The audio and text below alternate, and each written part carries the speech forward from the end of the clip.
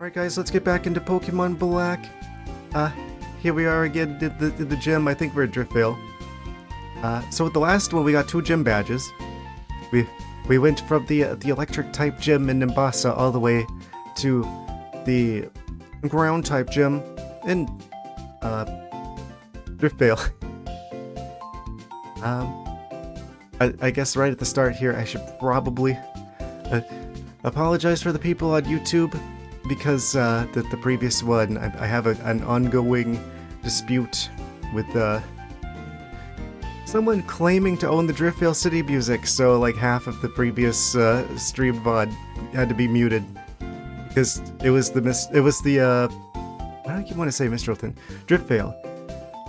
It was the Driftvale stream, and I got kind of like stuck even for a bit in Driftvale, and the Driftvale music was playing the whole time, and there's someone on YouTube who's pretending to own the Driftvale City music. So, I'm sure Nintendo would love to know about that. But for the time being, it looks like I have to mute all instances of the Driftvale City music. So, sorry about that. I guess that's gonna be an exclusive thing for people here at the live version on Twitch. Yeah, I'm disputing that, and hopefully once that's done, it takes like a month, but if there's no problems, then I should be able to bring back the version of the previous stream onto YouTube with the music. I had to dispute the copyright claim. Anyway, if anyone knows a better website to back up stream VODs to, please let me know. I'll be doing my own research on that as well. But that aside,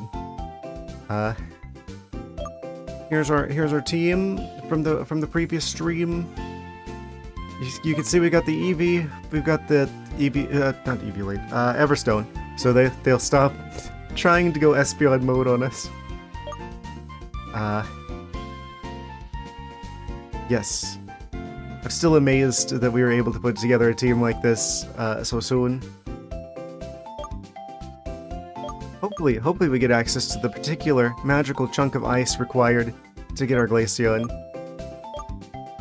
relatively soon. Maybe even today. Would be ideal before Mistralton. But before we do that, we're going to go to the PWT Pokemon World Tournament. I think it is south of Driftvale. Check that out. And then we're probably gonna be if this game's following like a similar path to the previous game. Actually, we could check the badges. Let me just do that. Yeah, it looks like the next one's Mistralton. It's got the bird wing badge. Radiates bird energy. Something we're all too familiar with as of last stream. Wait, what does the luck incense do again? That's the one that's like the amulet coin, but like the incense amulet coin. So we definitely want to keep them in the lead. Well, I mean, we're gonna go up against the bird gym next. So, actually, yeah, I think we do want to leave them in the lead. Birds are strong, very strong birds. Oh, probably want to switch this back around for you guys. Don't want to leave that screen as the main one. Are Pokemon all healed up? Yes, okay. So, how fast can I go through the Driftvale area so I have to mute the smallest amount of music possible? Actually, let me switch over to chat over here so I can see you guys. There we go. Perfect.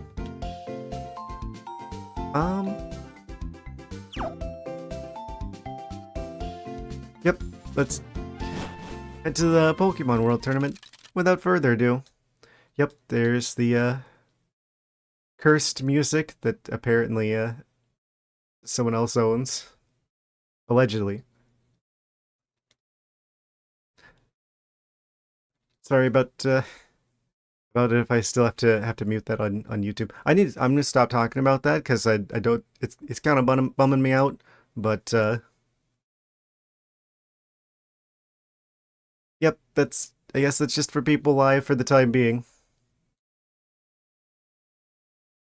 Battling in front of people, it's well known that you should stand your ground and not dance around, but I can't resist moves that groove like pedal dance, quiver dance, fiery dance, and dragon dance. On rare occasions, even lunar dance. They've got all the dance moves. Um, oh, okay, cutscene. Clay, here we are. What do you think, great building, huh? Here's where the Pokemon World Tournament takes place. Ain't she furry? Classic Clay dialogue. I guess, is Driftvale supposed to be like Pokemon Texas or something?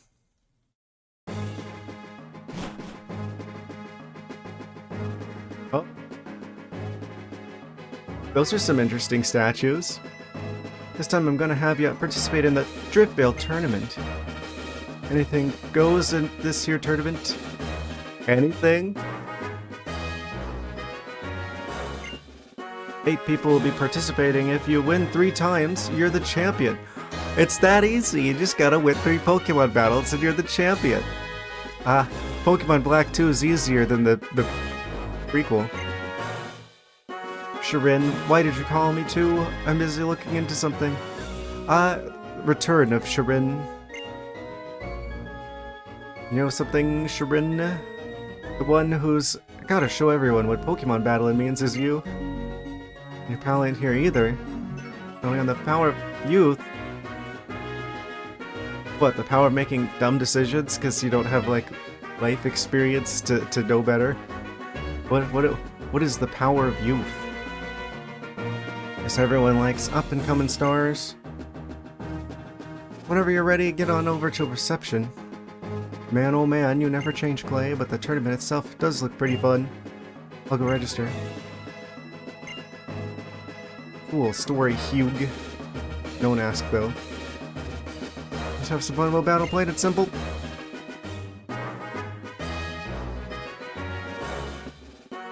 Pretty cool music, though. Took them a second to let me start moving around again after that one.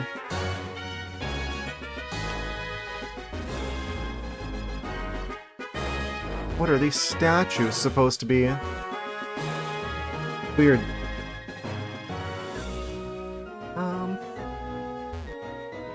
I thought that was a Pokemon of some sort. It's a table.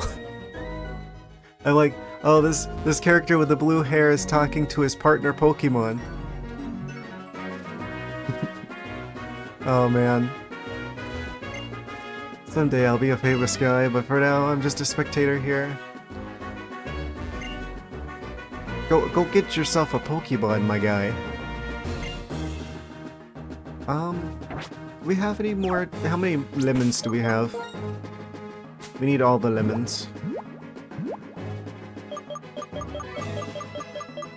I doubt we can actually even use those in the battles. Oh, we don't even have any. I'm completely out of lemons. We need to buy some immediately.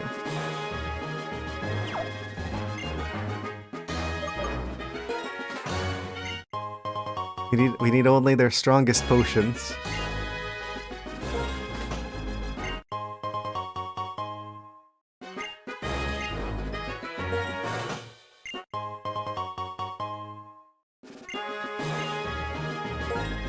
And another one.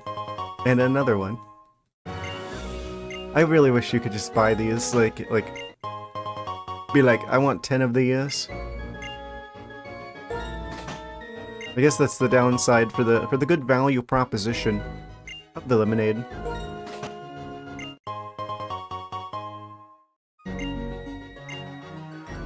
Looks like our money is growing faster than we're spending it. That's always a good sign.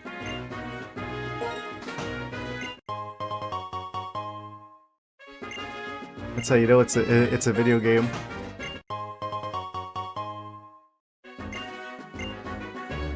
Okay, how many is that? Aiming for 10. 10 on the dot, okay. Fantastic. Who's this guy? I know much about strong trainers, so I'll tell you about gym leaders and champions and so on once you've battled them. Welcome to the Exchange Service Quarter. What's on that TV back there? Is that the Smash stage? The Pokemon Stadium? Pokemon Arena? Welcome to the Exchange Service Corner. Would you like to trade in your BP for some fabulous prizes? Possibly. I have no BP. You can get Firestones. No Ice Stone, though. Oh, they've got, like, all of the good items. Wait, is this another way of actually getting these? The most expensive is 24. That's less than the previous game. I thought it was like 30-something in the previous one. If you're gonna be, like, shopping at the subway, at the battle subway, battle trains. That's a lot of items that we probably want. Let me fill you in about battle points, winning streaks in battle subway or this tournament. So, okay, yes, so this is another way to get the battle points. Hopefully more than the grind subway of the previous game. I guess this game as well. Oh, does he have other prizes? Oh yeah, this guy's got all the TMs and stuff. Okay, okay. It looks like the most fabulous of prizes are 24.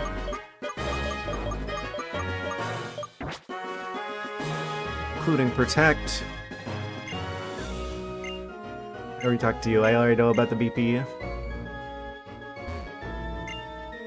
Whenever you're ready, get on over to the reception. A little bit of a decision here. You can choose the person with the green hat. And you wake up tomorrow like none of this ever happened. But if you choose the person with the red hat, you can see how deep the rabbit hole goes.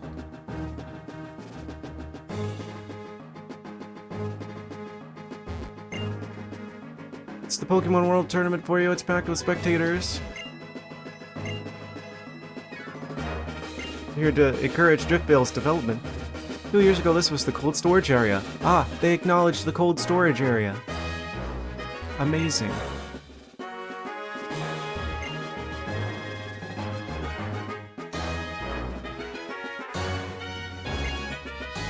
Pokemon World Tournament. Give me the information. About battle formats. Single, double, triple, and rotation. Okay, so it's kind of like the battle subway. Tell me about Driftvale. Anything goes. Any Pokemon with any held item can participate.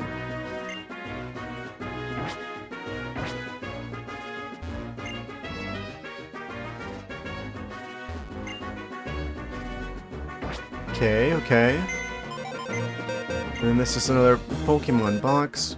So we can rearrange our creatures as necessary.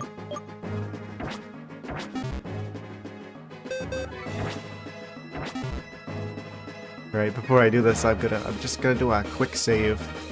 Save state on probably 5 for today. Yeah, 5. All right. Nothing stopping us now. The Driftvale Tournament. Choose your character. I want Pokemon that are a bit on the tankier side. Let's start with. Do I want to use Servine here? Summary. Let's see. They've only got grass moves, which is not going to be the best in terms of coverage. What about the Lucario? Fighting Steel type is good when it's really good, but really bad when it's bad. Have some good coverage, maybe these 3. Eevee's also a strong competitor.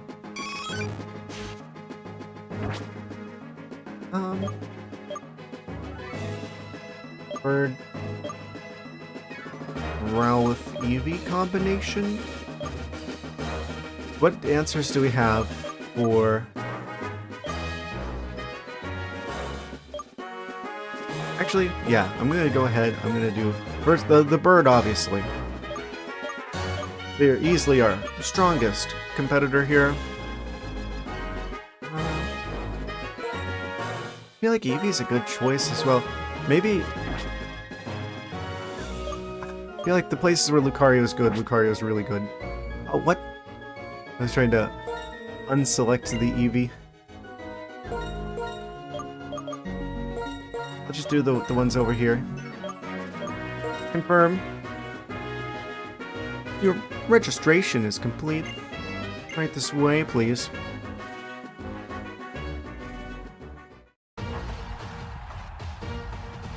Oh.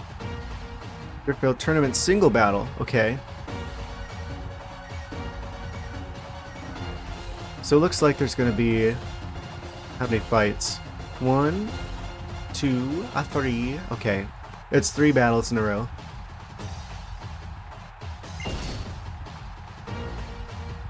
These are the Pokemon trainers who entered this tournament. Wait. So did they already do the fights with the Sharin and Michaela? Yin and Wanda?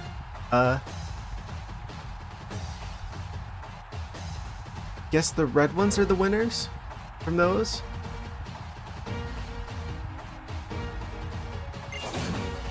Driftfield tournament starts now. Wait. What?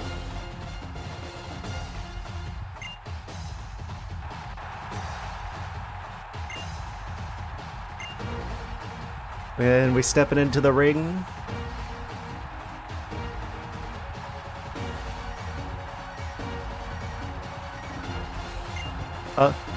Of course, it's us versus Hugh.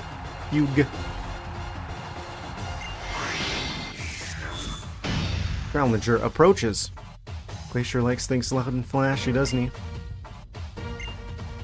Weird. You'd expect this from the electric gym leader, not the ground type, but then again, I mean, ground types are always a solid choice. Big Knight, I should have known.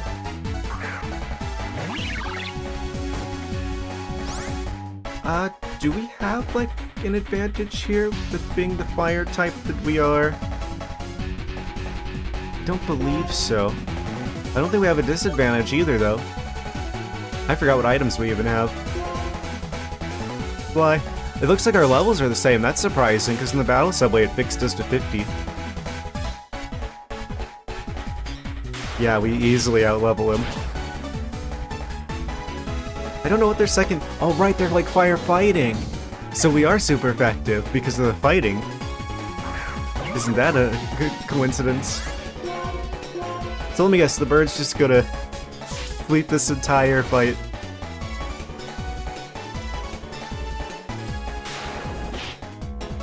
Whoosh. They're leering at us. You know. I feel so sorry for you. Bird versus bird combat.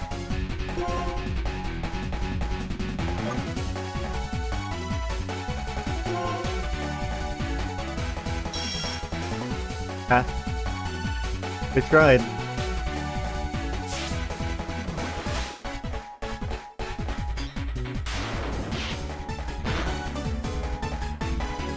Why does... Oh, I guess level advantage, right? That's a lot of damage. So, Unpheasant is broken. You become way too tough, but I'm gonna get stronger too. I'd sure hope so for your sake, Hugh. You cannot even combat a single bird. Winner the first round is Siligato, none other than... Still, your Pokemon sure look like they're having a lot of fun when they battle. Yeah, the one that you got to see. Let's check out the other matches. Turn your attention to the giant screen. Are they gonna actually show us the other fights? Sharon was never in any danger. Oh, that's not very nice to Michaela there. It was an extremely easy victory. Hello. Welcome. We're doing the Pokemon World Tournament south of Driftvale at the moment. And then we're heading on up to the bird gym. But I wanted to give this a try first since this is new in this game. An easy victory. That could have gone either way, but could it have though? The first round, Yin versus Wanda. What a suspenseful match.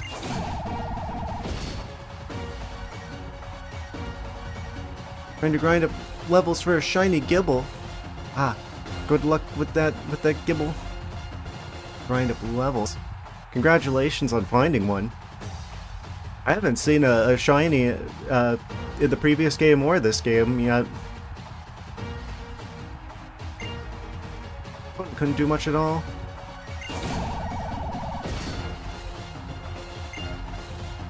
Next battle. So who's our opponent going to be? I guess we're going up against Shirin this time around. CZ was confirmed shiny after beating the Black Tower. Don't know what that is yet. First playthrough, but congratulations. In this corner, the young Pokemon trainer battling for his ideal Shirin. A little bit of a flashback character. Post game thing, don't worry about it. I'm assuming that it's probably something to do with Black City situation. Yeah, I wonder what the post game's gonna be like for this game.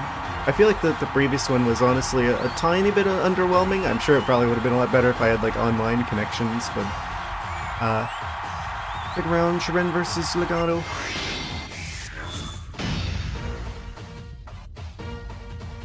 Thrilled as I can be to battle here against you. The first challenger I battled is a gym leader. Oh yeah, that's right. We've already fought him once before. The normal type gym leader. Sure you've learned something about Pokemon during your journey. He really needs to work on his gym. It's just like, we're gonna fight Pokemon in what is effectively my backyard. Alright, Shirin, what you got? Stoutland.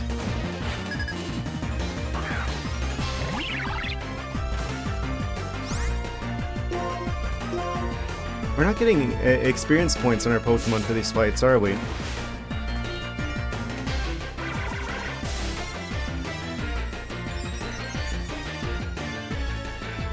Looks like all the competitors here. I went for the Grass Snake. Smugleaf. Snivy. In the previous game, I had Oshawott, and I wanted to mix things up this game. So I'm like trying to intentionally avoid Pokemon I picked in Black 1. And quick attack. Apparently, one Unpheasant is all I need.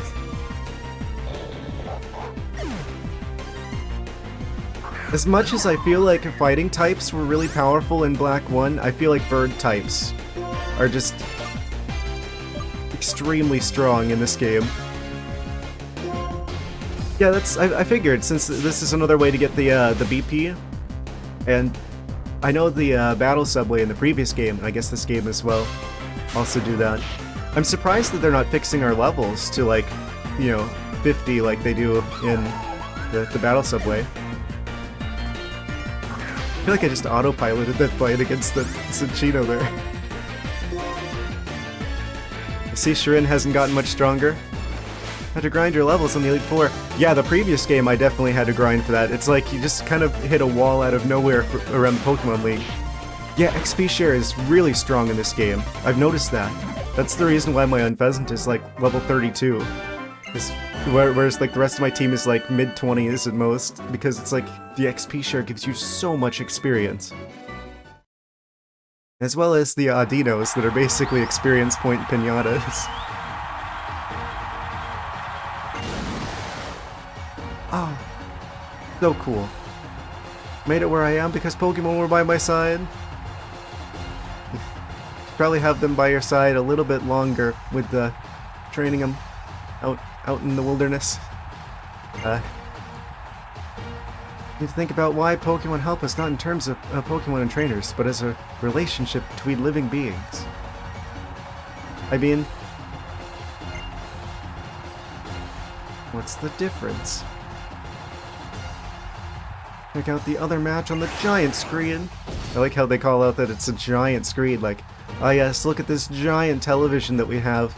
It's so large and very good for watching the results of the matches. I have a feeling that Colress probably won against Wanda here. Just a feeling. Is this the showdown at the summit? Legato, who is this person? The second round, Wanda versus Chorus.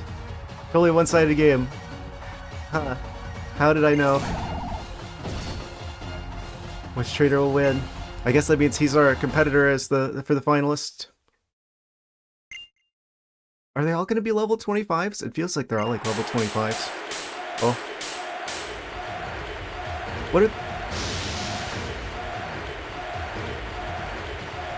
What are they chanting? Whammy? Krabby? I don't know what they're chanting.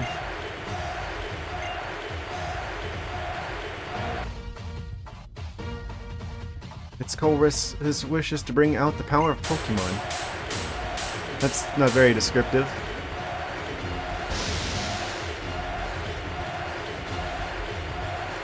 It sounds like they're chanting Krabby. Neither of us have a Krabby. The final round, Colress versus Legato.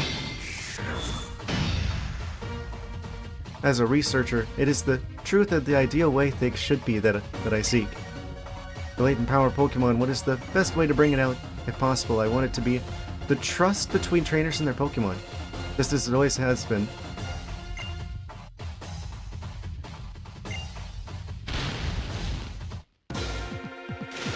I don't quite understand his motives and goals at this time.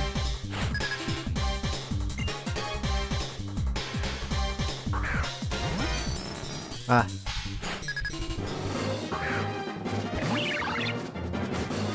Okay, we gotta do a bit of a switcheroo here. Again, load the level 25s though. So he's got the steel electric shenanigans. I do believe that he isn't a levitator, so I could bring out the Growlithe here. The Groundlithe. Thunderwave. And of course, it's a real match now.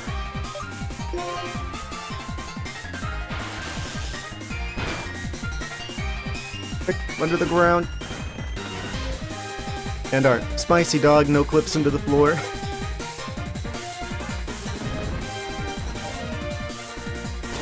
It's really surprising because you would expect Magneton to be a levitator, but they're not.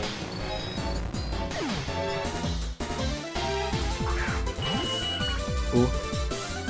Weird psychic robot.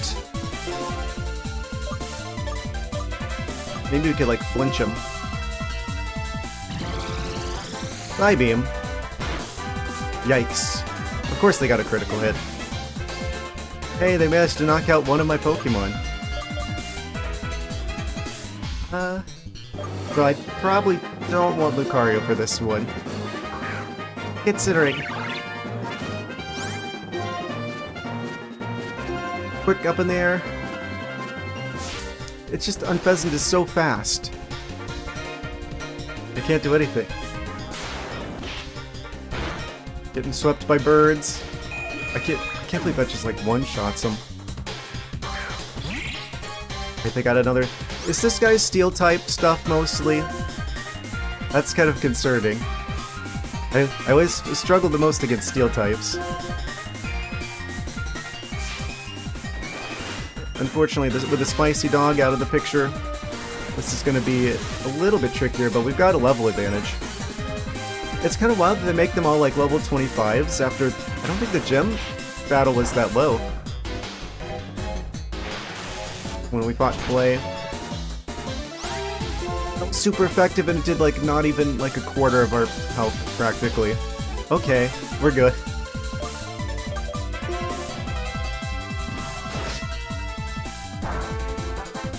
Oh, what? Don't crit. We have Roost if we need it. Do a little bit more damage here if we use Fly. Also, dodge whatever this shenanigans is.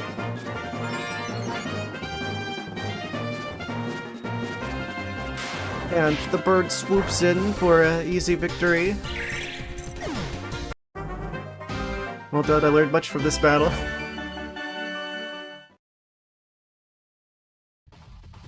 The winner is... Oh. That was kind of concerning how the music just cut out instantly.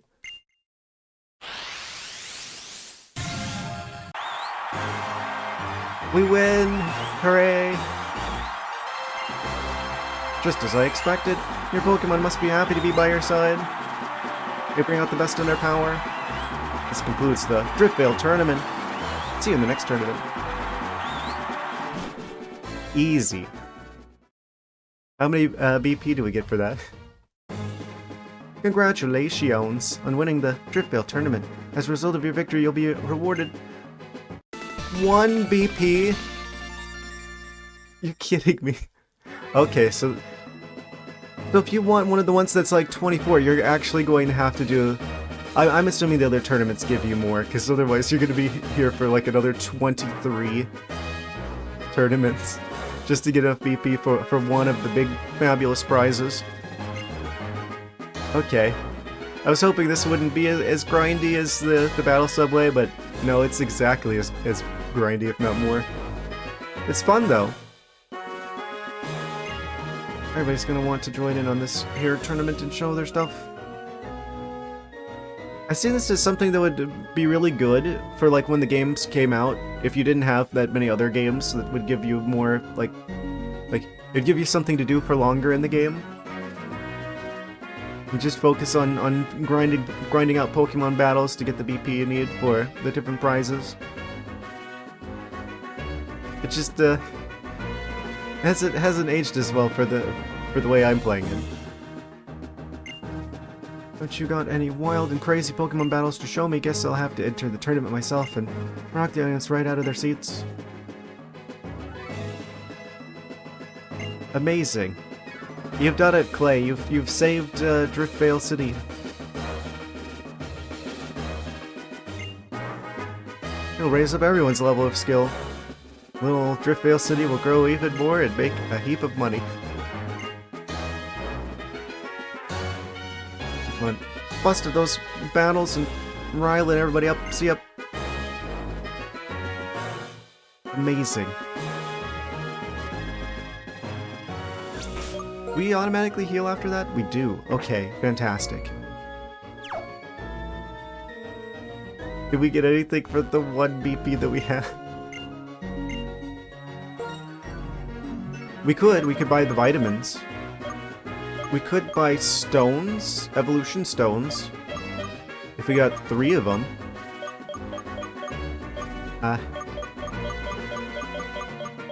Probably mostly stick to the old items we find. Honestly. Oh wait, that guy's still here?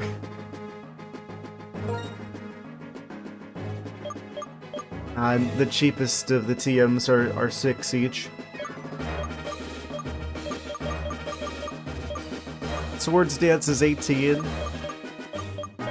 Aw, man.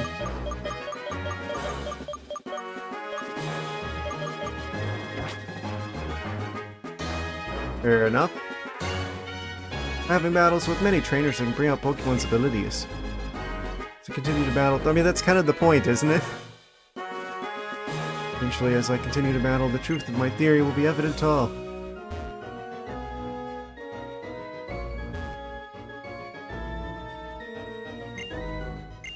I wanted to win the tournament the first time I participated. Get better Pokemon. Skill issue. You know, but gym leaders will probably participate in order to improve their skills. Oh, I guess we can't go on to the next one yet. Getting special tournaments ready. Alright. Awesome. Okay. So, I'm guessing we just go on to the next town? Wait. Cutscene. Shirin, I barely recognized you in Lagano. You two are way different from when we battled in Aspertia City. Traveling with Pokemon makes everyone grow so much. Especially the Pokemon. Oh! Plasma jump scare. What was that just now? After him! Stop. There's no reason for you to stick your necks into something so dangerous. It's like one plasma guy. Oh no, his Pat Rat is going to really be dangerous. Pokemon I'm looking for, my little sister's Purloin. It might be with them. Off he goes. Gotta admire Hugh's tenacity. Yeah, you go get him too, Shirin. I understand that's not courage, it's recklessness. Does he think anything is possible simply because he has Pokemon with him? I mean, to be fair, that is generally how this world works. That's not possible. All trainers in Pokemon are bound to one another by Pokeballs. Maybe it is this bond that will allow trainers to overcome the impossible if they trust their partner Pokemon. Who are you again? Trust is too much of an unknown factor, but if believing in your Pokemon gives you the courage to stand up to Team Plasma and the courage to help your friends, then follow them south to the dock. I didn't ask.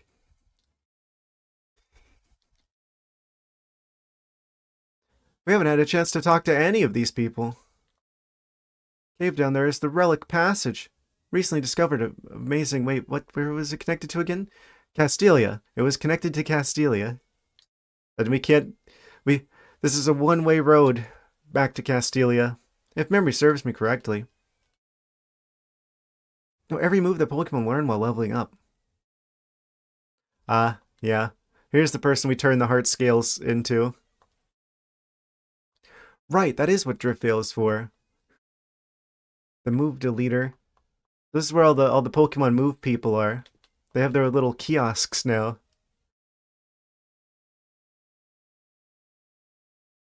I don't have any Pokemon that know hidden power. When battling in front of people, it's well known that you should stand your ground and not dance around. Yeah, I talked to them already. I'm already aware of your dance moves.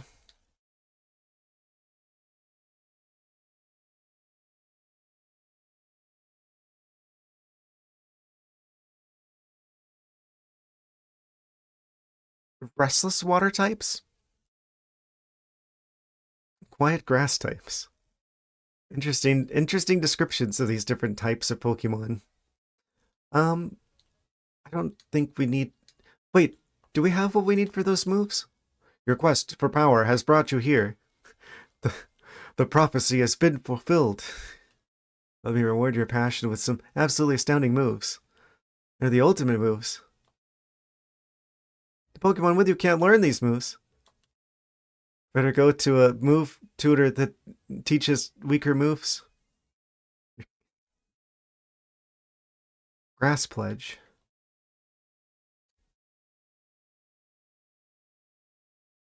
Professor gave you a Pokemon to start your journey, right? The Pokemon's still with you, and if you two have a strong bond, there's a special move you can learn. Maybe? Possibly? Servine? Maybe? Grass Pledge.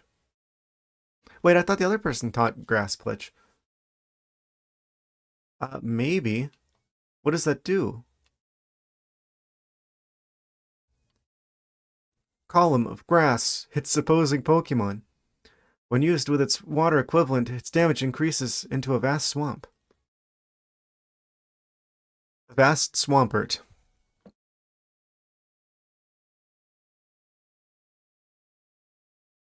I kind of like the moves that we have now, honestly. I mean, that is a little bit of an advantage to, like, damage output wise, like power wise to Mega Drain, but that also heals us. And we got the big root, so it heals us even more. So it's good for survivability. This just looks like a 50 power move that you can use with another move, granted, but that requires you to have another Pokemon out, and that requires double battles, which most of the game is not. So, uh, no thanks to the Grass Pledge.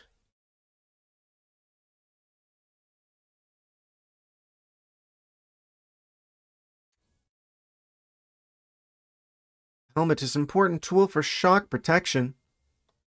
Ah, nice.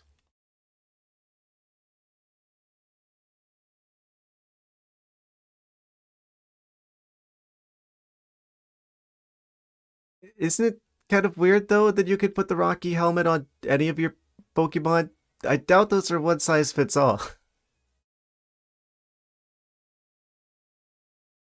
Crowd will go wild for my Pokemon. No, it's advanced Pokemon technology that allows it to automatically resize to fit the Pokemon in question.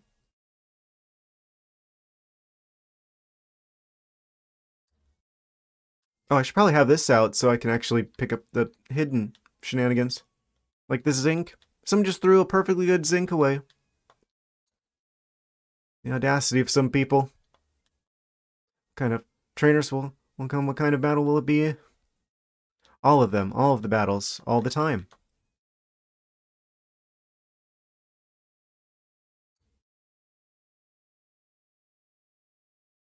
I think that's everyone. I think I've talked to everyone in Pokemon World Tournament. Wait. Secret item? Ooh. Free ether. Don't mind if I do.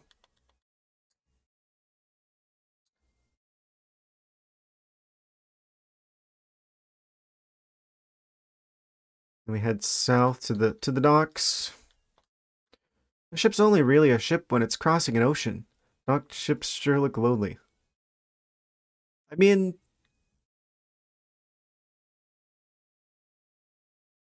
yes. Well, what do you think that they are whenever you bring them onto the land then, if it's not a ship anymore? Hmm? Ah, yes. By virtue of being on a land, this is now a truck.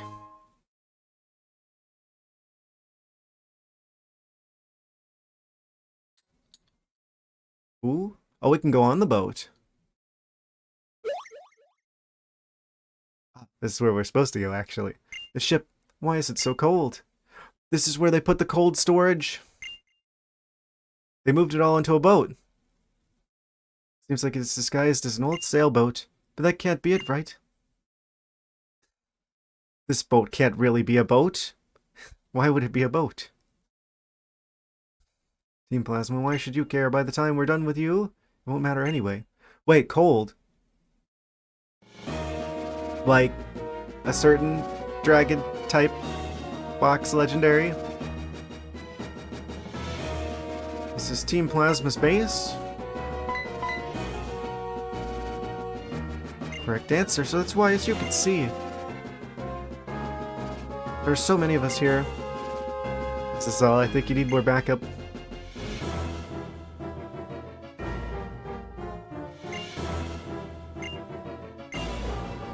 Alright, let's see how many Pat Rats we gotta punch.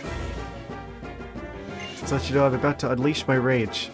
Thanks for the warning.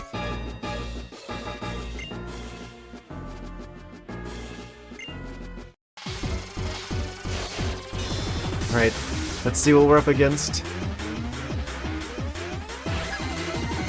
Oh no, he's got one Pokemon. That means it's gonna be a really good one.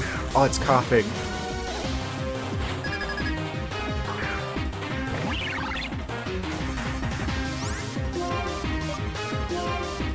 Well, they're level 30 though. A little bit better than the previous combatants.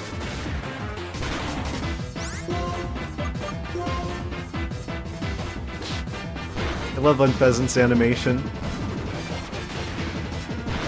Doing that weird pigeon head bobbing dance maneuver.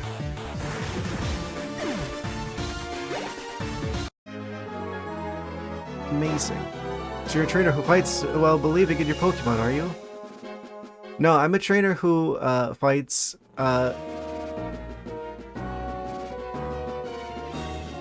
It's a really dumb thing to say. Like, obviously, you like believe in your Pokemon, or you wouldn't throw them out, right? Actually, it's Trubbish time. I mean, I already knew that. But what Pokemon do you have, though?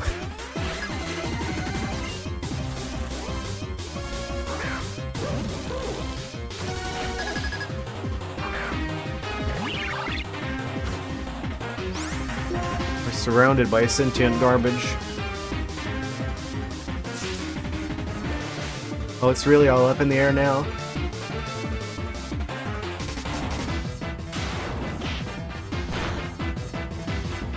Critical hit. Bird taking out the trash critically. They should consider getting an additional Pokemon. What's with this trader? This reminds me of the trader who messed with us 2 years ago.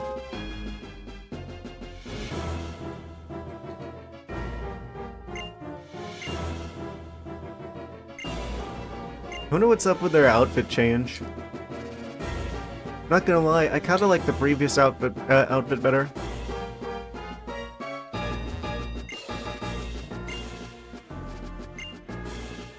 Tell them what the two of us could do. Would you help me out? That wasn't really a question so much as it was them grabbing us and pulling us over there to be like, oh yeah, you're gonna do this thing. Fair enough. They've got a lot of poison types. Maybe I should consider switching the Lucario into the lead.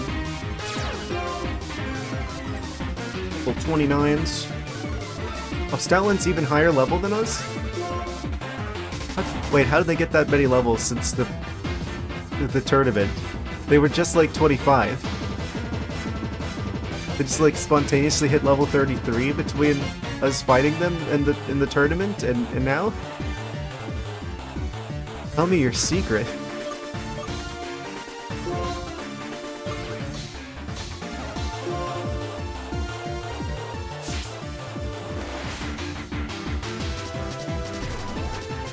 Got some pretty good combat music. Of course, Grimer has Sturdy.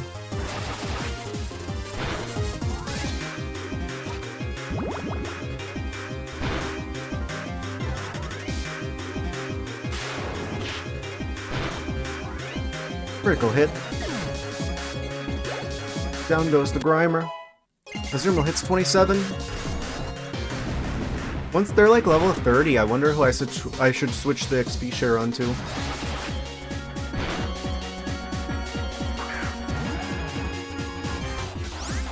Maybe the Eevee.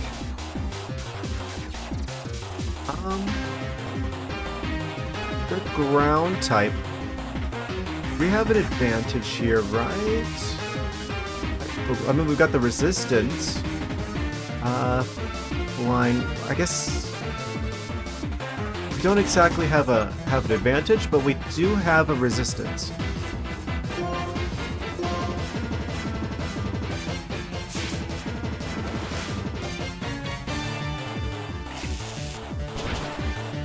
Stoutland has Thunderfang? Why didn't you bring that out yet? Amazing. Liepard.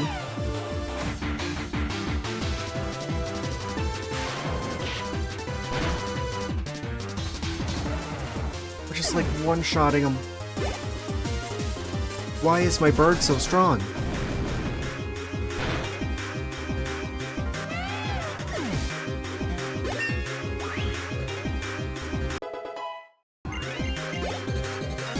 They're gonna continue getting stronger. So does our water sphere. The gym leader's tough, but are you even human? I tried to use the same combination as you, and yet we get $1 bajillion Pokemon currency. Really become much stronger. How about you get next? Any of the other ones want to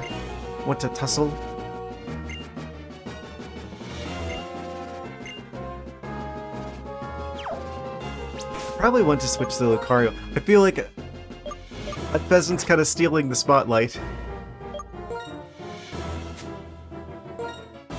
Here, Unpheasant, you get a lemonade break, and we're gonna switch to the Cario. Oh, right.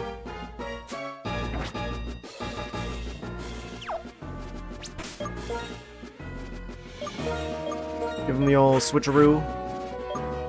What item did I give you? Scope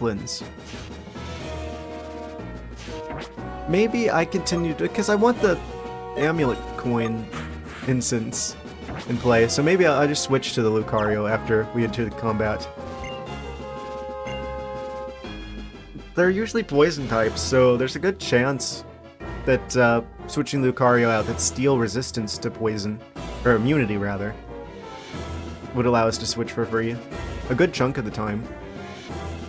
Okay, Plasma Punk, are you the thief who stole a Purloid and Aspertia 5 years back? It's just like interrogating them. Slaps the Plasma person.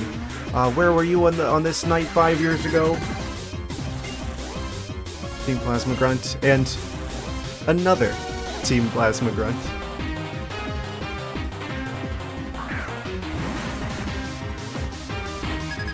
Another double poison situation.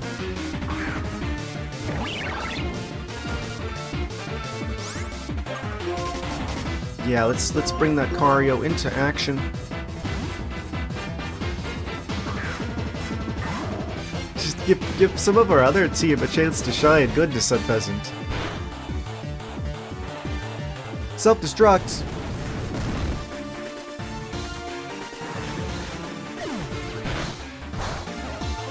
Not very effective on Lucario. Oh, we just get free experience. Okay, thank you.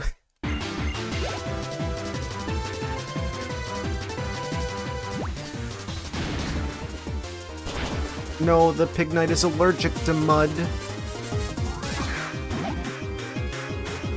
Oh, you're gonna regret bringing out a normal type.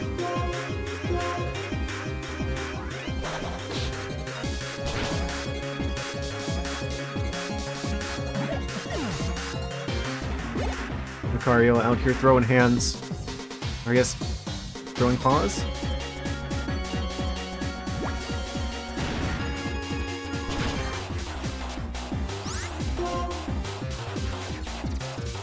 Oh, are we gonna outspeed or are they gonna outspeed? It doesn't matter. I'm gonna go for the... Wait, what? Yes. I'm gonna attack the empty space next to the Gryver. That'll bamboozle him. He's got the Paralyze now. He wasn't expecting the attack from the side there. Eradicate. Okay, Gary.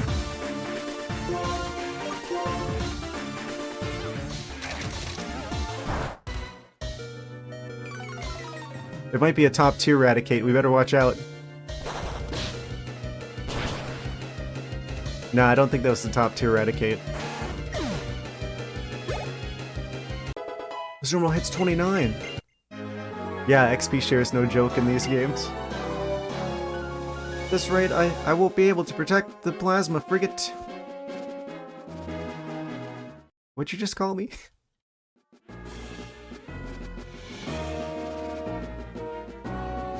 How many more combatants must we endure? That's the last of them, well now. Why don't you tell me everything you know about Purloid? Good idea, there are a lot of things I want to ask about as well. What is going on? Oh, dramatic music change. That probably means the guy in charge is about to step on the stage. There he is.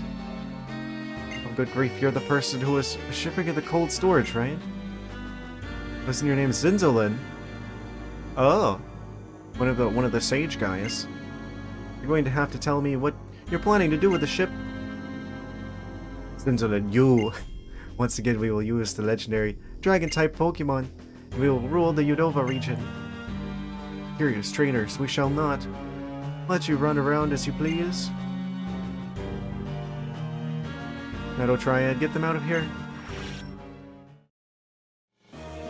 By the way, we are not your... I know, but kick them out of here now.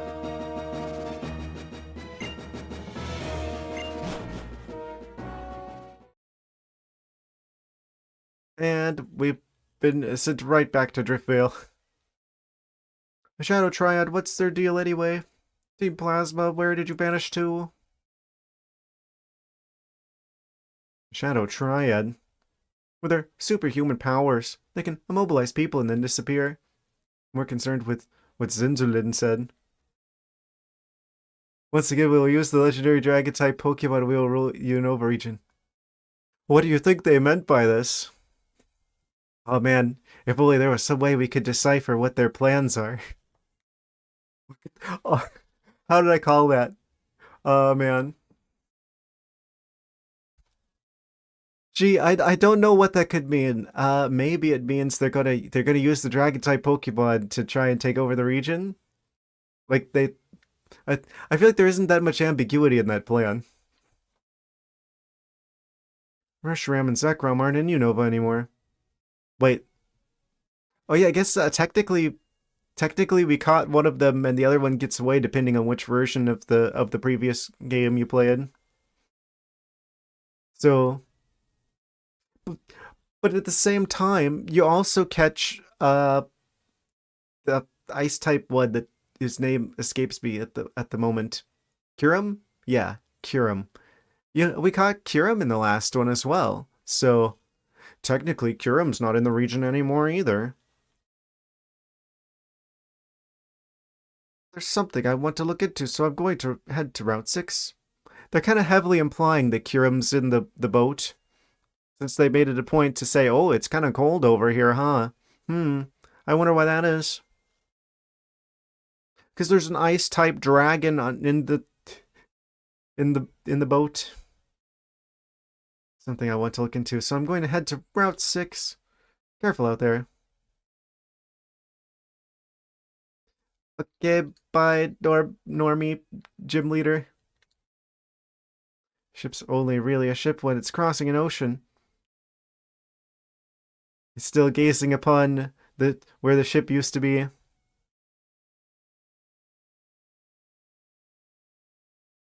Is there anything else over here? I think we got everything. Amazing.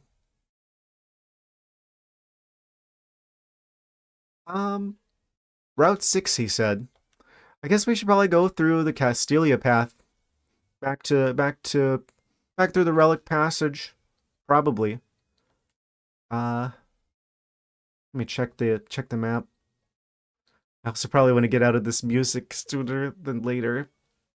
Considering. Relic Passage, Castelia City. Route 6 was up over here. Hello, welcome back.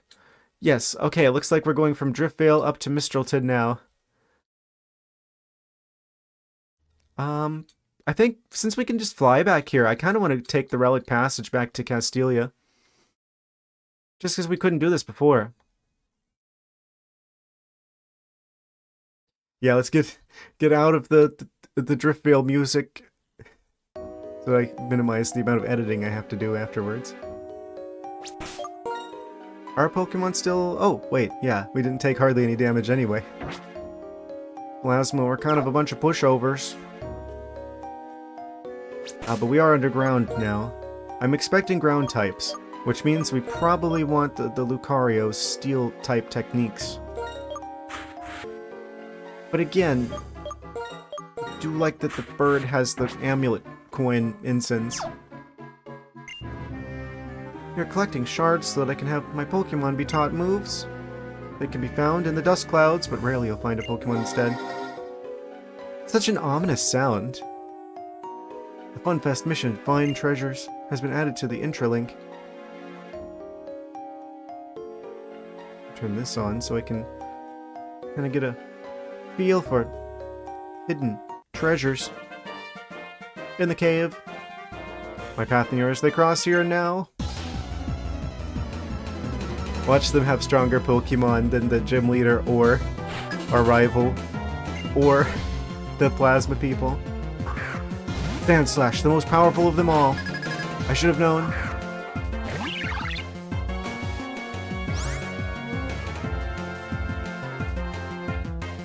Fantastic Pokemon. Absolutely underrated.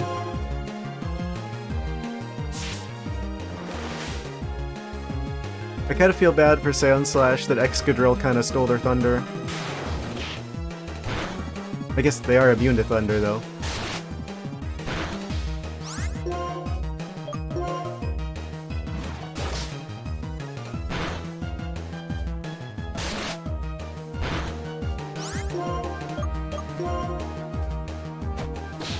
And we're gonna take out the Sandslash real quick. Now that I think about it, I've come quite far. 1,536 Poké-Doubloons. Going wherever I can have glorious battles against new people. Sounds quite daring, doesn't it? Yes, especially considering your one Sandslash team. To be fair, if you were gonna have just one Pokemon, they did pick the best one.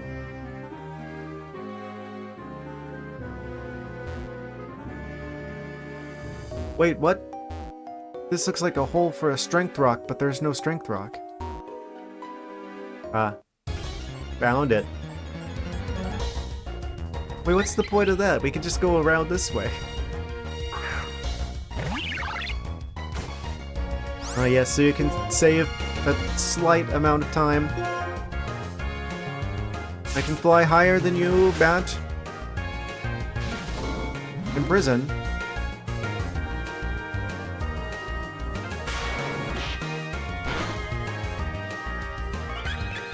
This bird.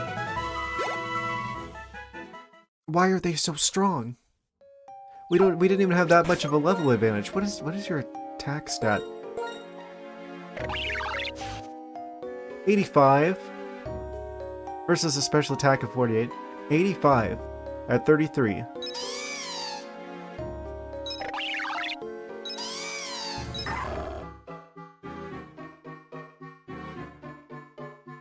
They have a higher attack than Lucario.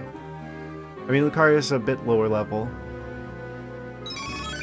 I was not expecting the bird to be that strong.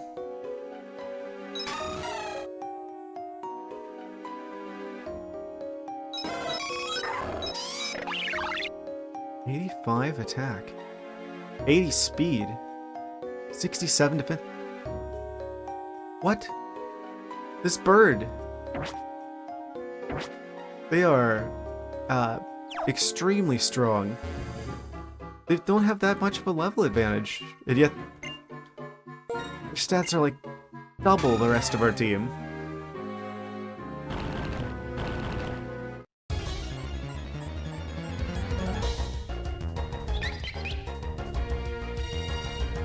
Unfortunate for you, Woobat.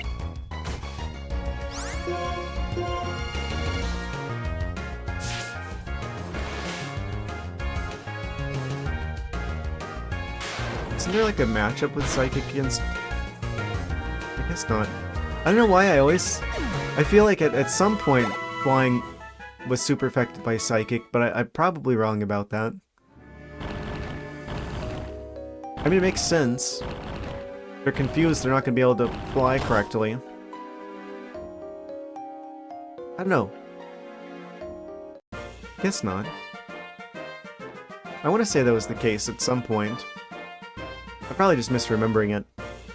You know, this path was supposedly made ages and ages ago. Nah, the place called Relic Path was made yesterday, actually. It's brand new. I guess it was at least discovered in the last 2 years.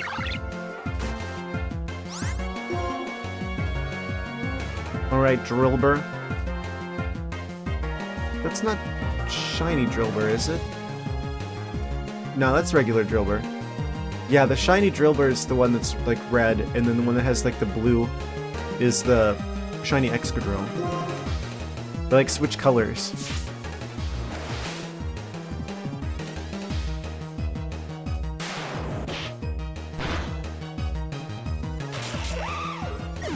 Why is this bird so strong? I'm starting to feel guilty about using this bird for every fight, because it's like, they just destroy everything. They're too strong. There's some characters that are just so good, it feels like cheating to use them.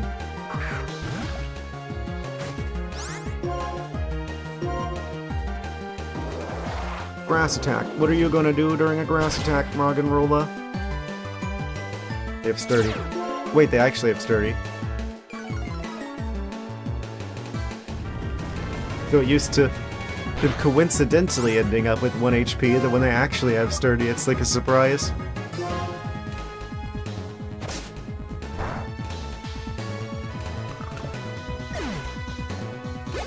300 experience. Azumarill hits 30. Nice. The bulky water type. Literally 1984. Did people really make a tunnel this long all those ages ago? No, they must have had many Pokemon helping them out with the work. That's what they do today, probably. Might have been forcing the Pokemon to help. I mean, it's probably no different than today. Oh. Wait, what's the point of this string rock here?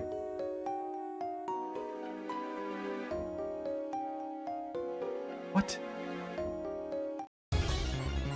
Okay, so that's the way that we can go forward. Wild Woobat appears, approaches out of the darkness, out of the shadows. Will a single air slash take him out? Halfway.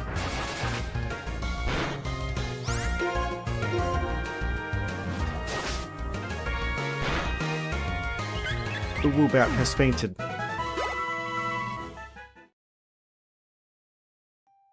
Who's gonna be the next recipient of the XP share? Azumarill hit 30. Maybe it should be the Growlithe. I don't know.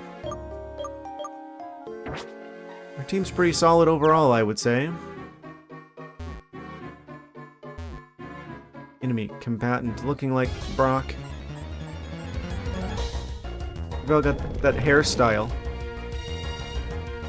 I guess it's the characteristic hairstyle of that rock type trainer culture.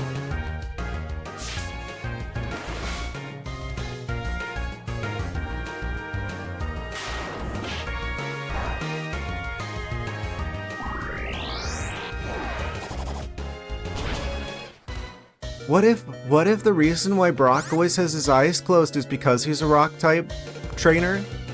And it's like, oh, if he spends his time in the caves getting his Pokemon, then he doesn't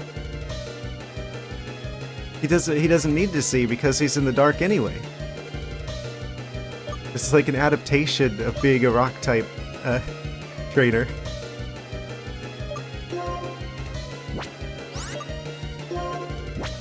Also, we're quite lucky to end up with literally 1 HP. I cracked the code.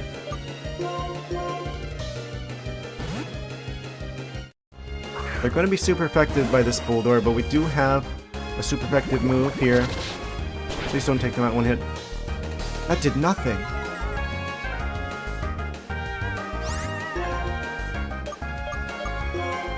Quick, under the ground. Ground lift.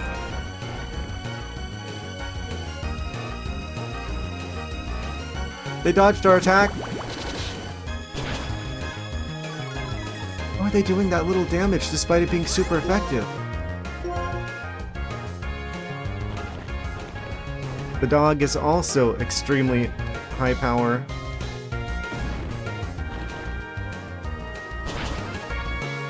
I know how to pick the best Pokemon.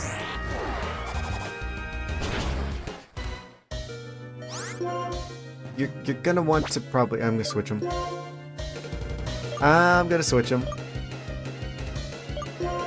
Azumarill, you're freshly level 30. You're super effective here. Take a closer look at those moves. Yeah, I guess in order to get the huge power Azumarill, I talked to a friend who knows this game a bit better. I guess you need to catch like a Marill that has that hidden ability. Or like your odds are better or something like that. The fact that we started with the previous evolution, Azurill, kind of made it so that it was very unlikely that we were going to get huge power on the Azumarill. Unfortunately. But they don't need it.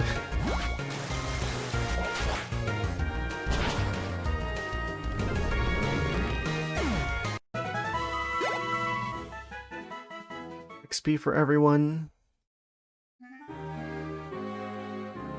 Patrolling. They're protecting this protein. It's just like his beef jerky or something, and we're just like stealing it. My proteins. I don't see your name on them. Now we're just as bad as Team Plasma. Stealing things for our own gain. Goodness. Wait, that's... The bird needs milk, I think. Yes.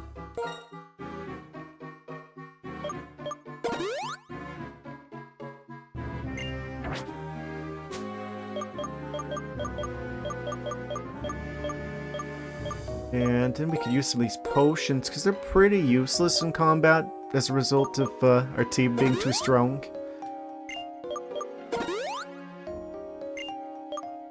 They need a little bit more than... the Azumarill can get the last one.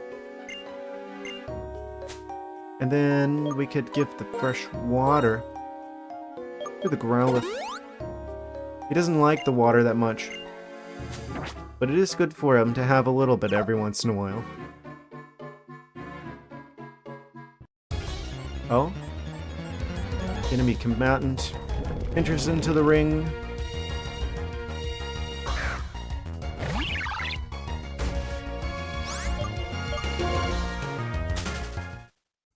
Fly right out of there. Oh, this can't be Brock. His eyes open. First one, a big last gulp. Hold your breath. What? What did he mean by this? Backpacker Randall? With Eradicate?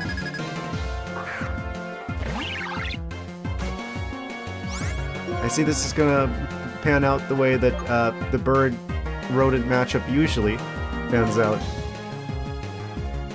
Sucker Punch. Critical hit. The rat fights back. Is fly priority? I don't think so. We sure did fly up into the air pretty quickly though. Randall.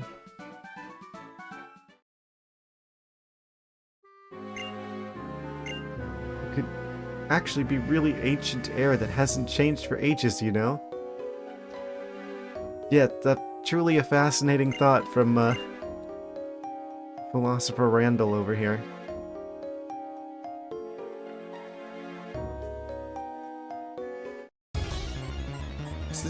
Did I fight this guy already? I think I fought this guy already.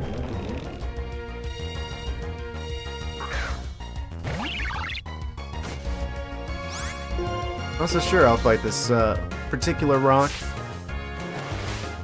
What if the entire cave is entirely made out of sentient rock Pokemon?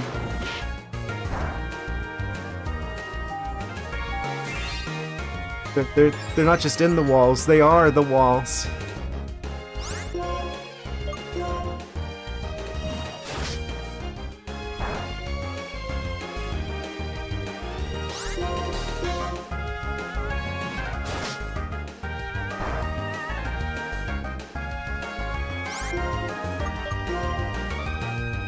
No sweeter sound than that not very effective sound. Yikes.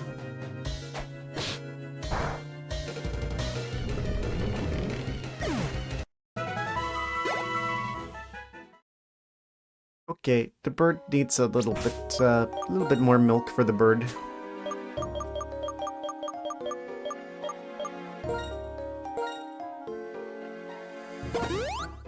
She needs some milk. 87 HP.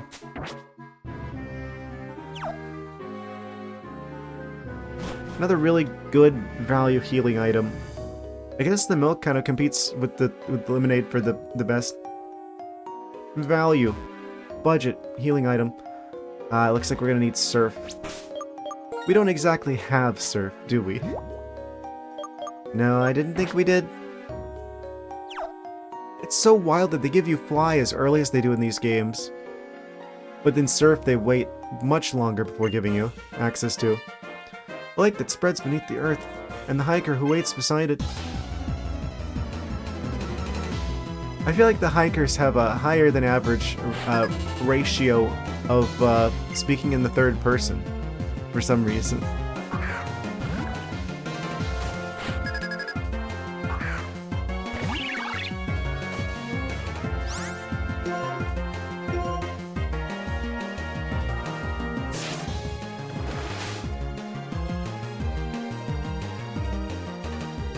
Gotta watch out for the rock type moves. Yeah, come to think of it, we're kind of getting lucky here with them not using the rock type moves, which for all intents and purposes should be what they're using every turn against us, considering our typing. I'm gonna switch to the grass snake. I have no idea why the bird is so strong. Stealth rock. Didn't look very stealthy to me. I saw all of them.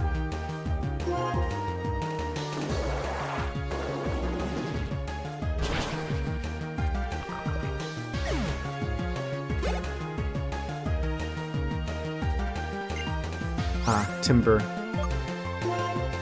We meet again.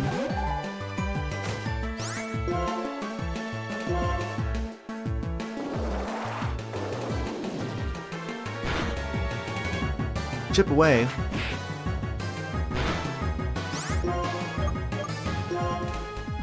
Let's get Leech Seed going. Get a little healing, a little damage over time.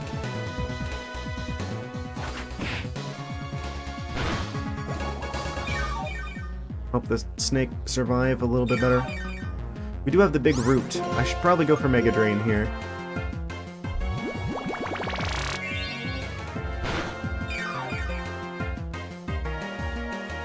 Amazing.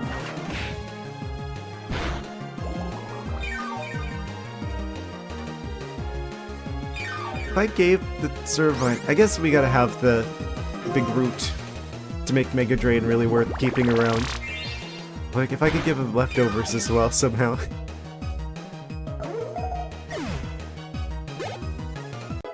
This one will hit 31. Aqua Ring. Maybe. Aqua Ring sounds good. User envelops itself in a veil made of water. Regains some HP on every turn. Oh yeah, obviously we want that over Water Sport. We don't even have a Fire-type gem in this game. User soaks itself with water. Move weakens fire-type moves while the user is in battle. Yeah, the ability to heal ourselves is way better than just making one specific type a little bit weaker. Easy choice.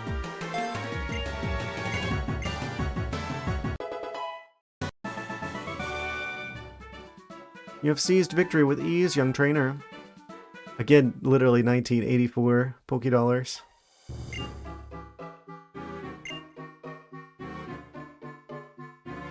Oh. Hidden secret item. It's a secret to everyone.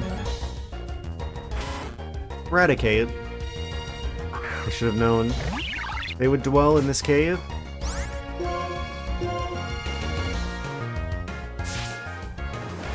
This is the sort of place you would expect Eradicate to live. Maybe they dug out the whole tunnel a long time ago. Level 34 Unpheasant. Exponential bird.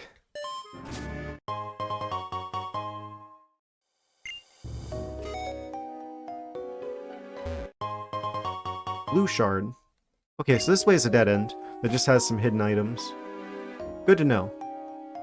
It's always good when you can, like, rule out what are these paths. Makes it a lot easier to get around. Girder. They're part steel type, aren't they?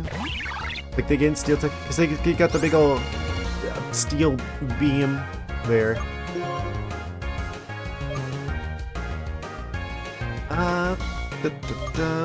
What are we gonna fight you with? Growlithe, probably.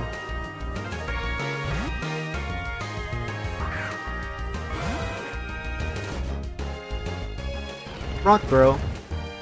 Stop throwing rocks at my dog. Is this gonna be enough to take him out? Probably should have gone for Fire Fang and hope for the flinch. Well, we got the burn at least. Goodbye, Groundlift.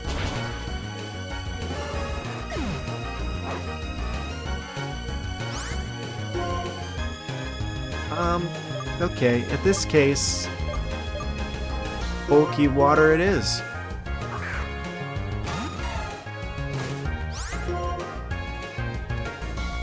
Do I want to get Aquamarine going right out of the gate? I think we want to go for just damage. Just damage him down. This won't put out the burn, will it? Fantastic.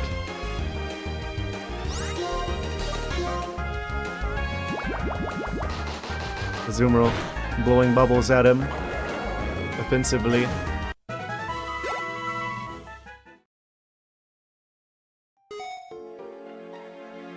Oh, trainer. Okay, we need to probably go back into Yellow. I kind of don't like the Groundlift not having any experience gains from this particular section of the game. So, I know he's fated, but maybe we could just, like,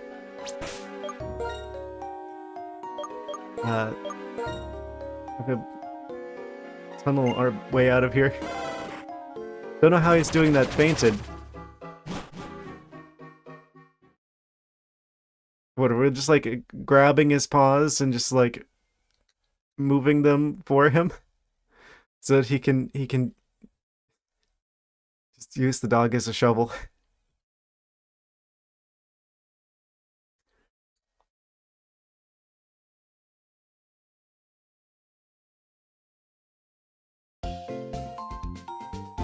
Alright, let's go ahead and heal our team back up.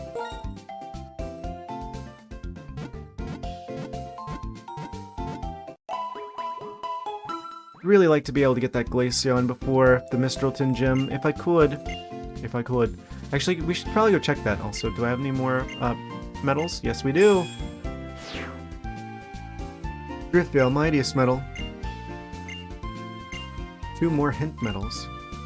How many medals are there again? I thought we... Wait, what? How do I... Oh yeah, medal case. Key items.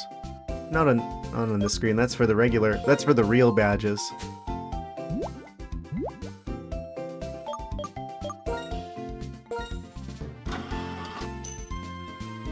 $22 out of 63. Okay, there are more than 50. So it is possible for us to get 50. Obviously we can't do all of them, because some of them require online shenanigans.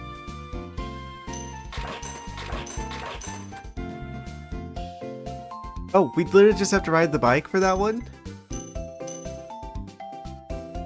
Fill a box of the PC, so that's 2 that we're definitely getting. How many do we have? Fly, fly, and fly away. Well, we have fly.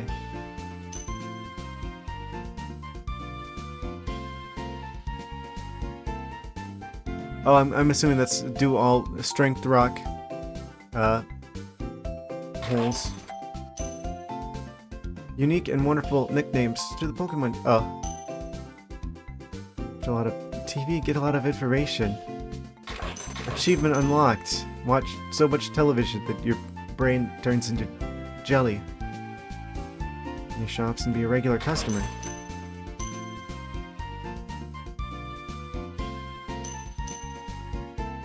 Some of these don't seem like they'd be that difficult to get. Turntable in Anvil Town.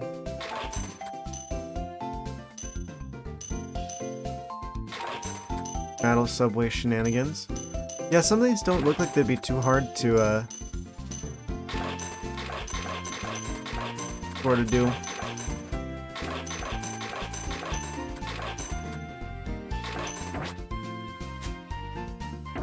We might still be able to get 50 of those yet. Did I talk to this person before?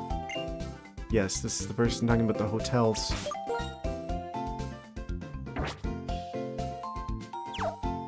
Okay, let's go back. Try and get through Castelia as fast as we can. Or not Castelia, Driftvale.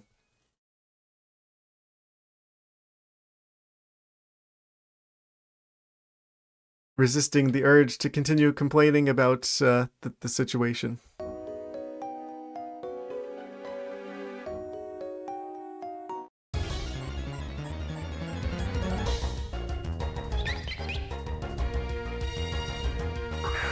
At least it doesn't apply retroactively.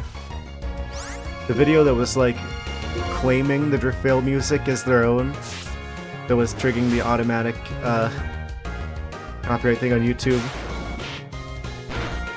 doesn't work retroactively because my stream from Pokemon Black 1 when we were in Driftvale City didn't have any issues, and it came out before that video, so I guess it's just people trying to play this game going forward as long as YouTube continues to allow the copyright troll to exist. Kind of wild. You'd think Nintendo would have been on top of all the music for their games by now.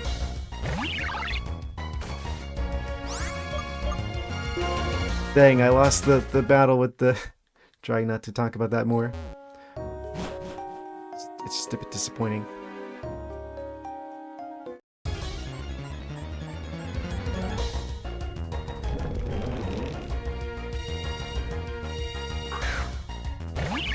There's probably some more secret items in this cave.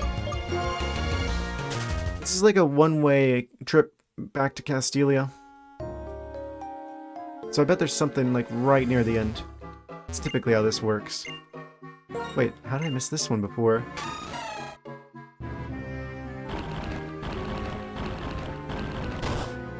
The zoom roll with the... Wait a second. We're here already? Oh no, there was like the cave creature, but then it's just like, oh no, the bat is gonna block our path, and now whenever we're done fighting the bat, the cloud of dust with the surprise inside will have vanished. Cursed bat.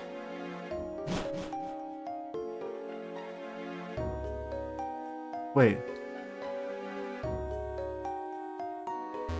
This is a completely different boulder than the one that we were at before.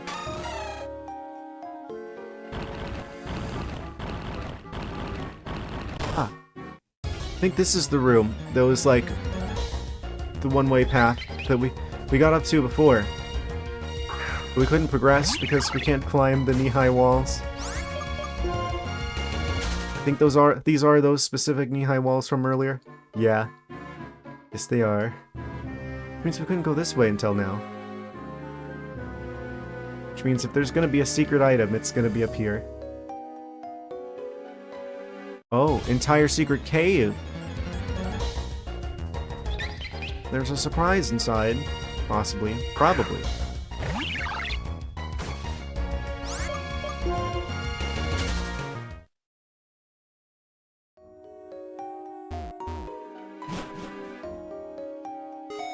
A number of surprises. Some of you are going to be decoys. Free Ultra Ball. Rare Candy. Rock Gym. And... Rocky Helmet. We get 2 of those? That's weird. We get Rocky Helmet from here and from the NPC that's back there?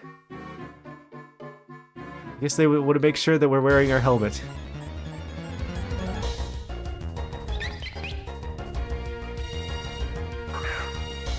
One for us, one for our Pokemon. Whenever we're riding our bikes around.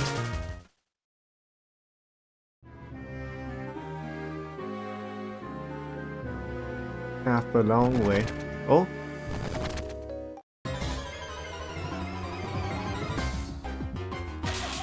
Got a little bit of a drill burst situation.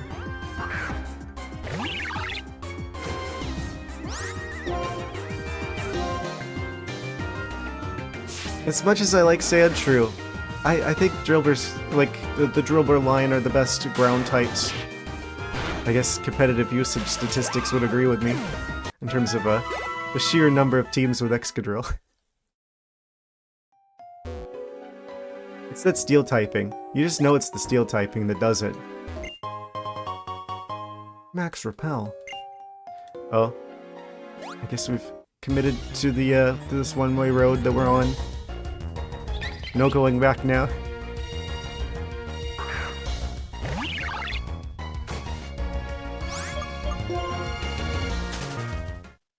I definitely feel like the random encounter rate is lower in this game than the previous one. Yeah, okay, so we fought that guy already. Of course, I just say something about the encounter rate being lower. And now we're gonna be attacked by like a bajillion Pokemon. Back to back. Consecutively.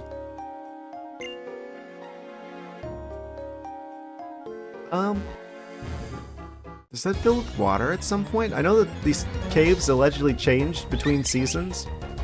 Not that we're gonna see that, considering the game still thinks it's early April. We're like just about to transition from one day to another. From like the first day to the second day. In-game time.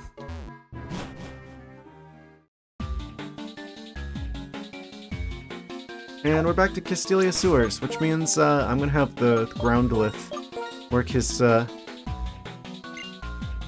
magic. Let's dig through the concrete.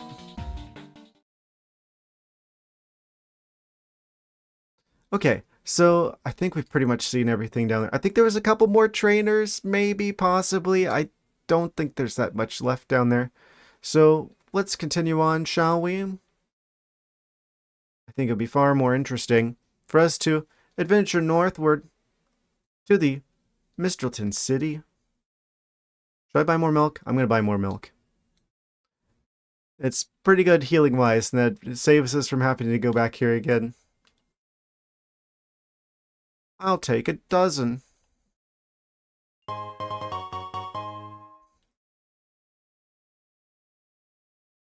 you think that comes from Johto, from the one Miltank farm? Oh, probably should heal while we're here as well.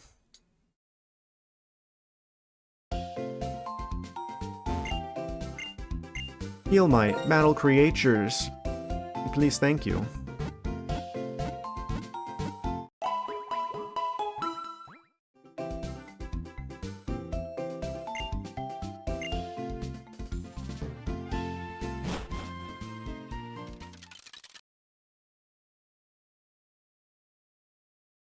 Will you let me through now? Construction on a shortcut to Twist Mountain has started, but it's gonna take a while because digging is difficult.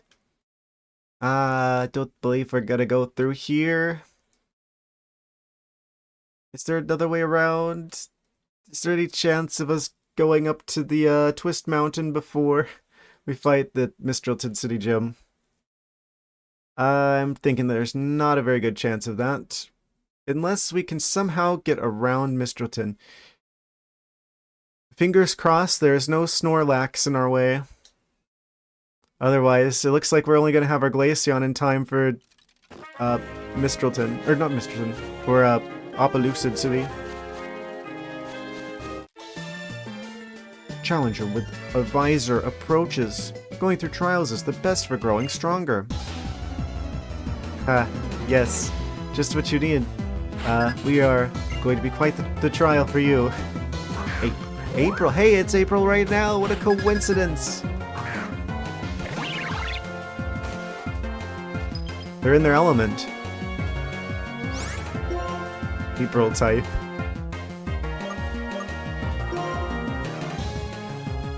Bird's gonna swoop in and just fly off with the Minchino. What?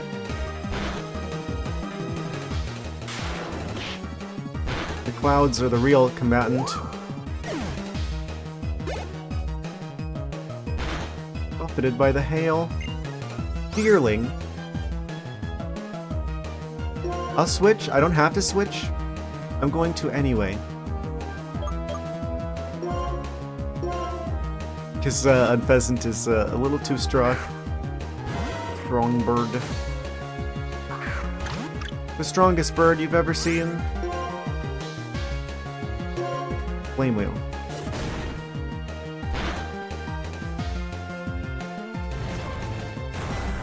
I think I should probably switch the Growlithe into the lead. I do want them to become an Arcanine.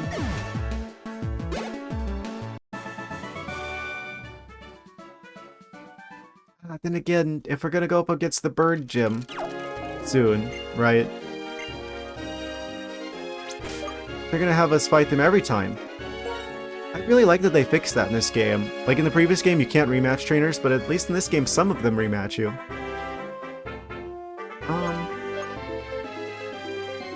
Big quality of life improvement. Who do we want in the lead? So if it's gonna be bird types, I want the Eevee to gain levels. Lucario's super affected by the birds. Groundlith can't use his ground moves against the birds. We have our own bird. Grass is super affected. Water's neutral.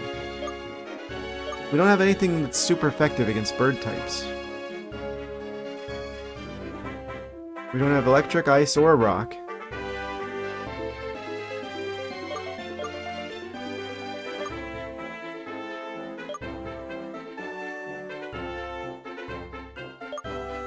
What did I give you item-wise? Oh, Everstone. You have to have the Everstone. Otherwise, you will try to evolve on me, and we can't be having that.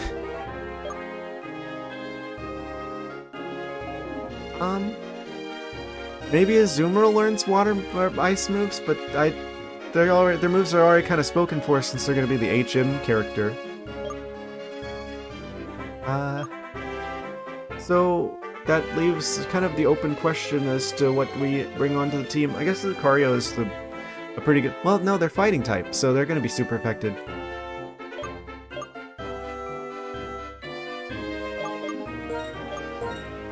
If I rearrange the team... These two are super affected.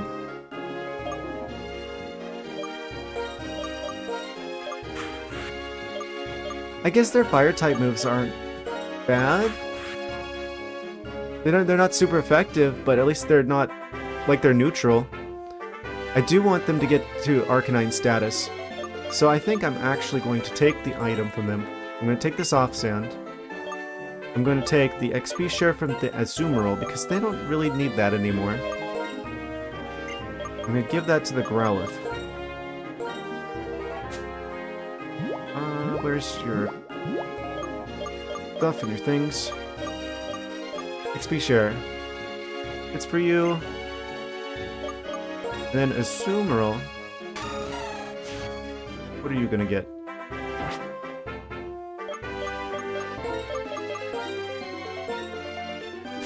I'm gonna sort these as well.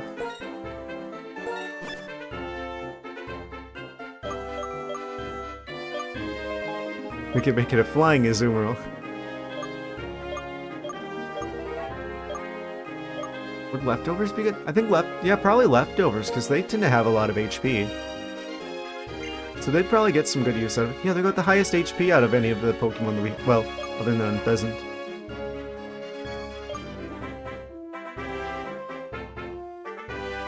Feels like a solid choice.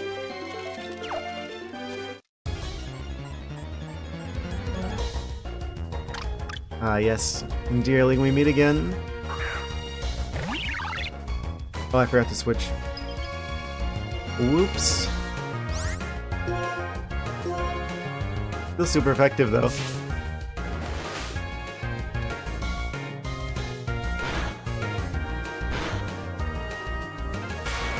Wouldn't they constantly be taking damage from the hail? Being outside as a grass type in the hail, out in the open. How are they here? Should they be like hiding under the trees or something to like protect themselves? Oh wait, I'm stupid. They don't need to be in the lead. They've got the XP share now.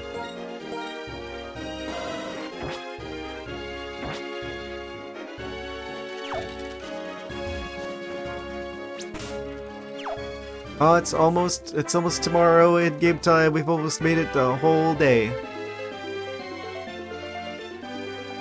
Right, challenger. Fight me if you dare. Oh, they don't dare. Fair enough. It's Shelmet. This animation's so funny. He looks like he's trying to smooch you.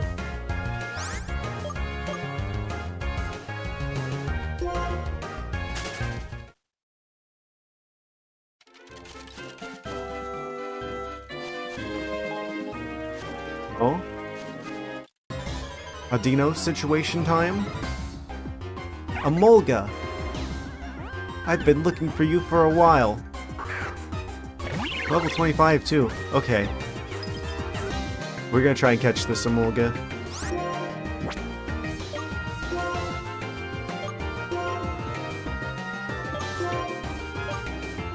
Oh, we only got one quick ball. That's fine, that's all we need, is one of them. Surely they will catch. Holding B for extra. Oh, one shake, two shakes, three shakes. What'd I say? Only did one of them. Amolga obtained. That means they wanted to get caught. 11 pounds of Sky Squirrel Pokemon, by the way.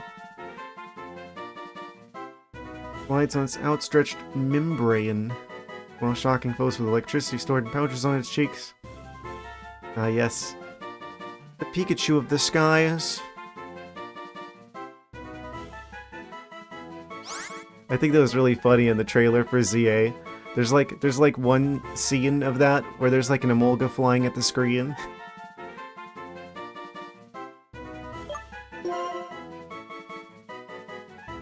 You know who would be a really good Pokemon to bring with us for the bird type gym if we can't get a Glaceon? A certain flying electric type.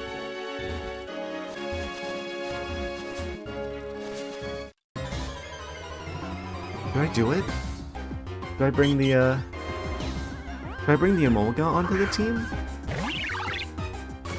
Maybe swap out one of our Pokemon that's like super affected by flying shenanigans.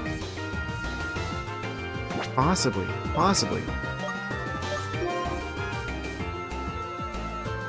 A bird of our very own is going to be a strong combatant. I kind of want to bring the Lucario out. They need experience too. Audino will give much experience. Experience vending machine.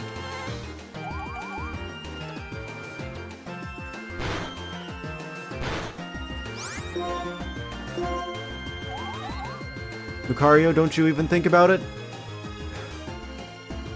You thought about it?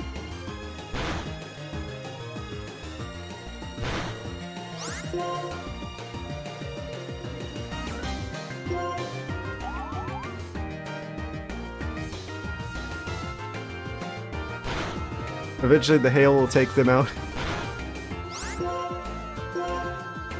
Come on, Lucario, get over that.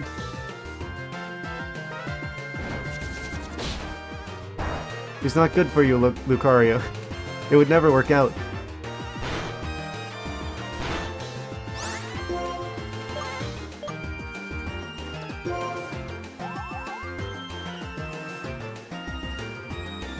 Not a single one of these attacks has gone through. Amazing. Eventually they snap to their senses.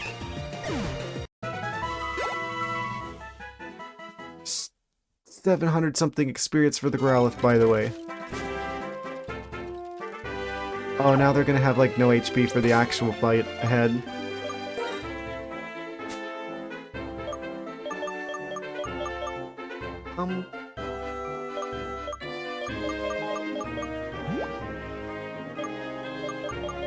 We need to heal them.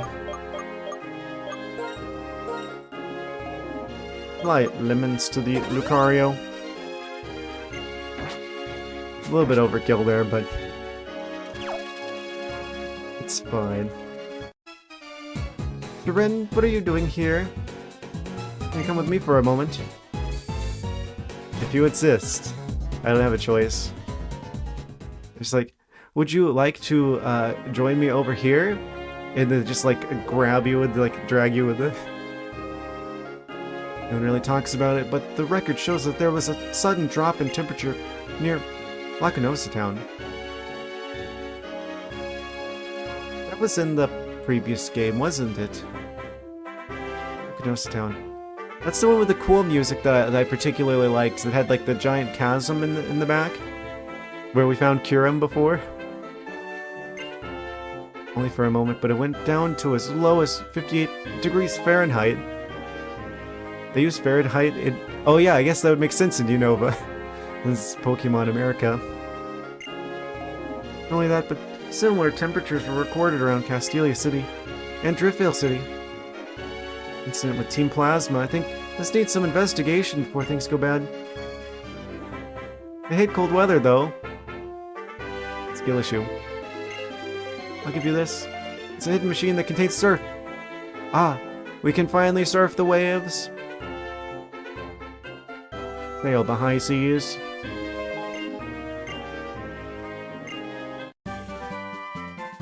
And now Azumarill can achieve their purpose in life.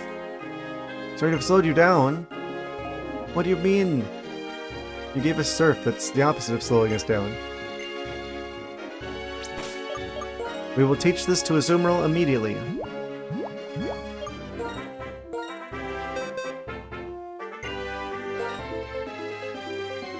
Flotation. Fear.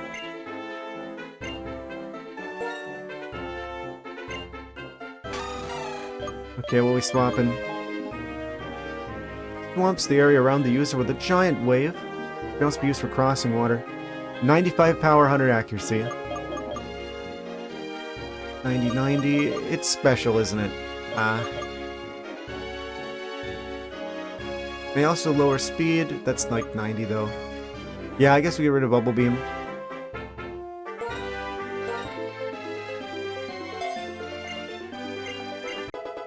Just for raw damage output purposes. Also, I kind of want them to keep a physical water as long as possible. Because I do believe that is their higher stat. Only by 1 point though, actually. But it is the one that they have boosted. Yeah, I guess they're more of a defensive water sphere. After all. Season Research Lab, Twist Mountain, just beyond Mistralton, has snow depending on the season. It happens to be winter in April in Unova, apparently. None of the Pokemon traveling with you have moves or abilities that change the weather. Wait, we've been here before in this game before, haven't we? Before? A rare deerling. It's quite a rare deerling, you know. I have no space, and you're going to deny me anyway. Tiny deerling, probably, possibly.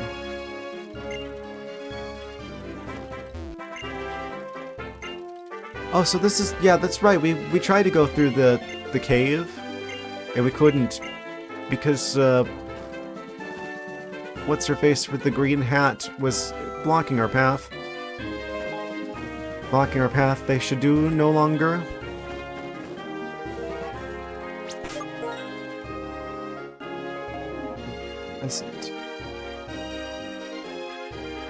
So theoretically, we could go back and talk to trainers that do once a day shenanigans, because it is technically finally tomorrow.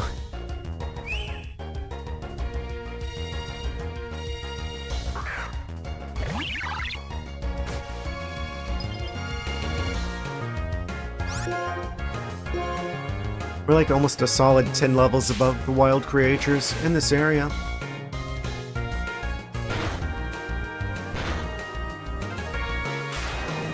I guess Unpleasant is not flying above the clouds. Effect Spore. Poison. Does that go away after battle in this game? I don't think so.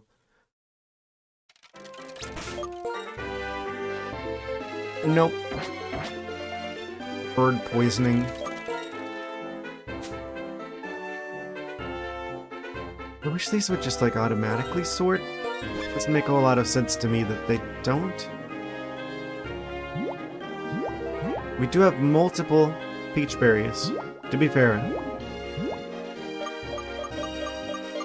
I think we found antidotes though. Help if I'm in the medicine area.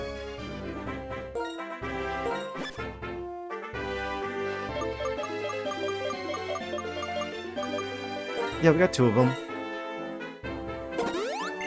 The bird has been cured.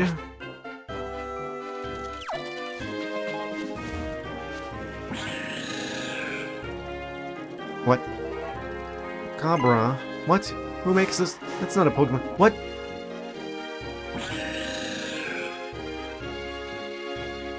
Random deer jump scare. That doesn't look like your typical deer. Oh. Rude, that Pokemon. Julie, man. That's kind of a wild name to have. I guess it's fitting though.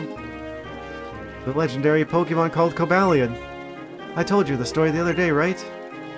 Oh, Cobalion, what a noble presence. I say the 3 Pokemon, Cobalion, Horizon, and Terrakion, fought against people to protect Pokemon from the war those people started. A little bit of Pokemon lore drop here. Surely that's not the same war that Lieutenant Surge was in, right? When people fight, there's no peace for Pokemon either. The 3 legends learned that the deeds of humans could lead to dire consequences for their world. Why did it show up in front of people? Is it patrolling the Unova region to protect Pokemon because it fears for their safety after the commotion caused by Team Plasma 2 years ago? Does it sense a new problem? Kind of like a deer-shaped Absol. In a way. Unforgivable. So the reach of Ghetsis' ambition and malice is growing ever wider and warping the lives of all it touches. Did Cobalion appear in front of you merely by accident, or to plead with you to solve a problem? Unlike Lord Id, who's still missing, don't have the ability to understand the minds of Pokemon. Oh, does he have like psychic capabilities? Does he like psychically like read the Pokemon's minds? Is that how that works? I don't know what the Pokemon is thinking, but if you can befriend Cobalion, it'll be a great asset to you on your journey. You've learned nothing. These are not assets. These are living creatures, living beings. They're just as bad as they've always been. Didn't they arrest you?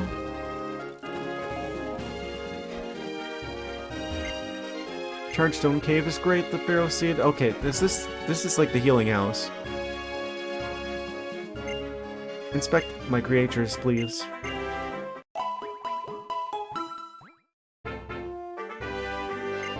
Pokemon full of energy. I'm like wondering if I ought to switch out for the Emolga before we go into the cave. Meryl. Challenger approaches. I didn't know they appear in the water things.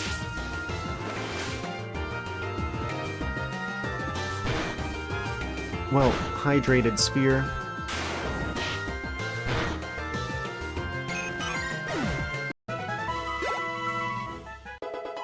Growlithe hit 29. Nice. It's only a matter of time before their inner Barcanine powers are unleashed on the world. No pun intended.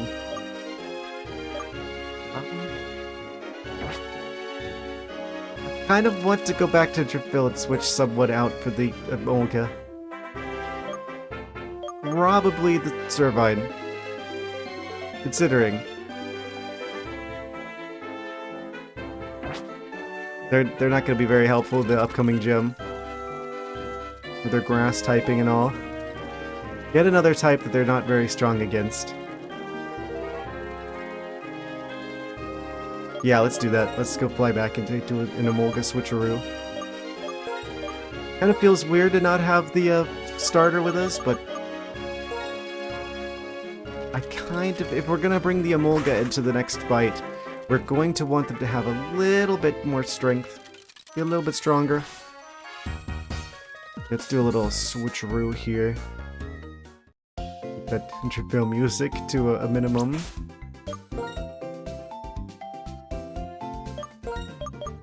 We'll do a little bit of a switcheroo with the dog here. I'll take the XP share from them because we're going to lead them now. We'll move the incense to the Growlithe so that they get the, They cause the money to go up. Not sure what item I'll give the bird just yet.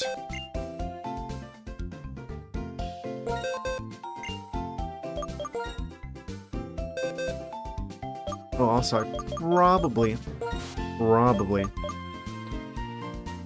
Well, I guess they need the big root. There's no one else needs it, so I guess they can keep that for now. Put them in the box. Oh.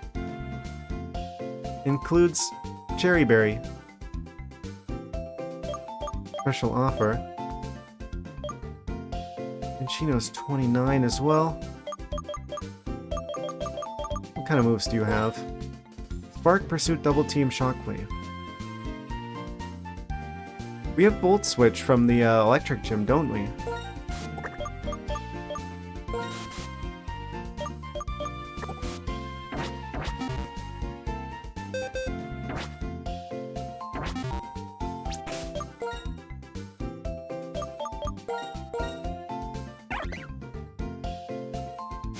We haven't had a chance to really look at this Emolga yet.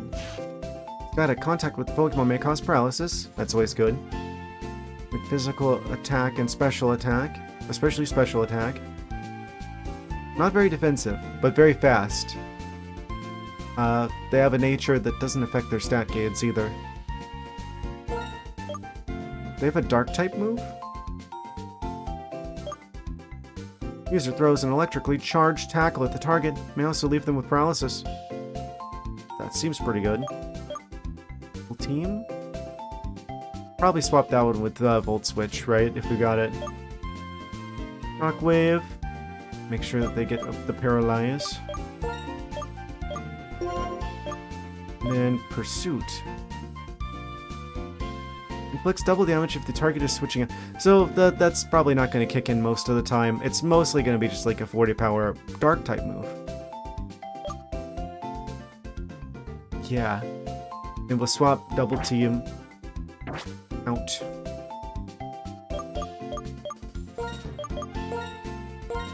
We'll give him the XP share as well.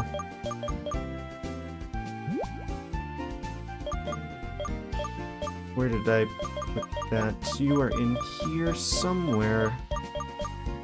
Ah, right at the bottom. Okay. So the Emolga can be charging. I also need to give an item to the bird.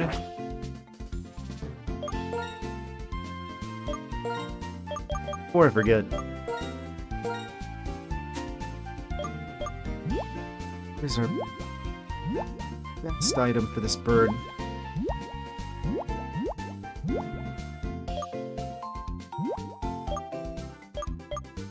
Attach air balloon. Now they can fly twice as high.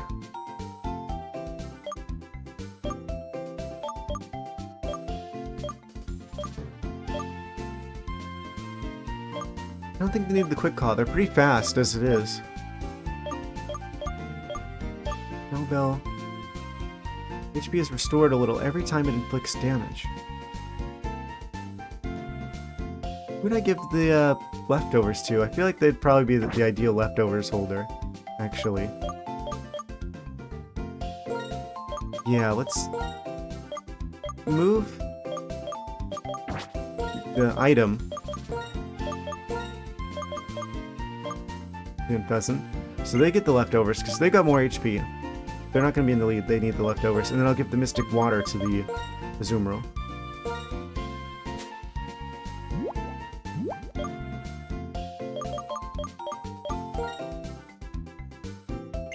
That makes a lot more sense. I don't think we even have the magnet yet. I think that was in Chargestone Cave before. Maybe we couldn't get to that part of Chargestone Cave because Bianca was blocking our way. The Emolga's gonna have the XP share for now. I think... Okay, they gotta have the Everstone. They got the Mystic Water. XP share. What does Lucario have? Scopelands. Fair enough. Maybe there's better options. I don't think I have any of the moves, or any of the items that make their moves, like, super effective, though. Then I did give the Growlithe the Luck Instance. Okay. I think this is the ideal situation. It feels so weird to not have the starter with us, but, this is just what makes the most sense considering the typing of the upcoming gym. They're grass type. They'd get carried off by the birds very rapidly. Oh wait, we can go through here now. Do whatever that treasure is. It was a poison type move, TM, in the previous game, wasn't it? Oh, it's a heart scale now, whatever it was before.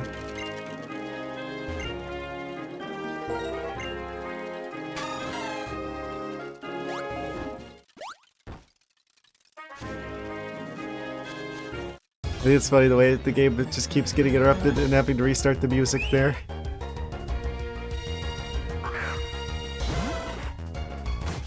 Oh, Barkanine. Soon to be.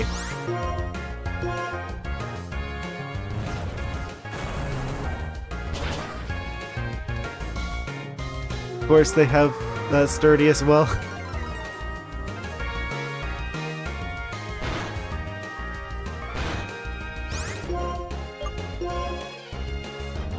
Chomp him. Expertly chomped Groundlith.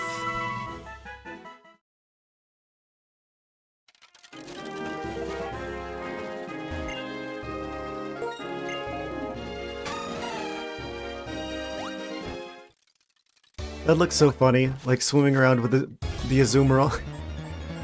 Basically just having them act as like a flotation device that you're just like holding on to.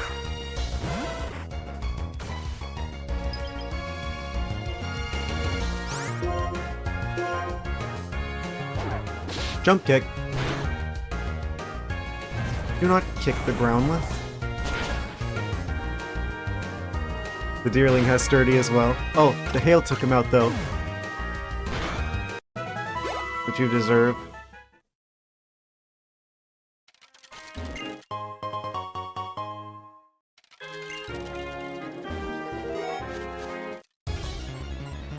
Another secret item in the grass, I see. It's being guarded by wild Shelmets.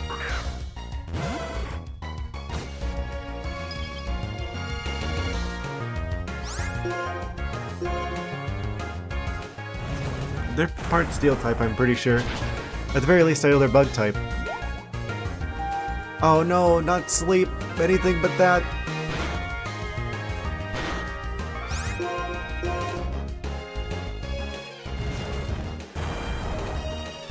Take them out before you go to sleep. Please, Growlithe. Fantastic.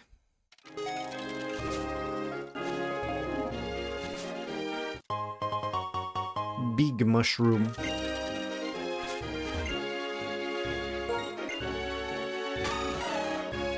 Hopefully it does not take up too much room.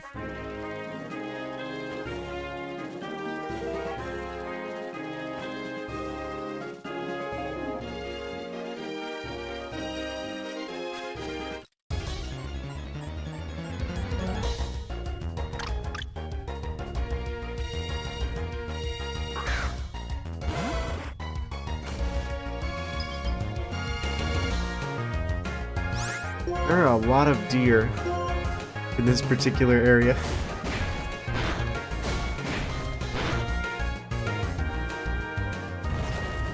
Deerlings. They kind of freak me out a little bit, the real-life deer. There's some that like to patrol the neighborhood in the particular area that I'm at in the IRL. They'll be like going out for like a walk or something. They just kind of stare at you while you walk by. There's usually a whole flock of them.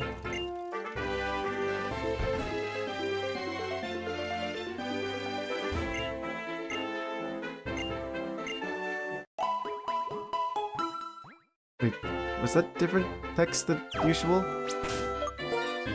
It kind of looked like that was different than usual.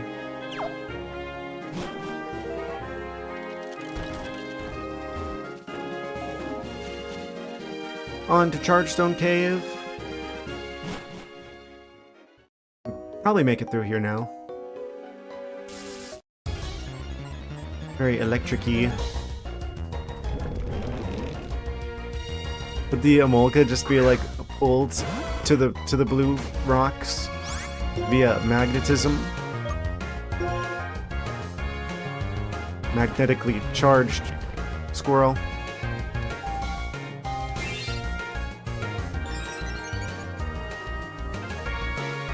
If you did connect like a, if you did like construct like a genetic tree of all the Pikachus, the regional Pikachus, I feel like Pachirisu would be closer to the Emolga than the regular like base Pikachu.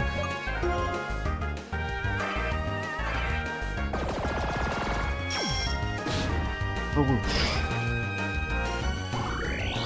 Alright, that does more damage the more damage we've taken. That'll do a lot now. Outspeed, please. We're in the orange.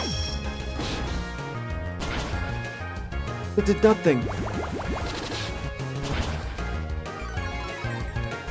Groundlift, please. We're still in the orange, so I don't think that's going to do too much. Let's just go under the ground.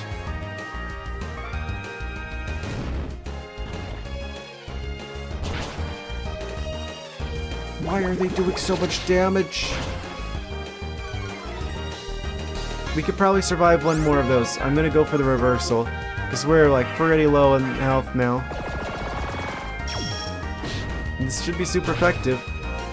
It's nothing. Survive it. Okay, we're switching. Very scary rock spider.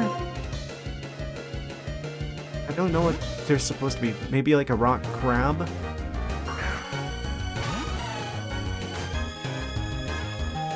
Not sure what animal the rocks are assembled into the shape of.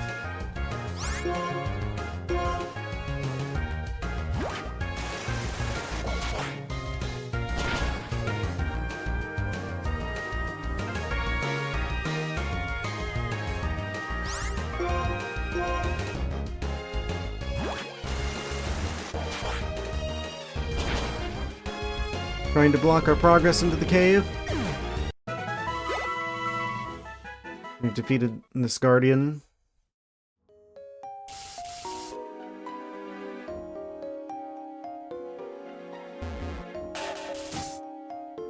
Kind of a fun sound effect whenever you move the rocks, the magical flying stones around in the cave.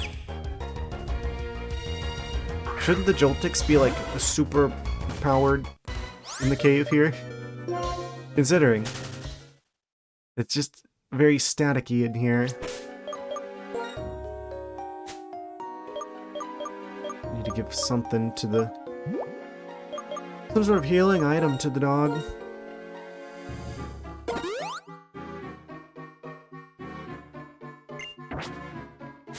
Critical lemonade use.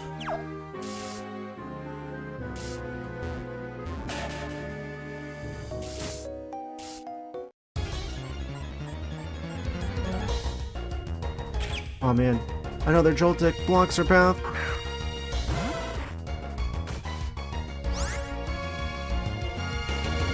He had a little too much caffeine.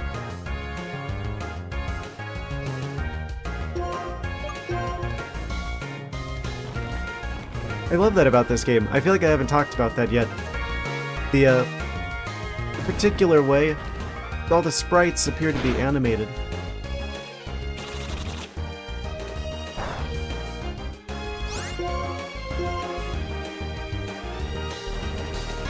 Well, they appear to be animated because they are.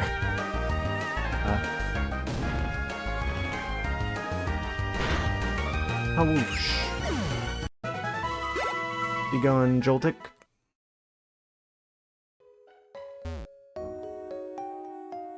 Oh, right.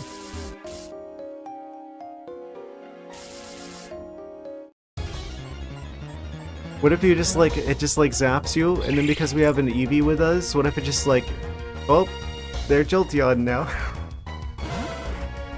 Did you imagine?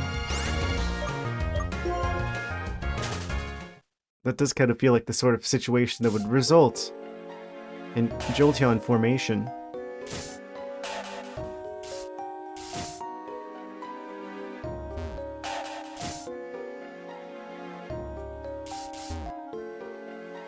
Oh, right. That's a return path. Can't move the rocks without a bigger blue electric staticky rock. Send them towards. We don't have Ferroseed yet. If they survive this, I will try to catch them. They did not survive that. Ouch. Oof, owie, my spicy dog bones.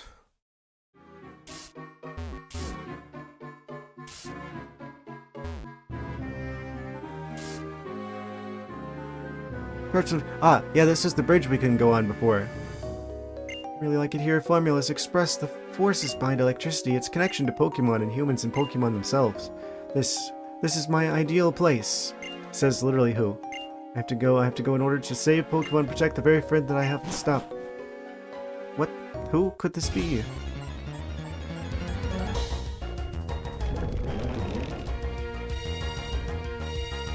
Just this big old rock creature hiding on the bridge.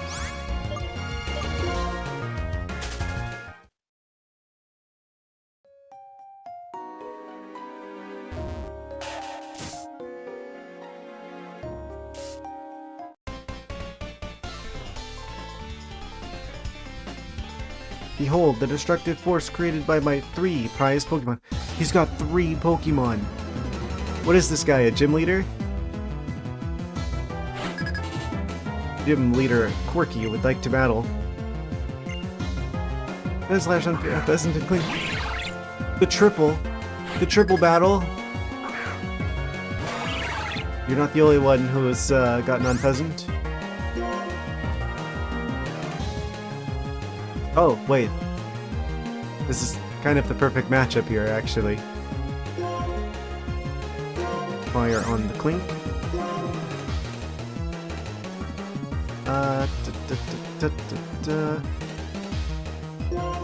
Double up on the Sand Slash.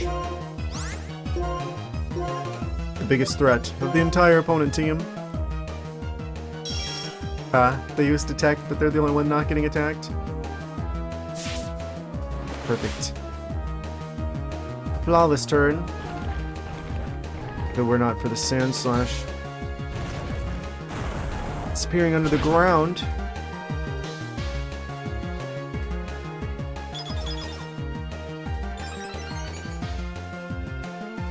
I don't know why we never saw more triple battles. I don't know if they come back in the next 2 generations, because I haven't played those yet, but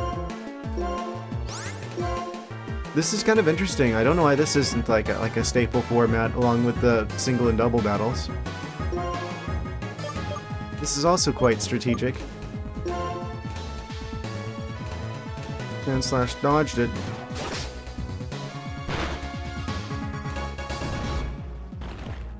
Okay. He's back out of the ground. Quick. Attack him while we still can. I knew he would be the real threat.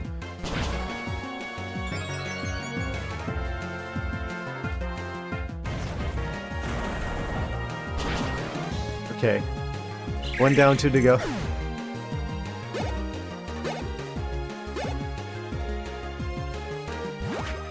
And a little extra leftover experience points for the Emolga as well. I might have to go for like quick attacks on the Sand Slash to try and deal with him before he goes back under the ground, because you know that's what he's thinking about doing. Maybe we can flinch the Unpheasant. I think Azumarill's gonna use Aqua Ring. Yeah, and they'll quick attack the Sand Slash before they can go under the ground. That's what I expect them to do. I knew it. So he did get the damage in before they vanished. Flinch them, please. I don't think we heal the first turn that we use Water Veil. But they're pretty tanky, so they should survive this turn. Also, leftovers. Okay, so in this case, I'm gonna go for Fire Fang on the Unpheasant again. What happens if I use Surf? Oh, it attacks everyone. Don't want to do that then. We're probably gonna outspeed Sand Slash.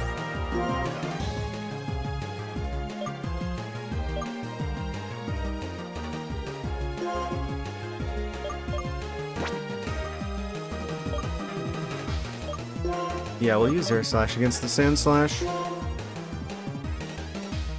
They're detecting.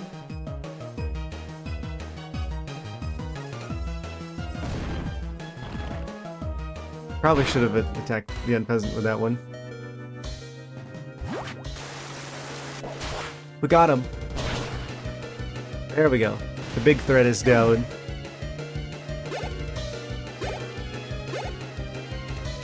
Emolga hits 26 too. Electro Ball. Possibly. Faster the users than the target, the greater the damage. Emolga is very fast, to be fair.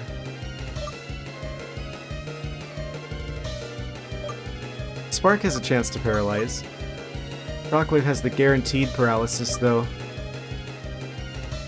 Pursuit's not that good. They do give us type coverage. It's probably a bad idea to go all electric on the Emolga, but they are very fast, and that is specifically the reason why we have them, is for the electric coverage. I mean, we're going to swap back for the starter after Mistralton, and we might not even use them if we can get a hold of the Glaceon first. So, as bad of an idea as this typically would be, I guess I'll swap for Double Team. Eventually we're going to give them a Volt Switch. I kind of forgot to do that. I was forgetting something.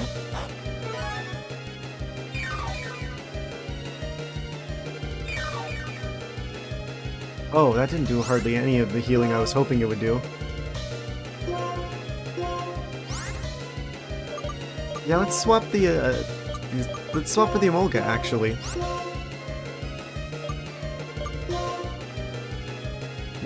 I'm gonna have them roost, actually. I don't think we're gonna take the other Unpheasant out this turn, so we kinda gotta play the long game.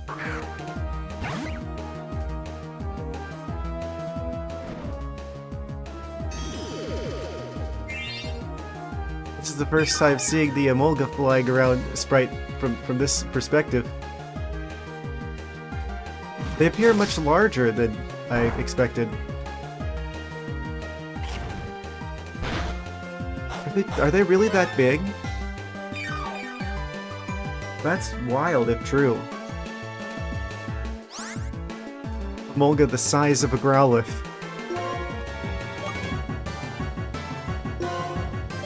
Okay, we're just gonna try and max out damage here. Electro Ball's any good.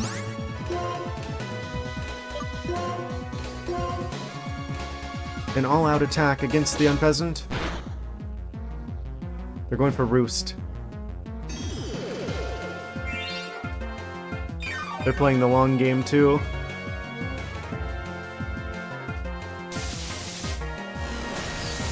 They're really fast as well though, so it might not do that much. It was a crit though.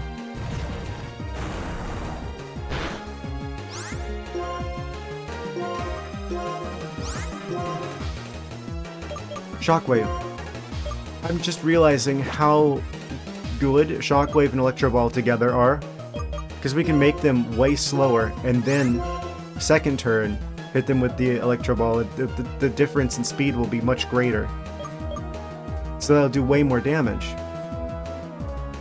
That's probably how that's intended to be used, actually. Took me a second, but wait, that's actually good. So, critical quick attack. Amazing. That's a lot of experience for a Molga. And Azumarill hits 32 as well. Take that, Gym Leader Corky.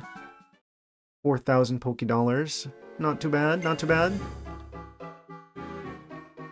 Actually, before I continue on into Chargestone Cave, it is about 1/4 of a bajillion degrees over here, so I am going to go get some water. I will be back in like, let's say 2 minutes-ish, and we will continue on to Mistralton City. Be back in a couple minutes, guys. And I'm back. Let's continue, shall we? Back through the Chargestone Cave.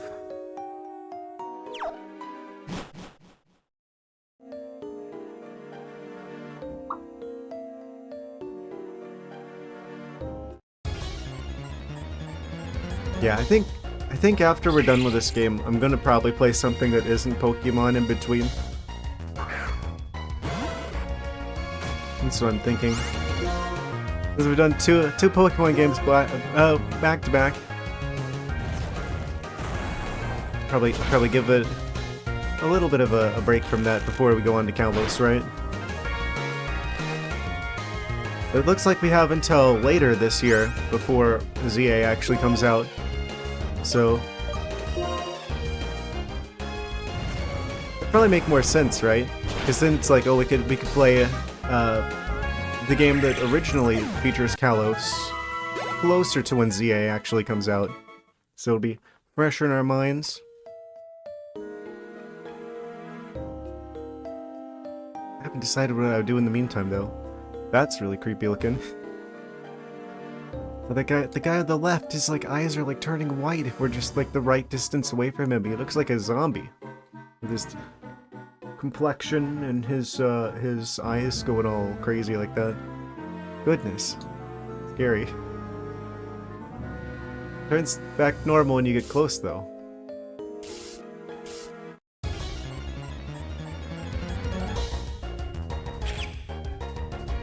I am noticing that there isn't like that same like graphical bug that we were experiencing in the previous game.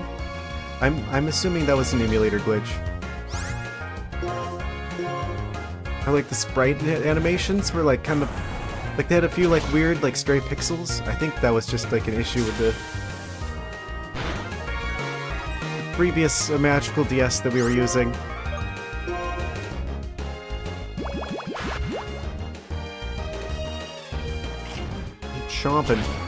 Chomping that Joltik.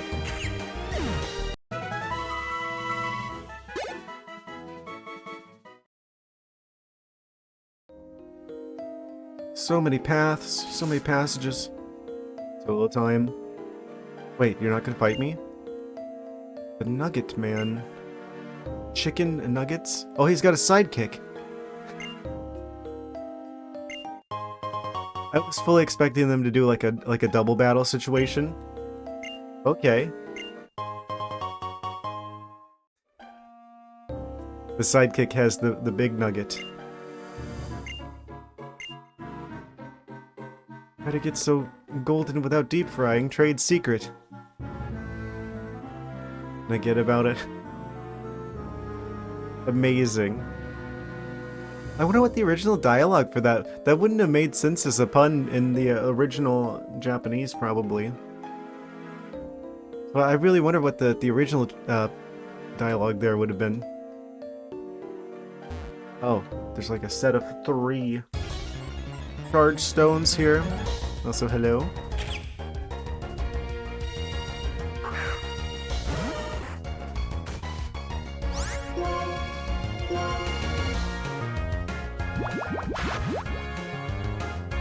So many Joltics in this Joltic cave.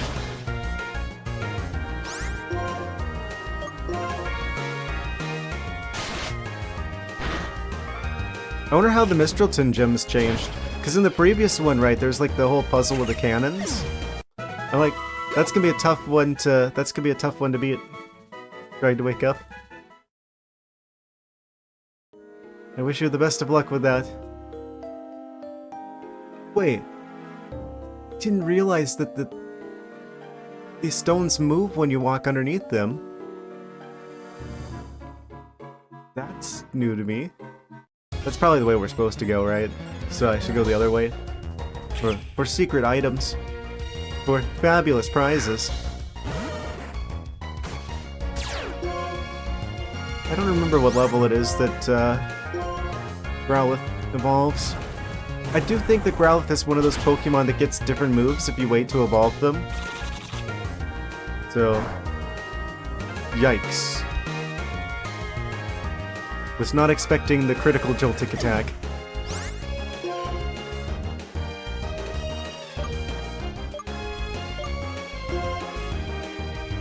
Electric versus electric? Possibly?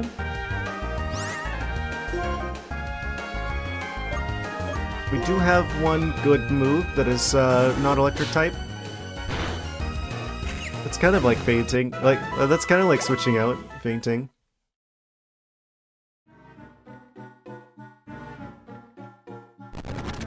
Ooh. Ah, darn it, they did it again where it's like, oh, look at this. There's like a possible secret item or fancy Pokemon.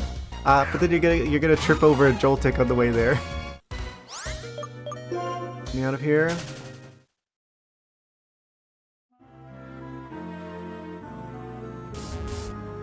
I should probably heal the Azumarill, actually. Apply Lemon to Azumarill.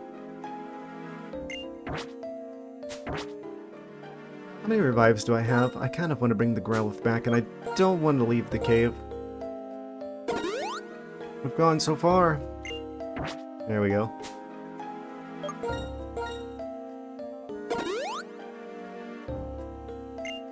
Recharging Pokemon with lemon batteries.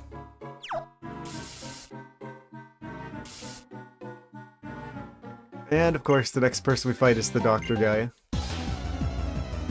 Naturally. With 2 Pokemon, Dr. Kit. Velocis. Cellular Poke-Creature. Don't believe they're water type. I think they're like psychic or something.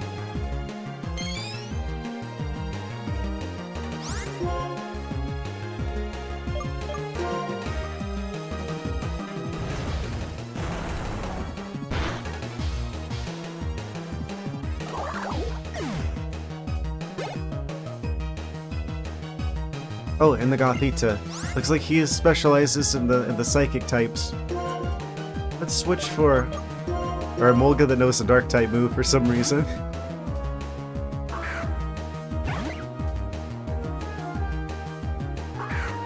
One shady Emolga.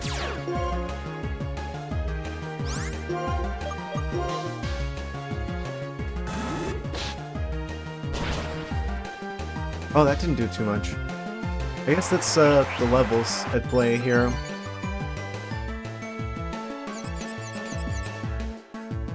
So I just noticed the Emolga's HP. Nice. Yikes, okay. Never mind, there's no HP on that Emolga. Well. About that then.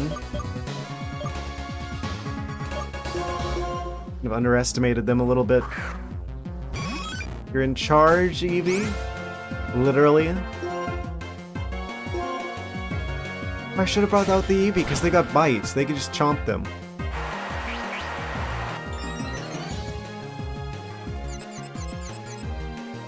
Eevee is quite confused. Hyper Potion, you cheater. I guess he is a doctor. So he could just keep healing his Pokemon the whole time.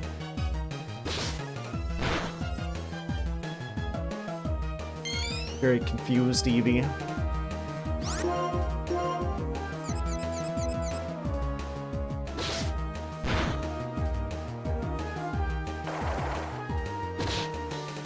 Looks like we're gonna just keep getting bad RNG on this, aren't we? With the confusion.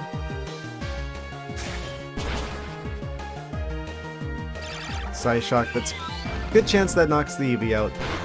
Yep, there it was. Okay. Well, that sucks. I'm just gonna bring out the Unpheasant.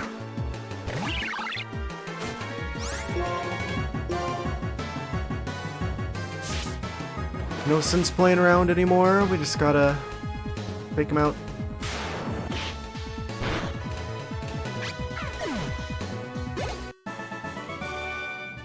That would have been a good experience for both of those creatures, but sadly no. May have lost the prize, but still make your Pokemon healthy and hardy after you've knocked 2 of them out. What a scam. He doesn't even charge for it. That's the thing. It's like it's almost like he's like, well, I'll knock your Pokemon out and then you could pay me to revive them, but then he does it for free. I don't know. He's a mystery. He's a riddle, that one.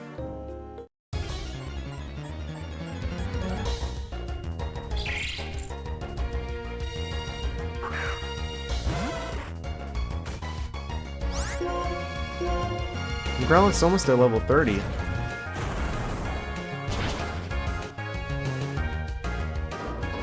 I don't actually know what move it is that we get access to as a result of not evolving the Growlithe whenever they want to, so I'll probably just let them once we get to that point. I'm assuming they must be in like the 30s, right? I mean, even like starters tend to reach their final evolutions somewhere in like the 30s. Found an iron in the cave. We found iron ore. We can make a pickaxe now. There was a whisper on the wind that told me of your coming. There probably isn't a whole lot of wind in here, to be fair. Pokemon Ranger Brianna. Pokemon Chino. Level 33. Tougher and tougher wild challengers. I need to give them a better move than Reversal. There have been times I've used that, and it's like... even when it was super effective, and we had HP down in the orange, it didn't do hardly anything. I don't think Reversal's that good. Maybe we can flinch him with this. Charm, don't feel like it attract. Okay, that's just a stats down type situation. No flinching. Code voice. E. Very loud Minccino.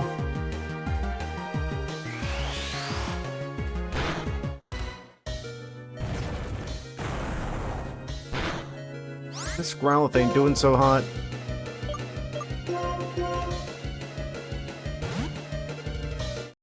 Normal type versus normal type, I guess.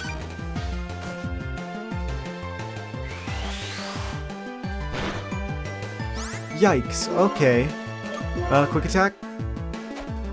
Please take him out. Okay, thank you.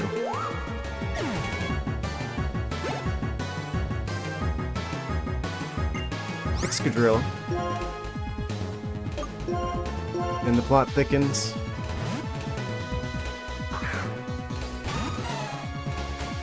Yeah, we definitely Definitely want the Zumo out for this one.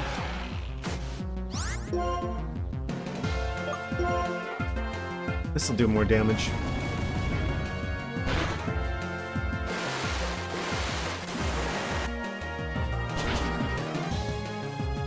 Almost took him out.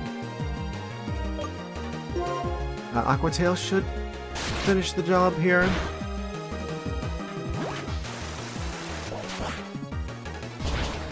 Very tough Pokemon.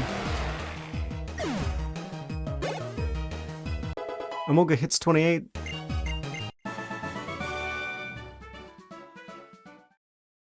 You get like 4,000 Pokédollars. Also some Chesto Berries. Sure.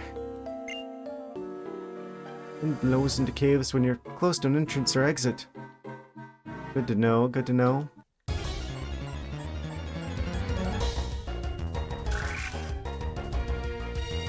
And they're Ferroseed. Oh, I forgot to buy more Quick Balls when we were at the store last. I should pick those up next time. Next time I'm in the area.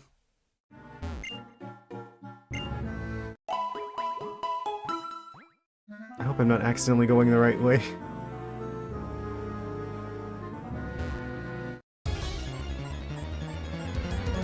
Wasn't there like a part of this cave that had like the ice with the...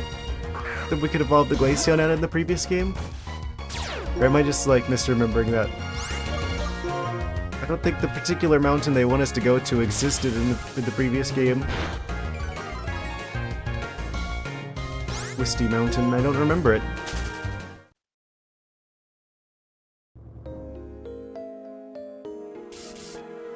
Oh, this went full circle.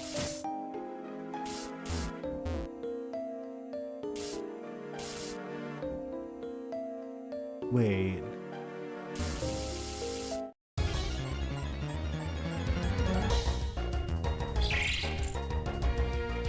I might want to use a repel. Entirely too many creatures attacking out of nowhere. Actually, have him heal us up a touch more.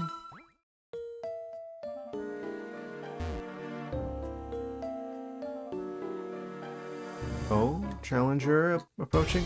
Is that Bianca up ahead? Is she in this cave? Wait. This is a wild Joltik. I don't need to fight you.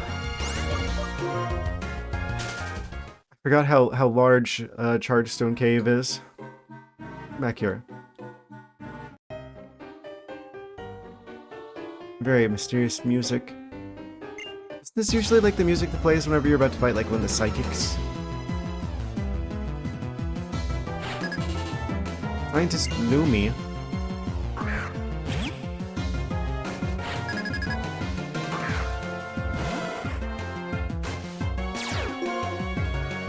And I'm getting something in my eye. Cat's gonna do some break dancing here.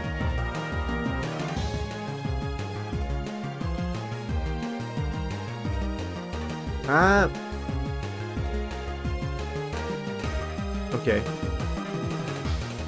Don't know what that looked like, but probably pretty funny. Heck special. Wait, they did this. I seem to remember someone doing that in the previous game. And then we just destroy them in one shot. Be like nice X special there.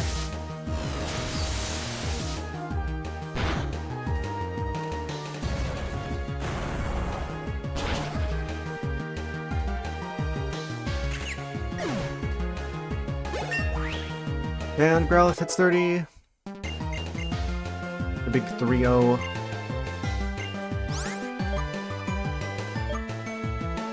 We don't want agility, do we?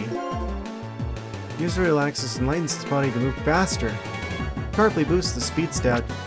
Sharply boosted speed would be good, but at the same time... Actually, I might actually learn that over Reversal. Just because Reversal feels so useless. I actually think I would use Agility more than I would use Reversal. I'm gonna get that instead. That could be extremely helpful if we just get like a turn to enhance the dog's speed.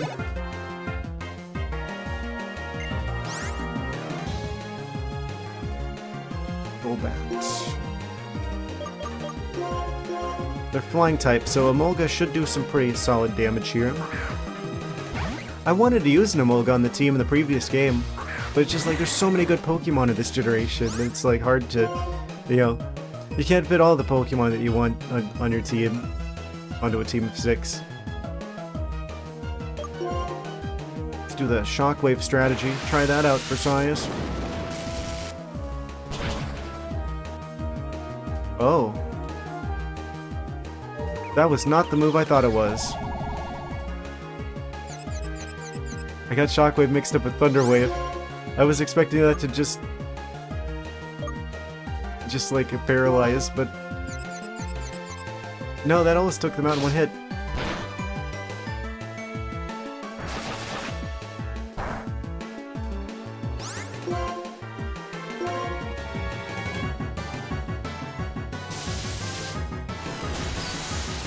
That should take him out.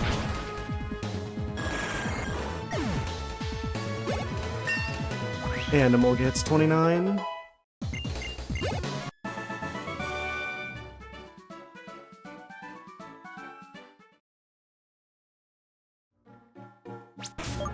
I need to rearrange their moves.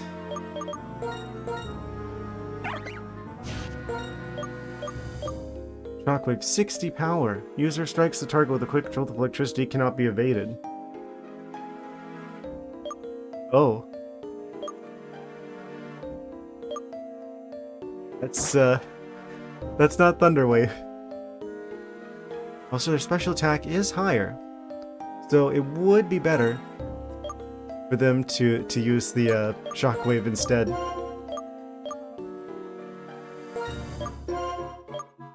That changes everything.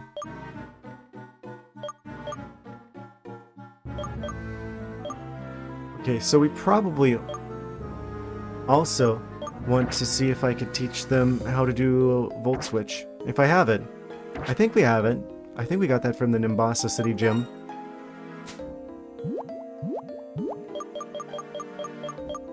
Hi, Voltage Squirrel. Thought so. 70 power? I don't remember Volt Switch being that strong. Special too. It's kind of like a the move to teach Emolga, huh?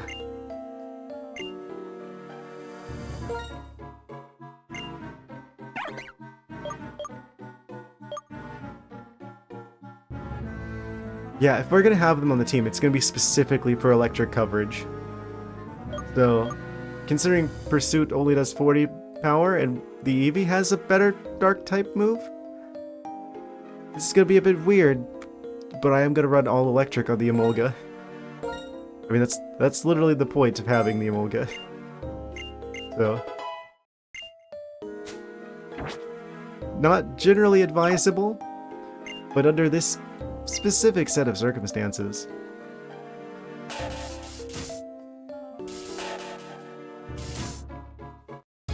So there's just Bianca up ahead. Who's gonna try and fight for sure? Probably.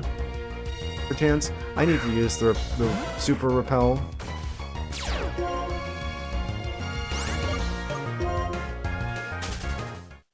I should have bought more of those. At the store last. I don't know where we're gonna go from here, but I do know that there was a path I could have gone before, and I'm like, oh, that's the path that we're supposed to go, so I'm gonna go the other way. And then the other way is the place that we were actually supposed to go. So I'm gonna go back. But first, Repel. Super Repel.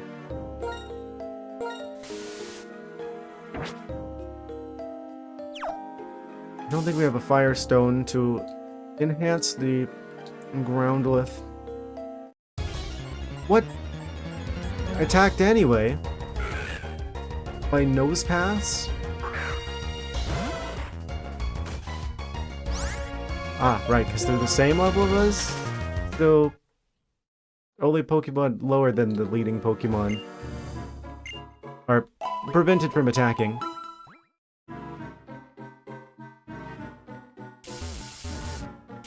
guess this will reduce the number of random encounters, hopefully.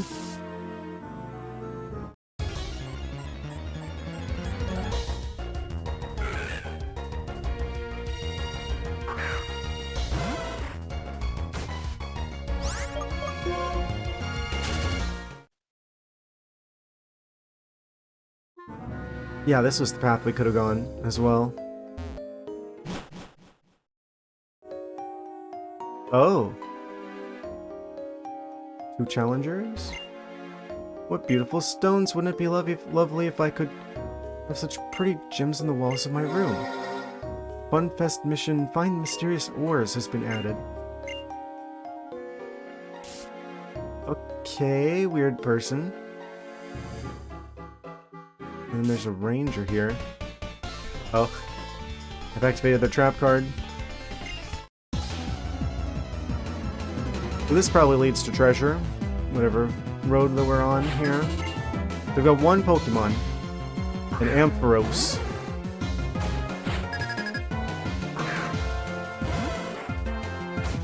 The most dangerous of electric types.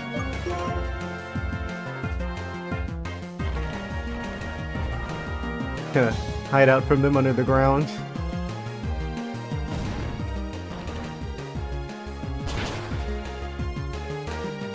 Confuse Ray.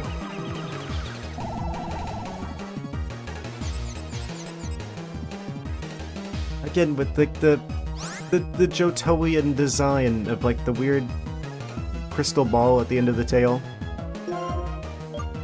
Like, if you didn't know which generation they're from, that's always like a pretty big giveaway that they're from Johto. I don't know what the significance of that is. Why so many Pokemon from Johto have that same design element of like weird crystal ball tail.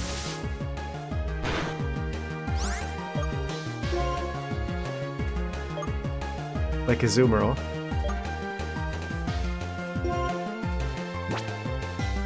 Do I have anything I could deal with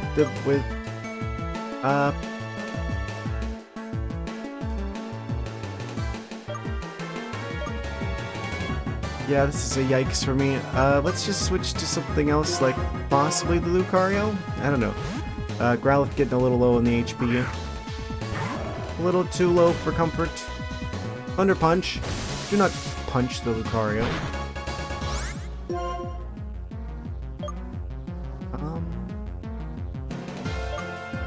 They're very fast.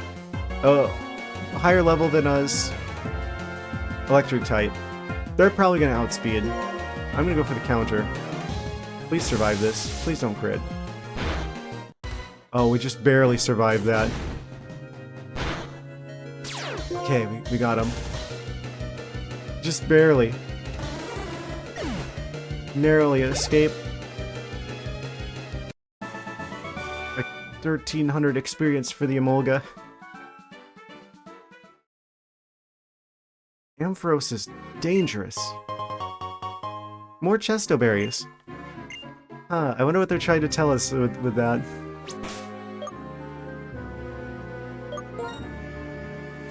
It's like they're saying, hey, you're gonna need these.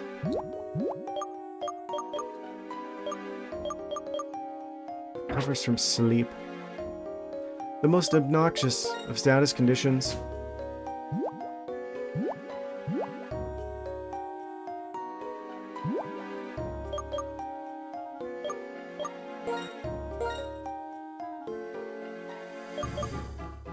Other than the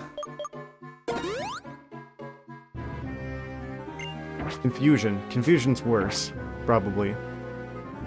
But at least that goes away after battle.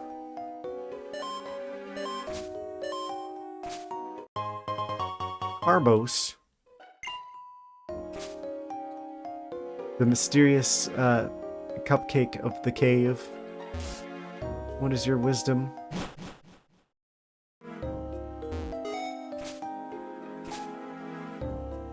And no more repel. And we get immediately attacked. The Joltics are no longer being held back.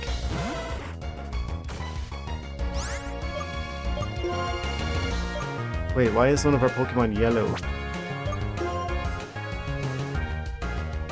Oh, Lucario. with the paralyzed still.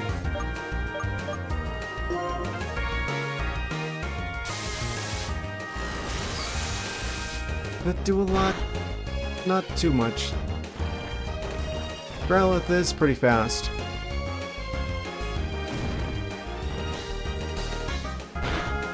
Man, by the time we make it to Mistralton, we're gonna have some pretty strong Pokemon. Critical hit, of course. One problem with Dig is that it takes 2 turns. Probably should use Agility here, just to help prevent damage from the Electro Ball. I mean, reduce it. Can't prevent it, but we're just a little bit faster. A bit of a Pokemon dodgeball situation.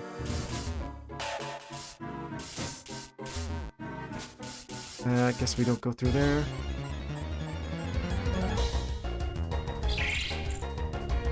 Surely we will make it through here. We'll be able to escape.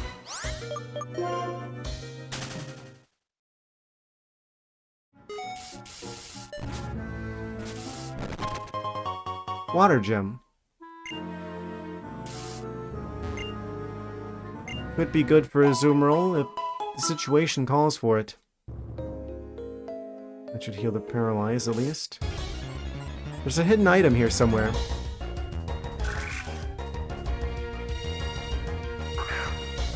I forgot how big the static electric cave is. Charge Stone Cave, rather. Oh, we walked right over it. An Ultra Ball. Just left here. For some reason. I forgot which way I'm going. I think we already went... Yeah, that was like a way for us to go, to have like secret items. I guess we're continuing on the path that had Bianca blocking the way. Probably gonna attack.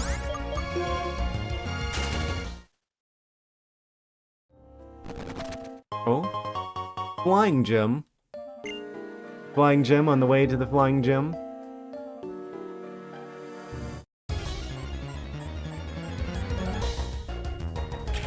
Apparently those are one use only. Much like berries. It's like what happens? The Pokemon just like eat the gem? Of course they're gonna do damage before... Wait, no, we can go through here. Oh, couldn't get away. Slash!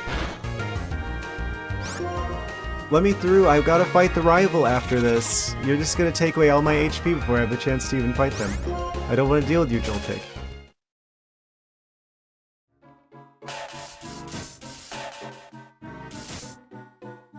Okay, maybe we'll make it to them without another wild encounter.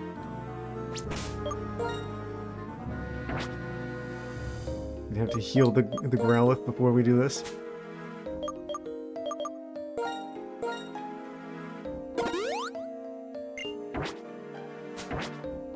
Alright, Bianca. Oh, and she's not even gonna fight. I'm here at Professor Juniper's request. I'm researching a Pokemon called Tynamo. Aren't very many, and they don't seem very strong. So glad I used that item for nothing. She looked like she was gonna challenge us. Just menacing Bianca, just standing there in the cave.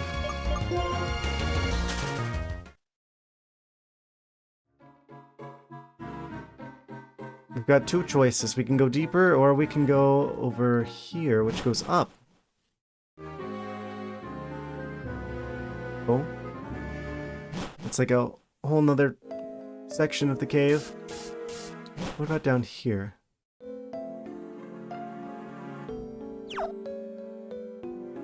I'm going to assume that this is the way to go for secrets.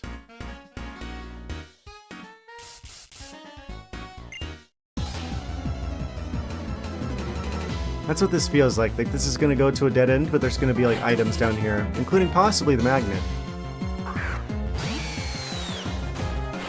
I got his strike up. That is a very fast horse. 2 striped horse-sized creatures. Would I get value out of using agility here? I think we just go for dig. Pursuit. Okay, that didn't do too much. They're fast, but they don't do that much damage.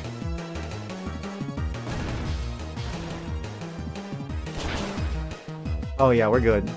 A little bit concerned there. That is typically a pretty strong Pokemon to combat.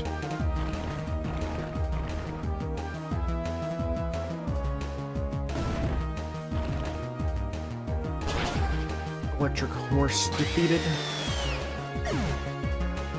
Do they have other Pokemon? Oh, Emolga hits 30. Nice. Acrobatics. That's actually flying type, isn't it? Yeah. Okay. Maybe we learned that one for type coverage, because that is partially their type. Nimbly strikes the target. Need to do your walkies as well. Be safe out there. Yeah, we're just gonna be continuing through Chargestone Cave, trying to get to Mistralton. There might be a little bit of cave left here. I always forget how big Chargestone Cave is. User nimbly strikes the target. If the user is not holding an item, the attack inflicts massive damage. To be fair, most opponents in this game I feel like don't have items.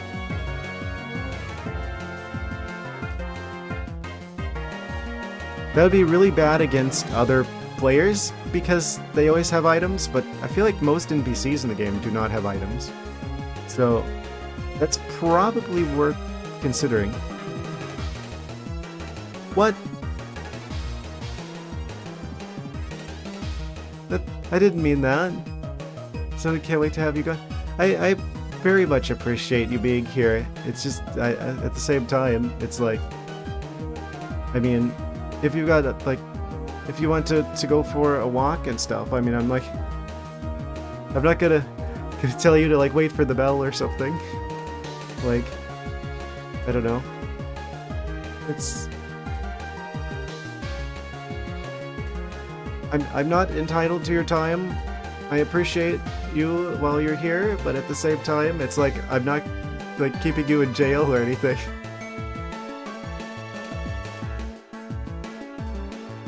You're messing with me, aren't you? Man.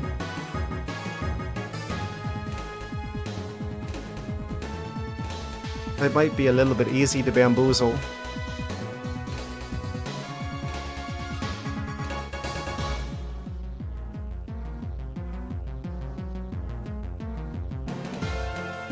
I'm gonna probably learn this move.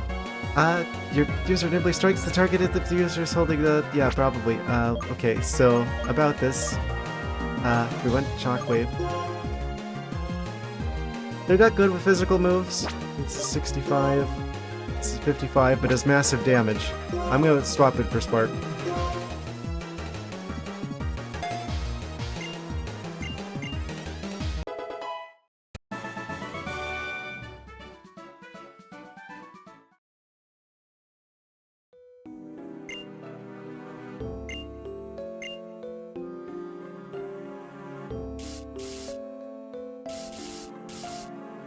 See, they're providing a free musical performance to wild Pokemon in the cave.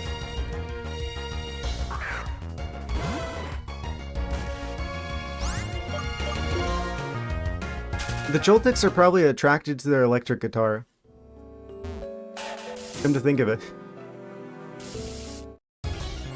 Isn't that how that would really go down in this cave? Where it'd be like they're playing their electric guitar and the Joltecs are like, electricity. And then they keep trying to like get on the guitar. To keep brushing the Joltecs off.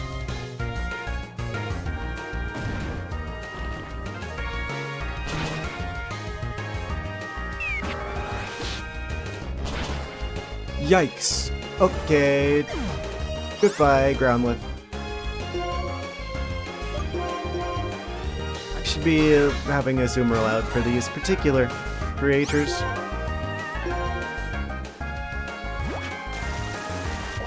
Oh, whoosh. Should I be swapping the water moves around? I feel like Aqua Tail is probably not as good as the Surf.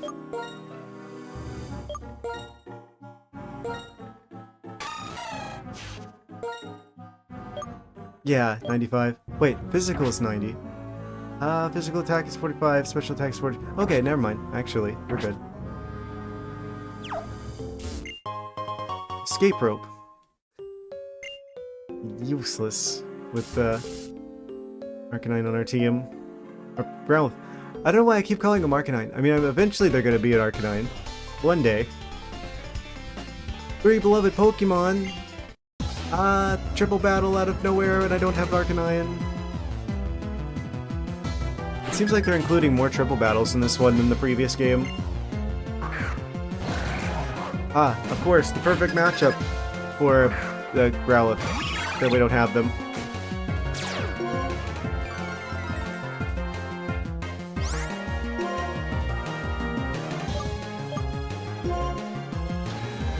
Oh, it's the rotation battle. Ah, I didn't connect the dots there that this is one of these. I thought it was going to be one of those situations where there's like it's just like a regular triple. They really got experimental with new battle types in this generation. You'll love to see it. So if I use Surf here, it doesn't affect the entire team, it just affects the one.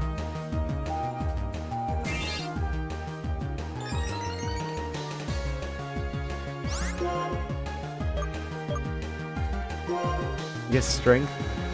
And now they switch for the Crocorock. They're reading my moves. The game's cheating.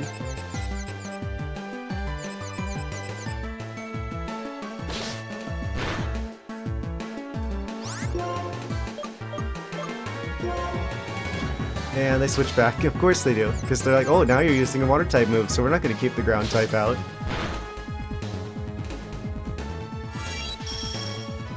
I didn't realize Pharaoh Seed spins.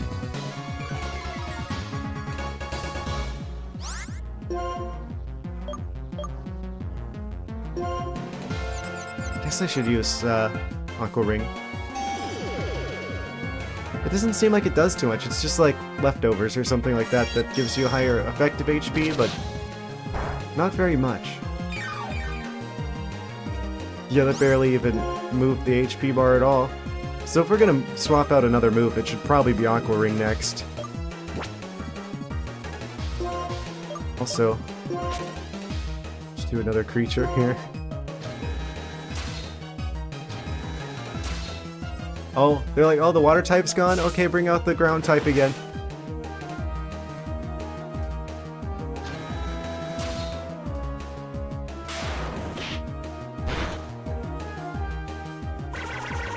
So if I keep using Fly, they're basically not going to take any damage. Like, our entire team is, like, protected.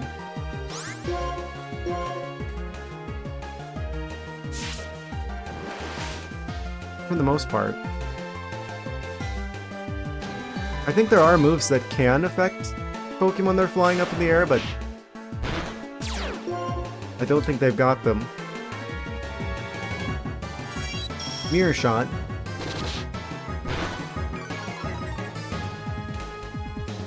Okay, we're fine. Kind of scary.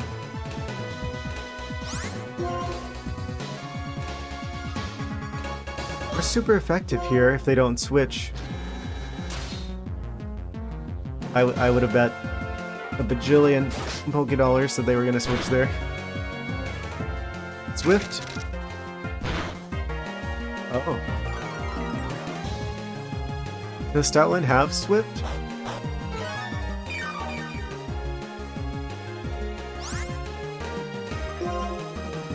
We probably want to Roost.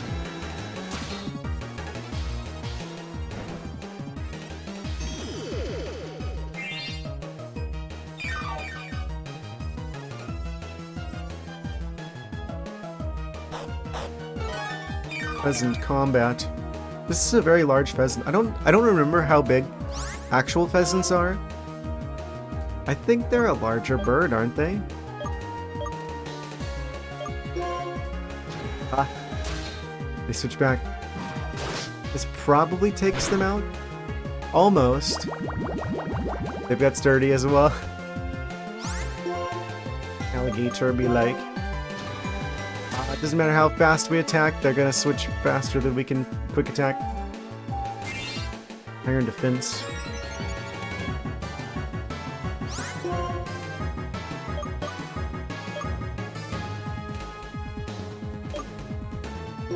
Yeah, pretty much anything we hit them with flying type moves, but that should be effective on a lot of them, if it connects.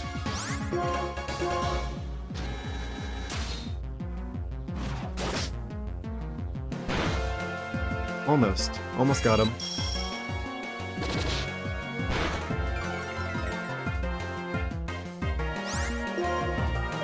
2 out of 3 of them will... Actually, there's a good chance all 3 of them might be taken out by a good air slash. Oh, not that one. Apparently. Yikes, what? My bird!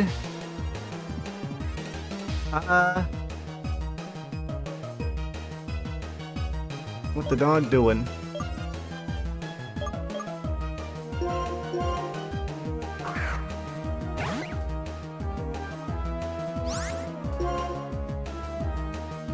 You're gonna switch for the Crocorock, aren't you?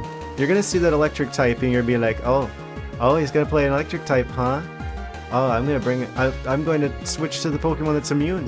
So I'm gonna go for acrobatics. Ah, I read you like an open book.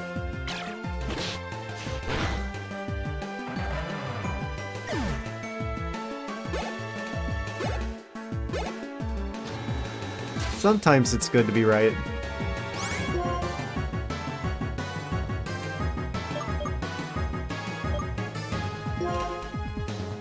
Wave. And now the electric moves destroy the rest of their team.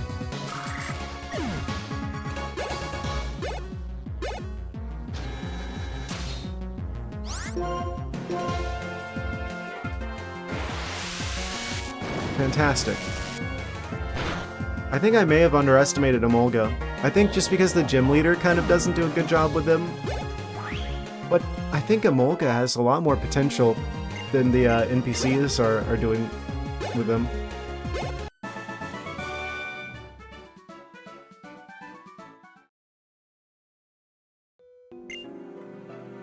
I think that maybe you need some Pokemon that can take attacks, not just deal them out. Okay. Be safe out there. I don't know what it's like in your particular area. I know walking over here in the Florida, there's no guarantee that the drivers stay on the road. At least 80% of your attention will be yours. I'm grateful for every percentage of it.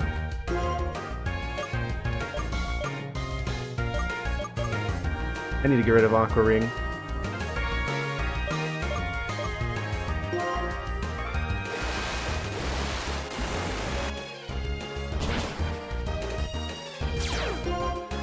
Oh, right. It genuinely catches me off guard anytime that they actually have sturdy. The sheer number of times that there's like, they have like 1 HP left.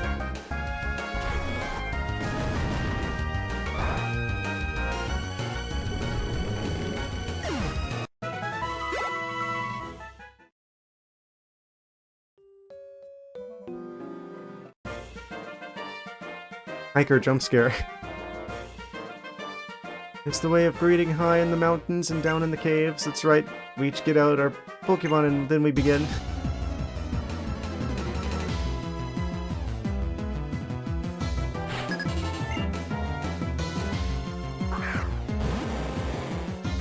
Onix, there's a rare Pokemon.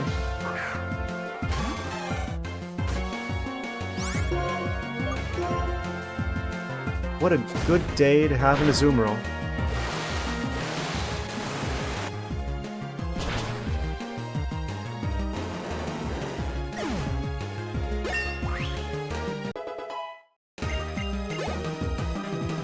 Fantastic.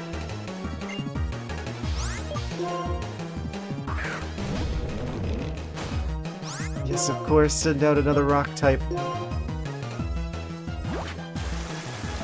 Azumarill's favorite.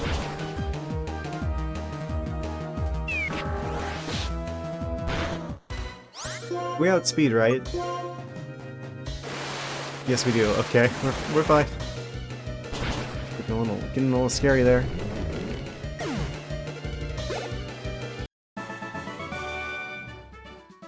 Take that, hiker Jeremy.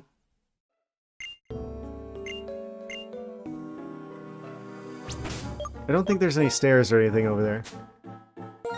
It's just, 112. This is a milk situation.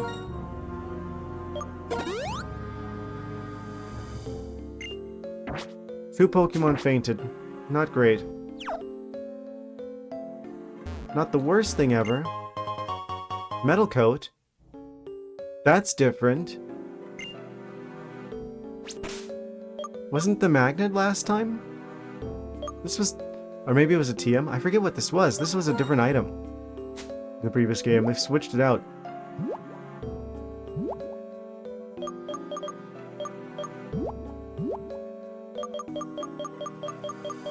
It's the one that makes metal type moves more powerful, right? Yeah. Steel type, rather. I just imagine it being like the metal cap from like Super Mario 64, where if you put the metal coat on one of your Pokemon, they turn fully metal. So like I give the Lucario the metal coat and it's just like shiny, like Lucario statue looking. He's got a coat of, literally a coat of metal on him.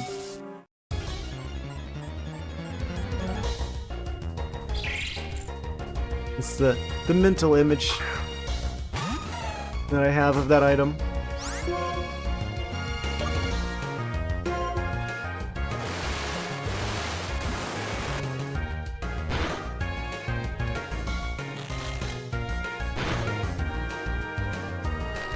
We're squeezing the Azumarill.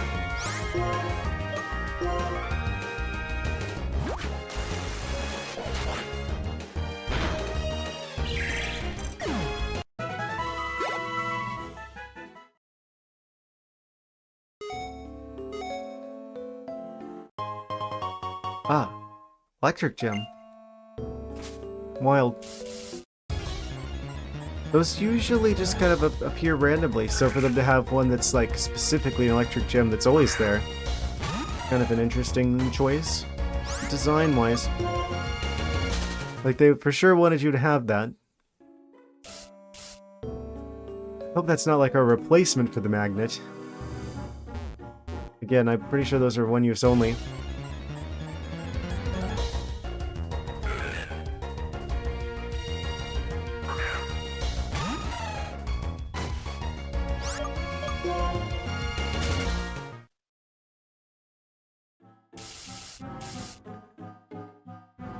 That's the way we're supposed to go. Let's go anywhere but there.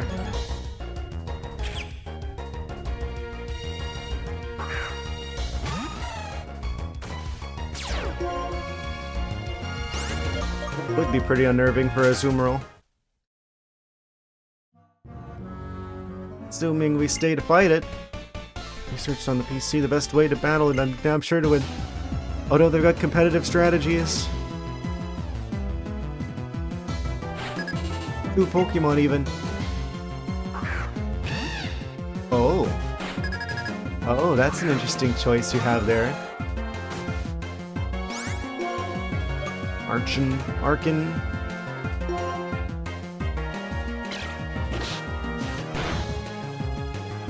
We have an item. Why did that do so much?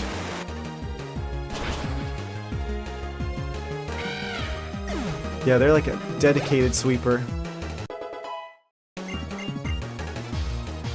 Electabuzz? Yeah, we switch it.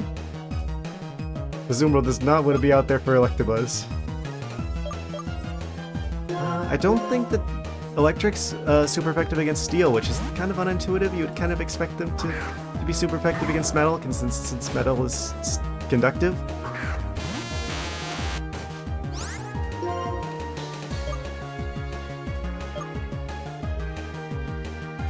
I forget that Electabuzz sounds like that.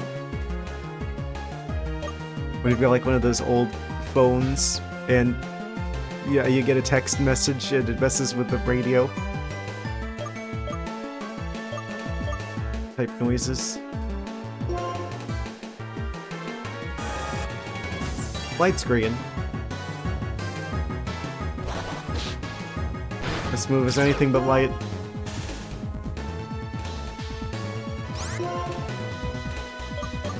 I'll use your own attack against you. Thunder Punch. It's a lot more than I thought it would be. 42. Yeah, we should survive one of those. As long as it doesn't crit. Oh. Never mind. I guess I didn't do math correctly there. Well, this is going south fast.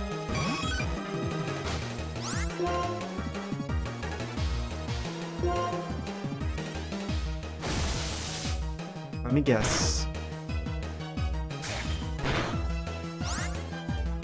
Okay.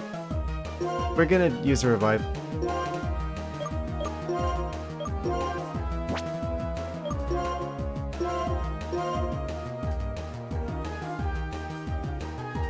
But who shall be the recipient? I think it shall be Groundlith.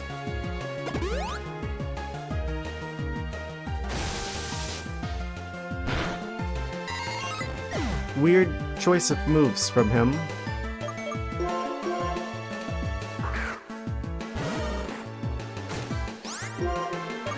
Please outspeed. Please survive. Well, this is devolving fast.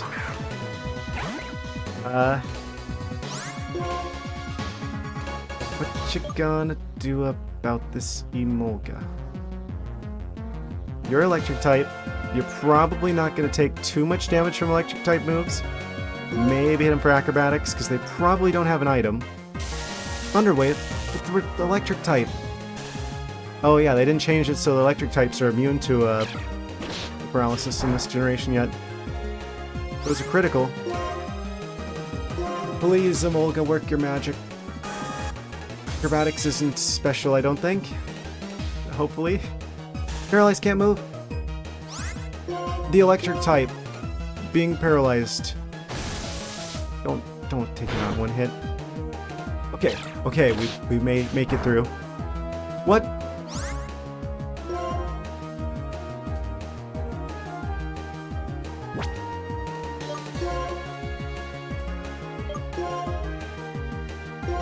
We resist their electric attacks.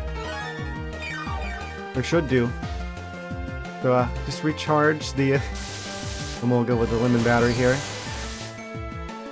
They don't outspeed us by that much. They got a critical hit though, of course they did, and that means we've only got one Azumarill left that's super affected by this, and that's really scary. You don't have, nope, you don't have any priority. Okay. This is looking really bad now. It's not unsalvageable.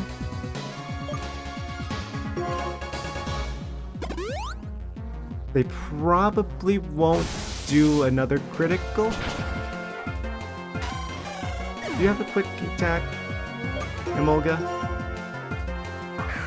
Probably should have revived something that had quick attack if this one doesn't. You have acrobatics. So, let's say I just use Eliminate here. I'm gonna have to play this carefully. There's a significant chance that I lose. Please don't crit. Please don't crit. Please don't do it. Don't. Their light screen wore off. I have to play it safe. If they hit us again like that, we're done. So.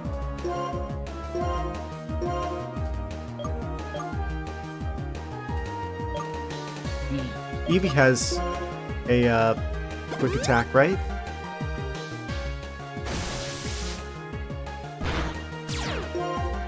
Static. That'll slow him down. Come on, Eevee. I think you've got quick attack. They just got like a little bit of HP left. If you can just take him out.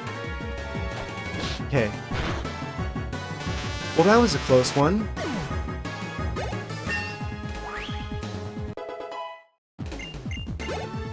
Way too close for comfort. Seriously. Yeah, seriously. I know, I used items, whatever. Someone else's idea, not an answer that I had come up with myself. Well, let's be fair. I mean, I feel like that's the majority of strategies people use in actual Pokemon. Where was that doctor guy again? Joltik, not now. No one asked.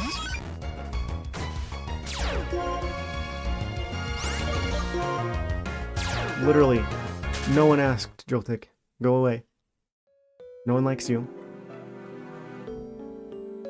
Oh, this was just the end of this hallway. There's a Thunderstone? Not even the magnet. Great. I'm glad we came down here for a Thunderstone that we already had. Magnet is still missing.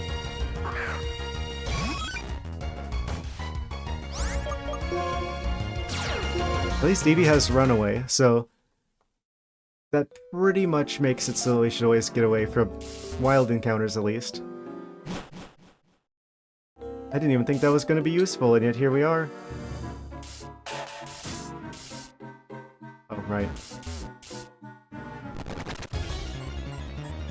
The simultaneous dust cloud and Joltik stumbling over maneuver again. This game is messing with me. I'm getting bamboozled. Much higher rates than usual.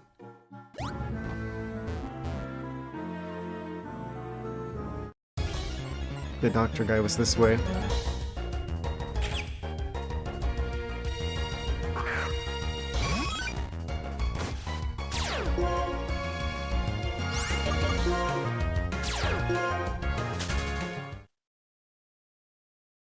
Quit bugging me, Joltik. Okay, we made it to the doctor.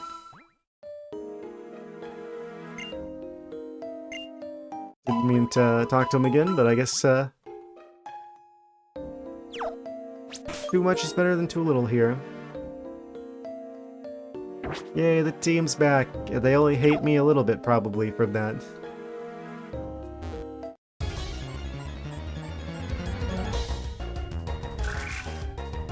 Paraseed. Guess I should try to catch them. They seem kind of uncommon. If you survive this, then I'll try it. They didn't survive it. Again.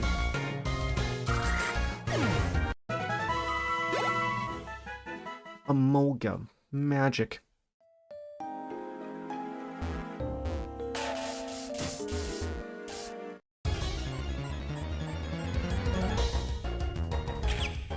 Wait a second, we can go through there, can't we? It's got like one of the flying rocks. So we can go under. I just need to leave the area from this side and come back. Like so. Right?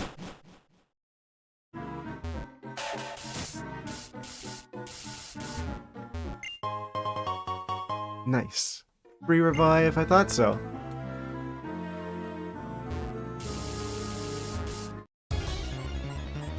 Secret tunnel. Joltik is not happy about us stealing the revive. That's too bad. Joltik, get your own.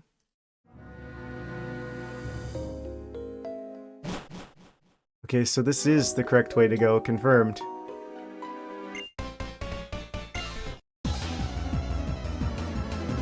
Challenger approaches. Who might it be this time? Why, it is none other than Ace Trainer Mary with Tortuga.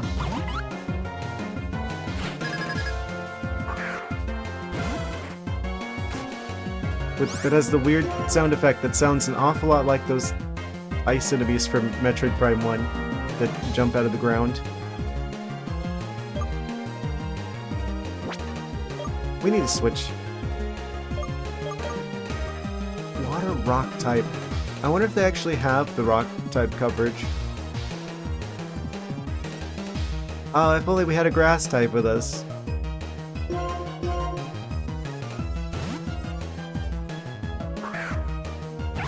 This will be good against the water, and I don't think that the rock will resist the electric moves.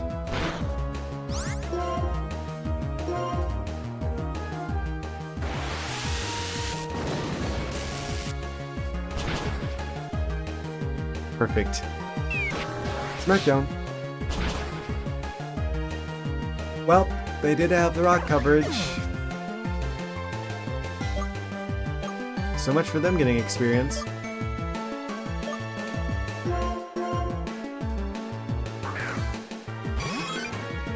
Just a little more. Hang in there, Eevee.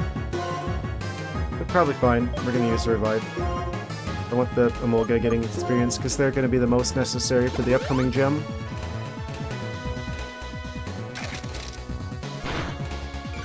Half of our health, huh?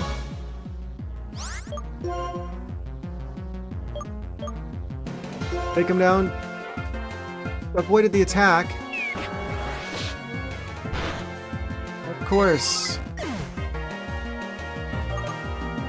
Am I cursed again? Am I having another one of those RNG curse type dreams? This Emolga's fast.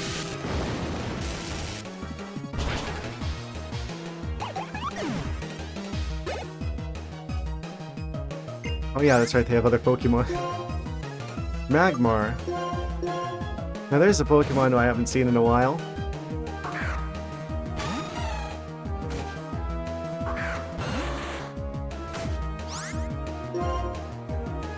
What were they thinking when they designed this guy? Look at the top of his head.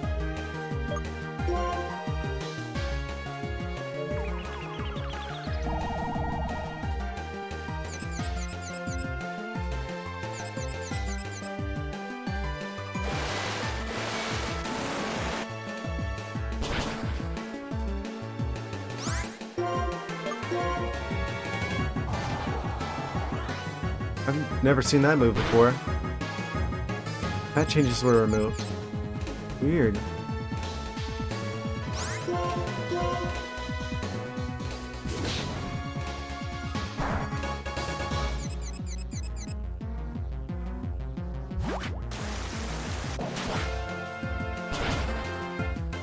Alright, we got him. Fantastic. Arg. An ace trainer, but that doesn't sit well with me because I just love Pokemon and I just want to be strong. I mean, if the shoe fits.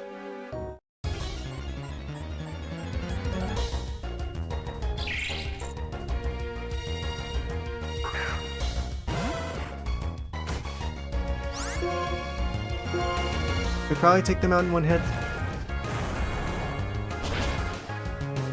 Almost.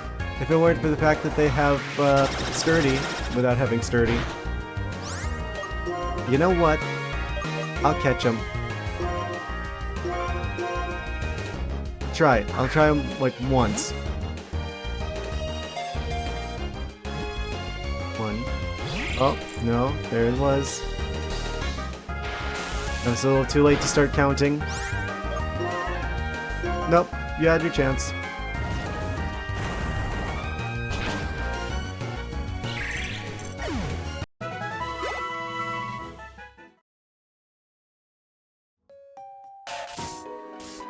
Oh.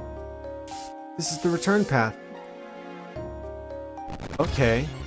Again with the same pick. Where it's like, oh, here's an item slash Pokemon. But also here's another random creature you're gonna trip over at the same time, so you can just sit there thinking about what you just missed out on. Okay, we came from there.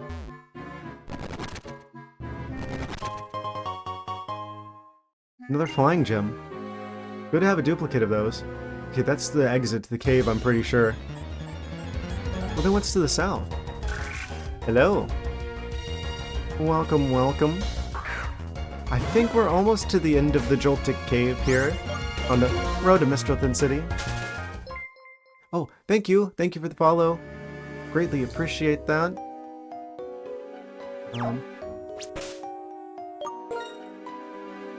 Scary hiker guy here. I think I shall revive the Eevee. Just in case. We can buy more of them.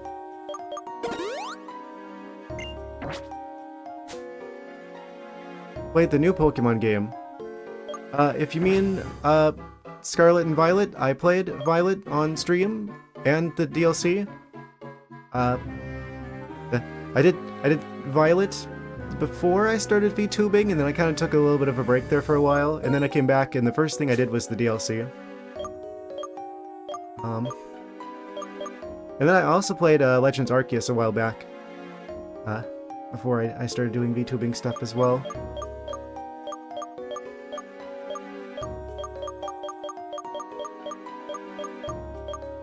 I'm assuming those are the games you mean. Oh, I'm out of lemonade, aren't I? Yeah, okay. Milk for them instead, then.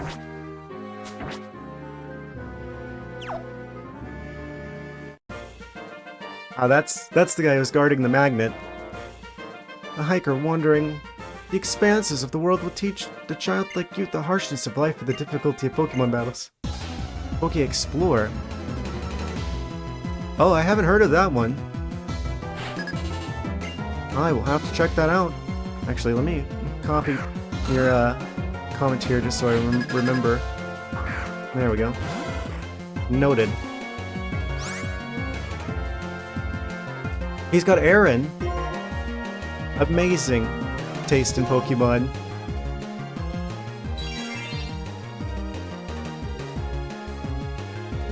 Did they waste their Protect too?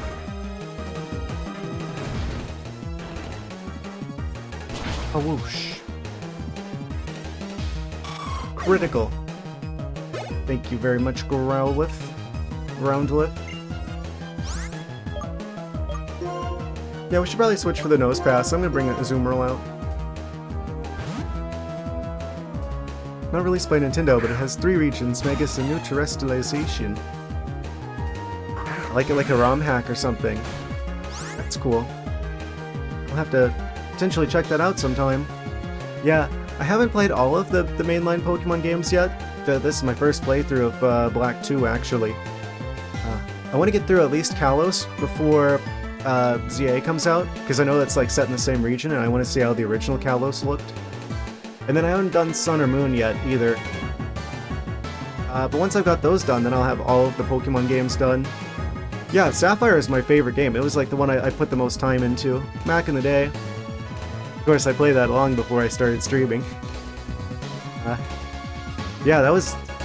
Blaziken is still my favorite Pokemon as a result of that game.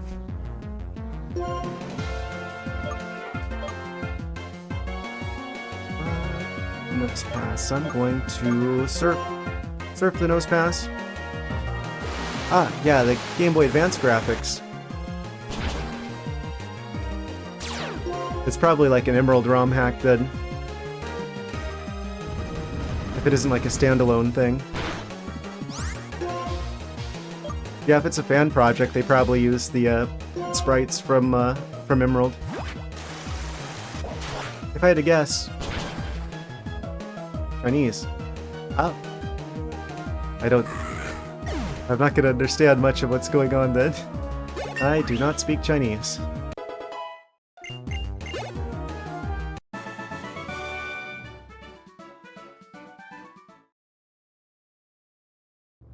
I don't know. I feel like maybe I should learn Chinese, considering.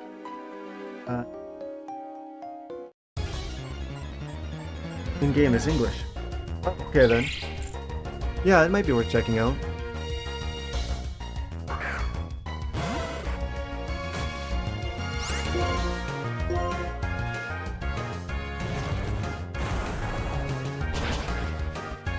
Yeah, I'll have to look into that after the stream. I've noted it down. You can also choose a starter from any region. Amazing.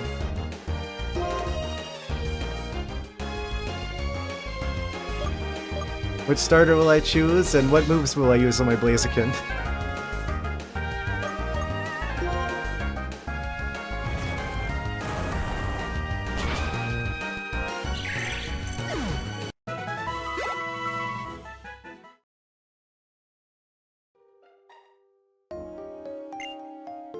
Sometimes Pokemon are inside dust clouds.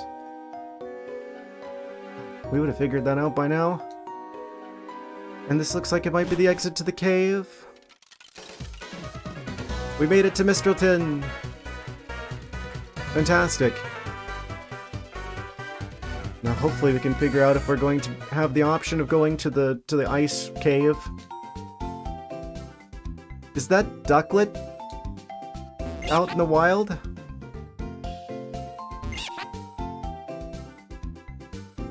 I wasn't expecting to see him just like walking around. He belongs to the police. Once level up your Swampert to level 72, lost to Final Four. Yeah, my Blaziken, back in my original playthrough of Sapphire, I think that's one of the few times I ever actually got my Pokemon all the way up to level 100. No rare candies or anything. The Interlink, some say it's the source of the special powers in Unova. Huh. Mysterious. Yep, that was at a time when I didn't quite understand the strategy of the game, and so I spammed attacks from my Blaziken. And I could beat the entire Elite Four with just Blaziken. And a stack of 4 stores.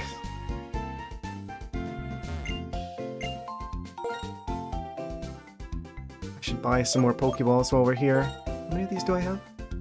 12. Can we get this game in Chrome? In Chrome?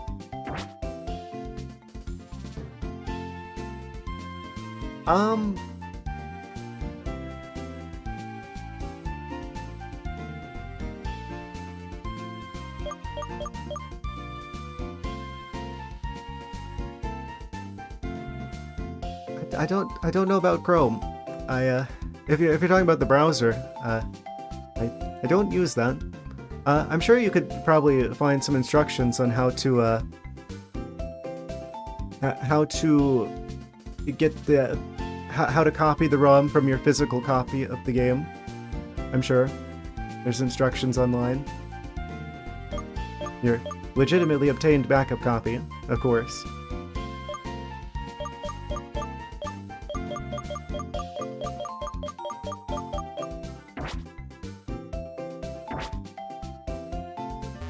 Does this guy sell TMs? Oh, this guy sells TMs.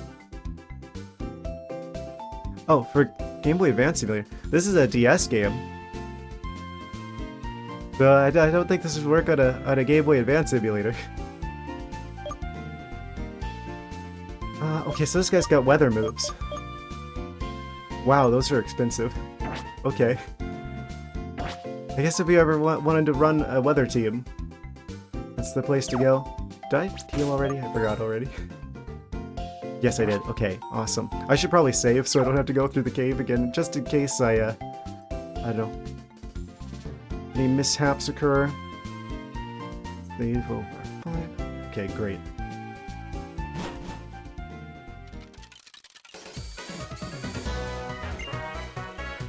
Mistralton City used to be a desolate patch of land. This place was built through the cooperation of people and Pokemon. I wonder how much Mistralton's changed. Big street called Joint Avenue. A lot of unique shops there. But there's a few of them. Oh? Secret item on the other side of the plane. Challenger approaches. Is that Juniper? Nice to finally be able to talk to you in person. It's Professor Juniper. I knew it. You accepted the Pokedex and came all the way out here with your partners. Here, I'll evaluate your progress for you. You've seen 101 Pokemon up to this point. It's hard to imagine that I've seen that many. We got the Master Ball! They just give you one? Okay. Master Ball is the most powerful kind of Pokeball. We never did use the one in Black 1, to be fair. Journeys are about meeting Pokemon, don't let chance get away. This is Pokemon Black 2, the sequel to Pokemon Black 1. Amazed how much Pokemon distribution changes in 2 years. It's kind of like set like 2 years after the events of the first game. The first sequels in the game. Any difference in Black and White? Yes. There are different Pokemon available throughout the game. The legendaries are different, obviously. Those are the main differences. The bigger differences between the original games and the sequel, going from Black 1 and White 1 to Black 2 and White 2. It's like, oh, this story like builds on like the previous game. It was kind of a surprise for me, because usually with the previous games, you know, does Kalos have a GBA? I'm not sure what you mean. Kalos was the region from, I believe X and Y. One of the games I haven't played yet. I'm pretty sure it's X and Y. That came out after this one, so that was on DS as well. Yeah, pretty much everything from Diamond and Pearl up is going to be DS. And then up to Sword and Shield, obviously, because then you're on the Switch.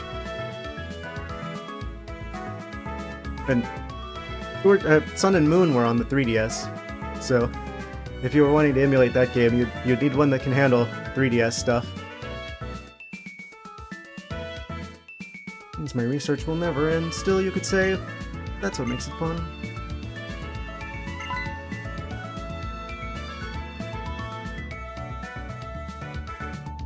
Who's this? Professor Junior Wife, it isn't Sky. Oh, the gym leader. Yeah, all the gems are different in this game versus the previous game as well. This is Skyla, she's Mistralton City's gym leader. Why are you surprised, Professor? I'd ask for a lift in my plane to cross Twist Mountain. Could you take me with you? I want to go to Twist Mountain. You can't reach Opelucid City by foot. Wait, what? That's different. We absolutely could reach Opelucid City by foot before. I guess we had to swim for it? You're right, but I have a quick favor to ask first. I want to look at Celestial Tower. You mind waiting till I'm through? Sure to always get along with all kinds of Pokemon.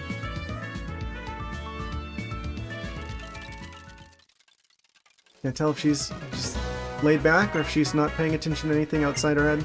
The apple sure doesn't fall far from the tree. What? What they mean by that? Did we ever meet Juniper's parents? Or is she like another Juniper?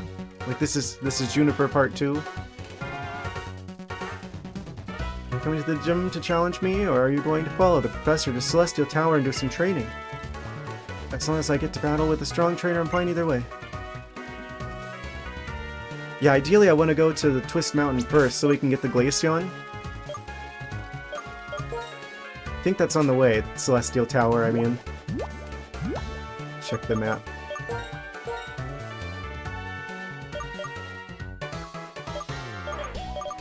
Ah, yeah. The cave goes up to Twist Mountain. I think we might have to go south. I'd play this game in mobile. I am not entirely sure. I've never actually played an emulator on mobile.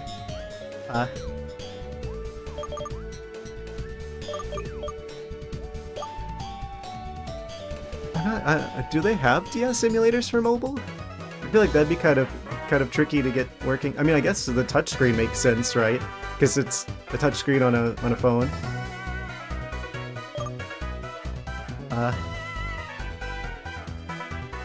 probably just need to take your legitimately obtained backup copy of this game, or X and Y, or whichever game it is that you're interested in, and open it up in the emulator on mobile. I couldn't recommend any, because I haven't personally had any experience with emulating anything on mobile. You can download it in Chrome. Interesting. You played Fire Red?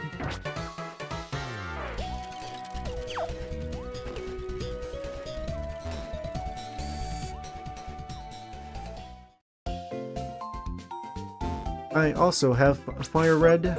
Played that back in the day on the Game Boy Advance. That was kind of a cool concept of them taking the original games and like updating them for like the Game Boy Advance graphics. I think that's how people typically prefer to play that game anymore. I know there's a lot of people who make like mods of that game, or ROM hacks of it. Skydrop. Don't mind if I do.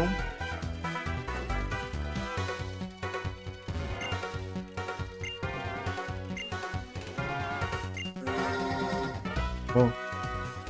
The ominous music again before. Funfest mission, Big Harvest of Berries has been added. They go on about berries and they don't offer me any. I see how it is. How do you set up this VTubing? Well, first you would want to get some VTubing software. I would recommend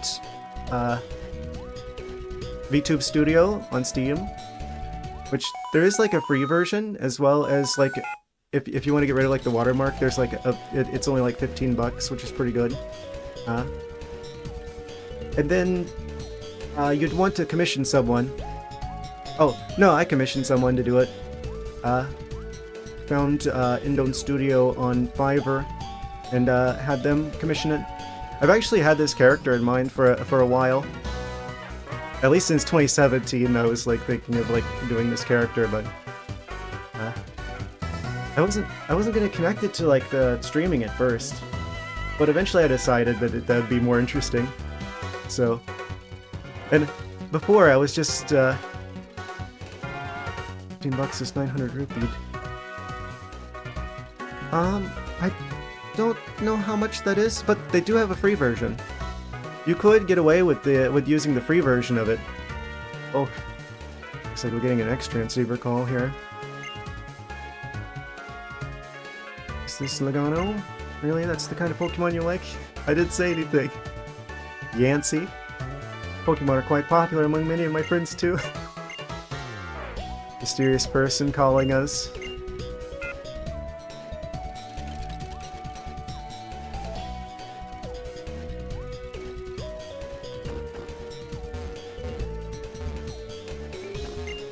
Gotta talk to everyone here.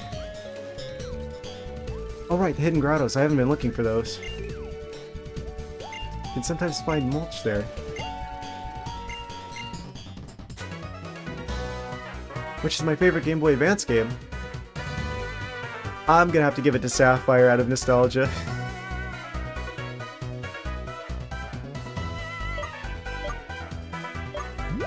Yeah, I can't not give that one to Sapphire. I know Emerald's technically the better version of that generation, but I just have a personal connection to Sapphire.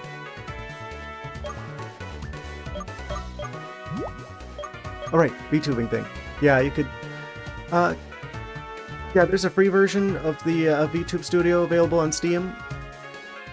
That's what I would recommend on a budget. It just has like a watermark, but you could probably like crop that out in OBS. And OBS is free. So that means the only thing that you'd really need is the VTuber model. And the software to make those is free as well. If you wanted to try doing it yourself. I have a suit or something. Even like a fursuit, like in real life? No, not at the moment.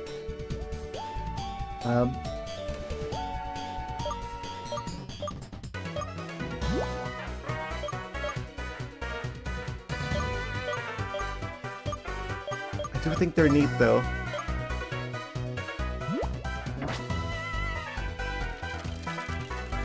Mulch is important for farms and fields. Mulch helps things grow. Alright, I was supposed to give that to him. I completely, like, blanked out. Where is that? It's in here somewhere.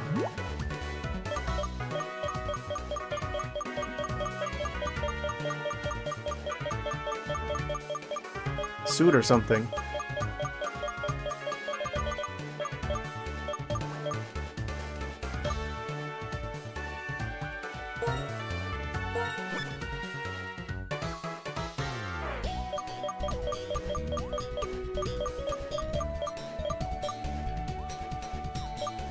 It is technically early morning here. Yeah. I do have the tendency to stay up pretty late.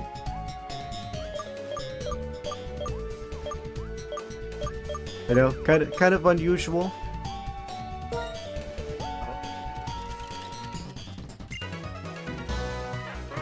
Yeah, I don't think I have any use for this, so I'll take 1,000 for that.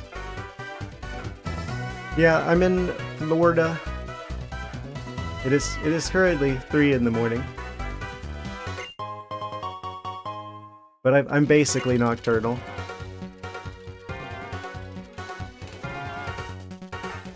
I guess technically my job is that I'm a game developer.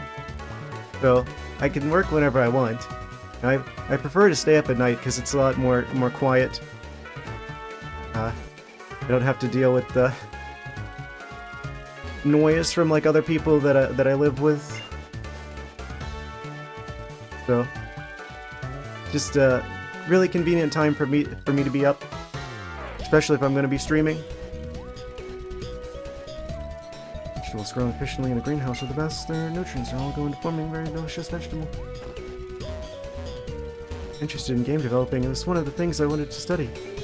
Yes, I would highly recommend checking out the Godot engine, because that is a good free open source game engine. It's actually a lot more powerful than people give it credit for.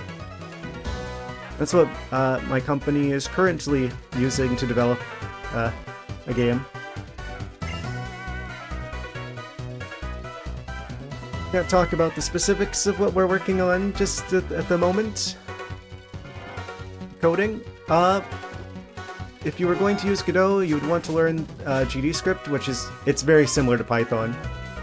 I would say generally, like, if you're new to programming, I would probably start with like Python because it's pretty easy to learn the basics and be able to make some useful stuff relatively quickly. And then that translates very directly to GDScript for working on like stuff with Godot. And +1, and in my school it's Java. Yeah, I mean, Java's not a bad choice. I mean, I know that there's a lot of software still out there that's written in Java, so it does work on a lot of things. I'll be honest, I kind of see Java as kind of being one of those older languages that people keep around because there's a lot of programs that were written in it, but I don't think there's a lot of new stuff happening in Java. But there's so much stuff out there that's written in Java already that they need people to maintain. So it would be good for, like, you know, job security to have Java. And really, after you get to a certain point, it doesn't really matter which language you learn because the concepts are the same. So it's just a matter of learning how do I do this thing in this other language that I'm using, right? Like, if you know how to write like a for loop in Java and you're like, oh, I need that in Python, you can be like, okay, how do I do that in Python? But like the concepts stay the same. So once you get to a certain point, language doesn't matter anymore. You just kind of use whatever the best tool for the job is. Any Pokemon can carry a person easily. Yeah, it is kind of funny. Like a small flying Pokemon, and they can just like carry you to another city. So yeah, it's hard to pick like a bad first programming language because realistically, if you're going to be going into programming, you're going to learn more than one in the end anyway. So I just recommend Python because it's like the easiest to like get something, like actually make something sooner than later. It's relatively easy. And then you can kind of go deeper into topics as you want to. And you get more comfortable with it. But it gives you like those successes like at the start that helps encourage you to keep going.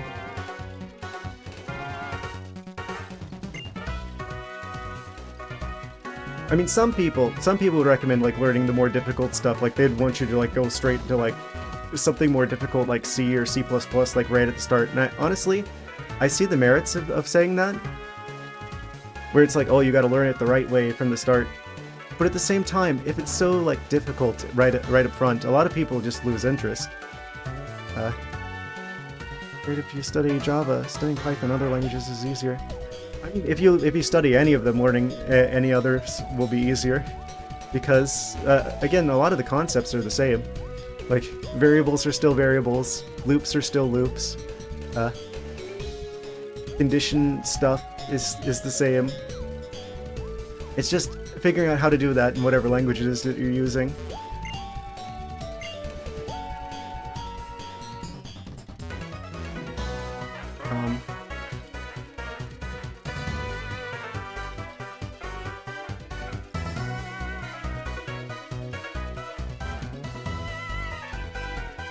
Currently think of S.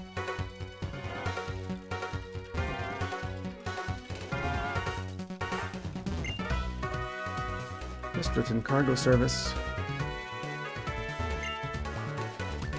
Mistralton's planes are now available for passenger service. In computer engineering, do cybersecurity. Well, I mean, we definitely, there's definitely a lot of jobs for that. Because everything is kind of on computers now. So, probably a pretty smart choice.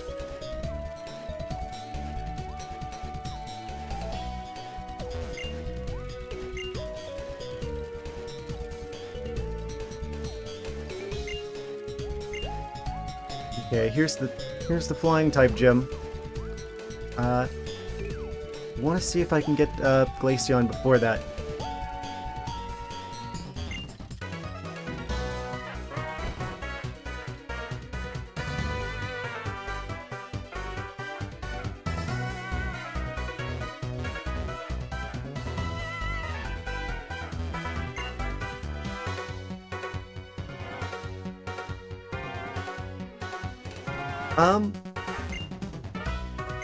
I did a while back.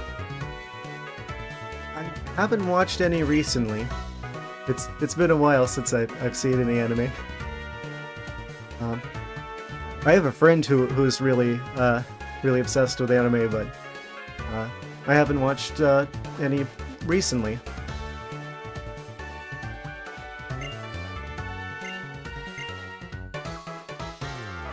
Okay, I think this is the person you trade for the heart scales with. City of the Skies, Mistralton City. Here's a souvenir. Sharp beak. Welcome to Bird Town. Here's your complimentary beak. Is your character inspired by something? No, I designed them myself, actually. Pokemon to hold a sharp beak. It increases the power of flying type moves. This particular snow leopard is my original creation.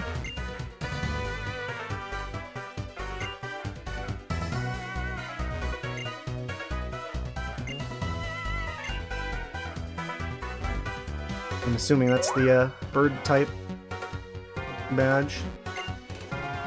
Flying or psychic type Pokemon with you? Oh, Amolga's with you. Let me get some luggage that's too high for me to reach. They say they brought back the dire wolves. Really, they put some Geans into regular wolves and made them slightly larger. Not to downplay how cool that is. It is really cool what they're doing, but they're not really bringing back dire wolves. They're making a new species that out of wolves that looks like dire wolves. Something to thank you for helping me. Oh, don't mind if I do. Yeah, it's really cool that they can do that. That the technology exists now. That they can just basically make a new species. Yeah, it's very impressive.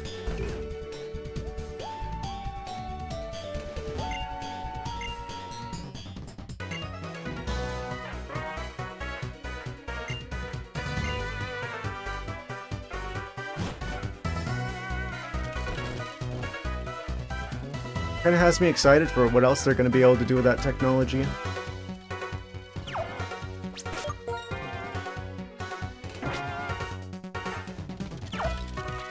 Is there any way I can go on to the mountain? Ice-type mountain.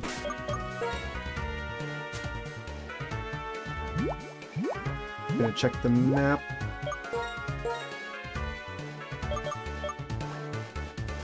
Route 7, Celestial Tower. I don't know if we can make it to Icer City. I think that's probably what we're gonna have to do, is go to Icer City and then head south from there to be able to get Glaceon.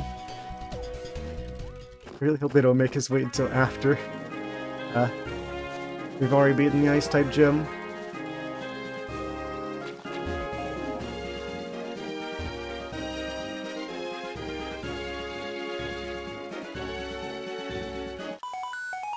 Oh, what? Extra receiver's rigging? Who could it be? Oh, it's our mom. Where are you now? Oh, Route 7, huh? That's amazing. How are you getting along with your Pokemon? I would say pretty good. Reason you can go to all these great places is because of your Pokemon. I am tremendously grateful for them.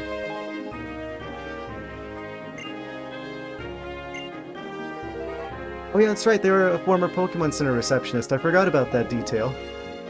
The lore.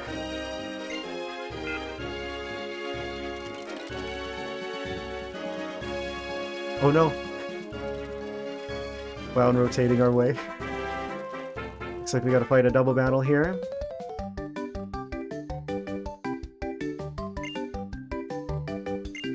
I just want to see if I can make it to Icer City, more specifically the mountain south of there.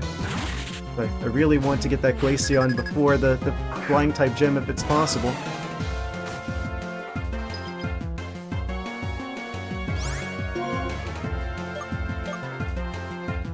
Let's see.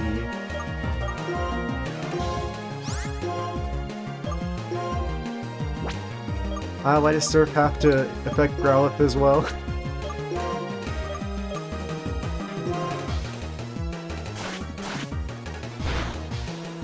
Yikes. That's entirely too much damage.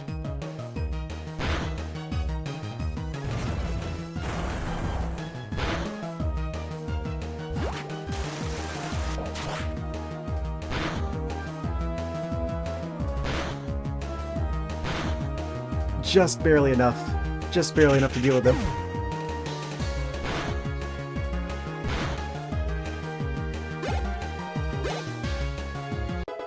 And Emolga hits 33.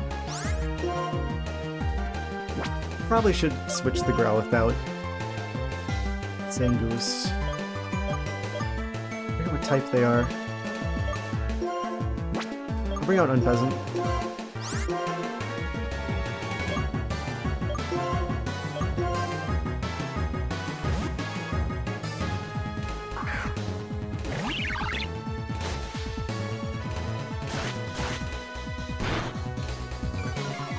It's gonna be kind of funny if we go up against the bird type gym with a very strong bird of our own.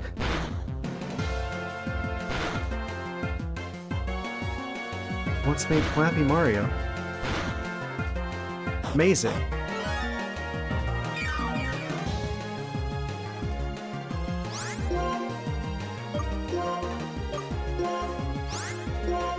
Yeah, I think that was the reason why they ended up having to take down the original Flappy Bird, was because they used, like, stuff from actual Mario. If they hadn't have done that, then they could have kept Flappy Bird up to this day.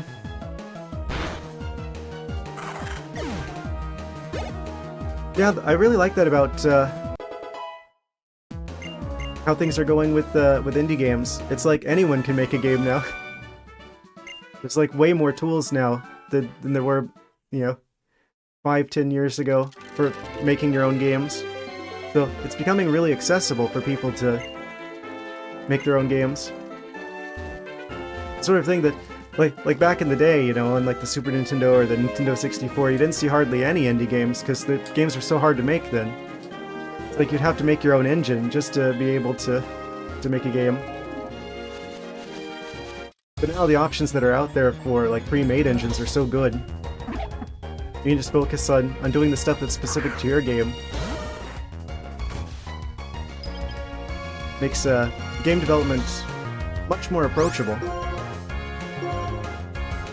Which is exciting because it means if more people can make games, it means we get more good games. Yeah, that's one thing I want to be able to do with this channel actually, is spend some time on like indie games. Like, show off some of the games that like people maybe... games that got overlooked, games that deserve more attention.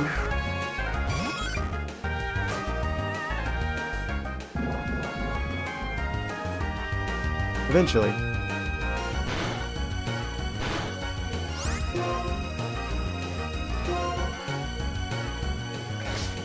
I say playing Pokemon.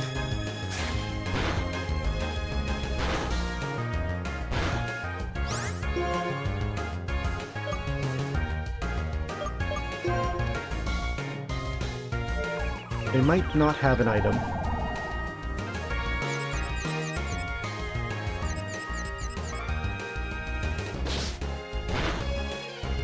Yikes. Okay, we need to switch the Eevee out.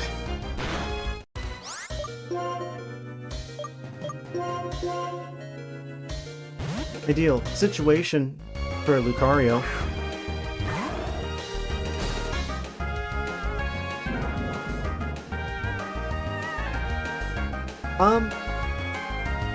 Technically I have. We haven't released it yet. We're still like at that phase of like trying to develop like the first like proper game that we're going to eventually release with the company I'm working with. What's Moyel?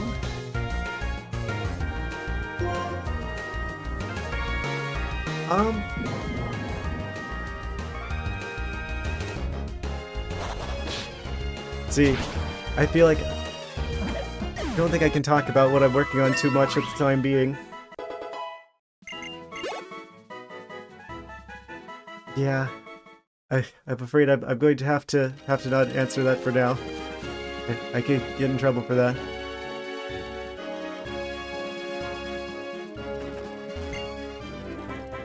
Twist Mountain ahead.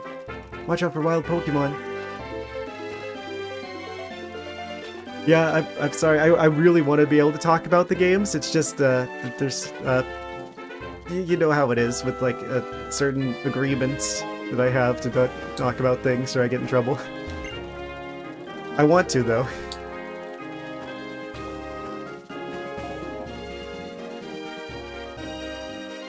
No, it's still a relatively unknown company, which hopefully we're gonna be changing sooner than later. But I mean, you know how that goes. It's it just depends on if people see the. It depends on how people like our games. If we can.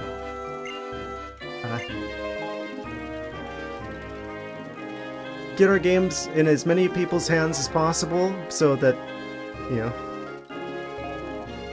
16-bit sensation if you get time. I've never heard of that, but I will make a note of that. There we go. Yes. I will look into that after the stream as well.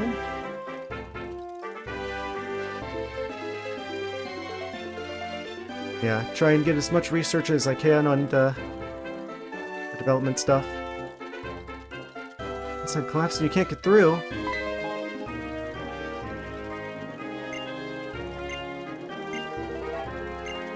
Oh no, it's the Snorlax I feared. Current I'm game developer going into 1990. Interesting. Yeah, game development was definitely a lot different back then. I mean, I wasn't around yet, but yeah, back then it's like games took a ton of people, and like the machines that we were running games on, like the consoles back then were, you know, much more limited with resources. So you had to be a lot more clever with how you use the resources. Like, that's why the clouds and the bushes in the original, like, Super Mario game, or like, they have like the same art, but like different color, because that way they could only, they could have like one sprite for both of them to try and save space. Stuff like that. Stuff that we don't have to do anymore because resources are good enough. But, I don't have to do that. But yeah, it was crazy back then from what I know about it, because like you'd have to know like the specific assembly for like whatever processor like the console you're doing a game for used. Like that would have been what? Would that have been like Super Nintendo starting? So you'd have to, if you wanted to make a Super Nintendo game, you'd have to know like Super Nintendo processor assembly. So it's kind of amazing we had any games at all back then. What's my role, the programmer? Yes, I'm mostly the programmer. We're small enough that I have to do a couple different things, but that's the main job I have, is that I am the main programmer.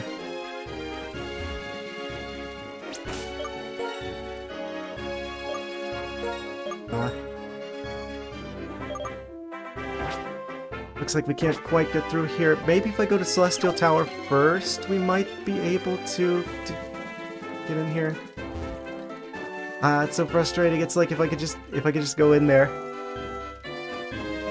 We could get our Glaceon, but they're not letting us through just yet.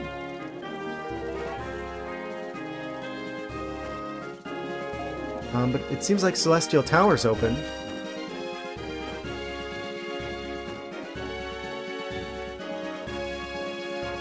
Potentially.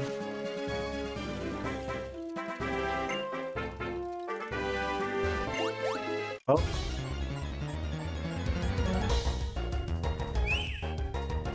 Surprise, it's fungus.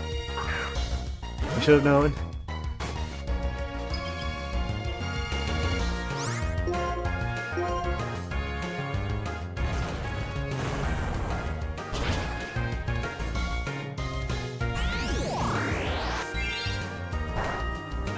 Oh, I forgot to heal. Maybe I should go do that.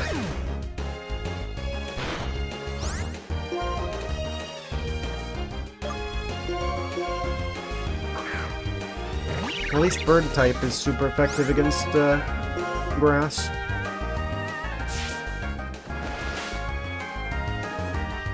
What is this? The mushroom is regrowing.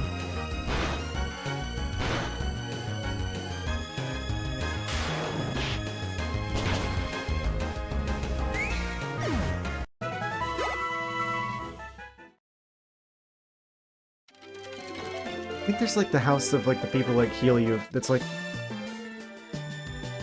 I've activated the trap card. I shouldn't have gone past all these traders, so now that they're gonna block me from going back.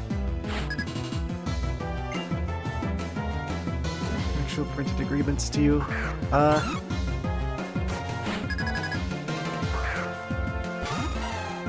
Technically, yes. That would count as a legal agreement, yes. Technically. Yeah, because we have an operating agreement, that would be against that. Not an NDA specifically, but that would be against the operating agreement.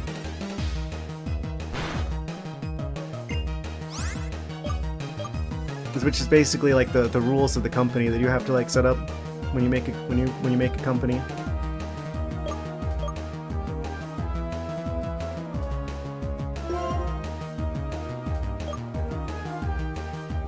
We're gonna send out Cinchino.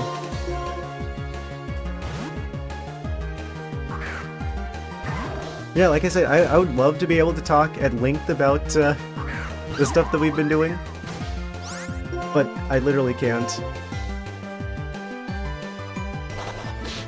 Because I am pretty excited about what we're working on, and eventually I want to be able to tell you guys about it.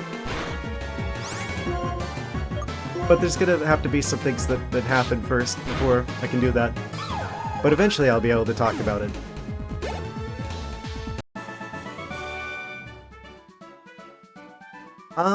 We're keeping the budget pretty small for the time being.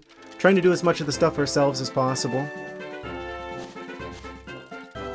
We got me doing programming stuff. I have a friend who's a writer. I have...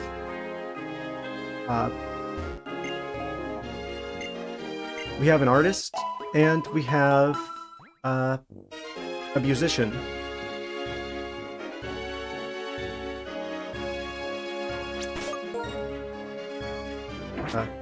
At least those are the main jobs of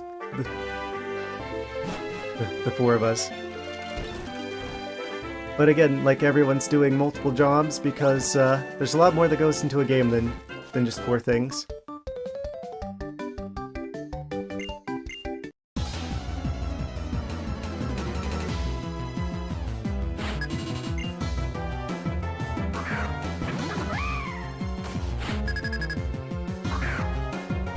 Yeah, the main thing is that it's like hard to get enough art. It's like a lot of people think, okay, I want to make video games for a living, so they learn to be programmers.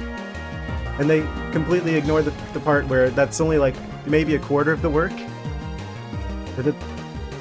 The art and the music and like designing like the UI and like all this other stuff, sound design, the writing for the story, like there's a lot of stuff that goes into a game besides just the programming. I'd like to watch the stream with at least 80% of your attention. Fantastic. Welcome back. We've made it to Mistralton.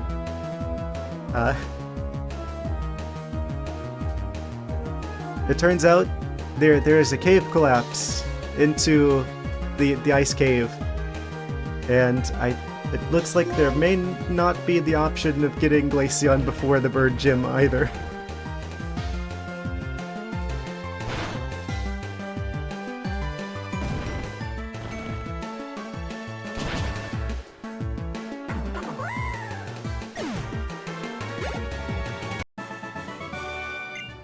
What?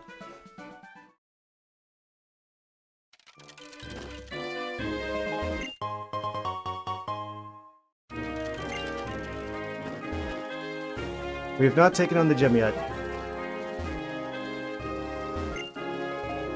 Celestial Tower. So if we want to get like the ghost type shenanigans going on.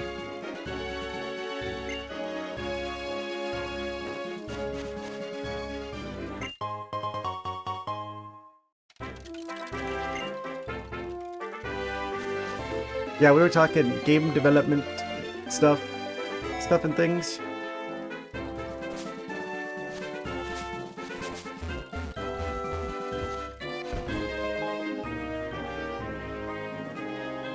Okay, I think these people heal us.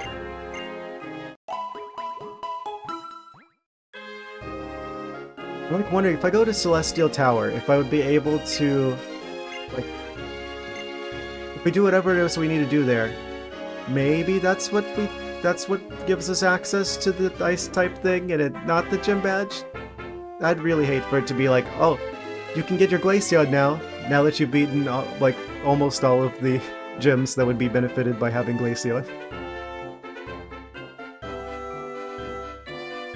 For about 30 years after that, those 2 Pokemon kept it calm and quiet. Show them to you. This is Tornadus. Oh, they're showing us. Oh yeah, that's the one that we couldn't get because they're in Pokemon White instead. And you need both of them to get Landorus. Those who quieted the others is known as Landorus. Feast your eyes. Amazing. There will be dragons. Yes. At the very least. It would be very useful to have Glaceon to help defeat the dragons.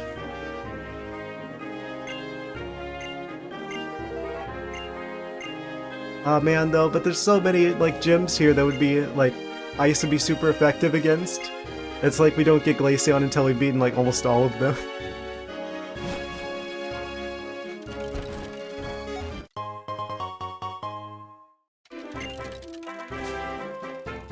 The game's trolling me.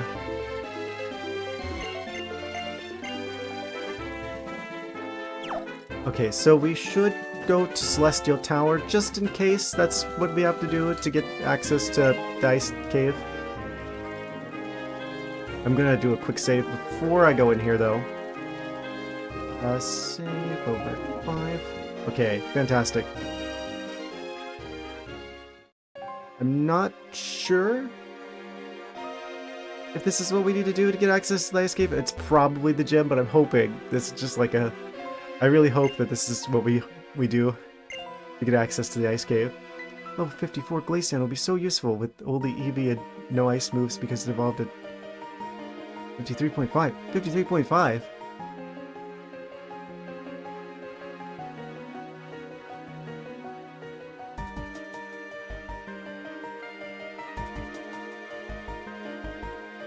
What? Are you saying I should evolve the Eevee sooner? Or I should wait? When you ring it, it pleases the spirits.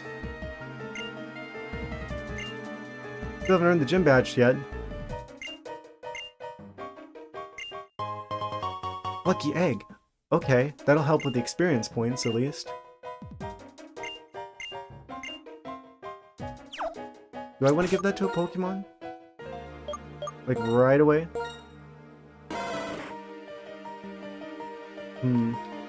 I think we're doing pretty good money-wise. Way too much about the nonsense I say. I think we're gonna get plenty of experience anyway, just having them out in the lead.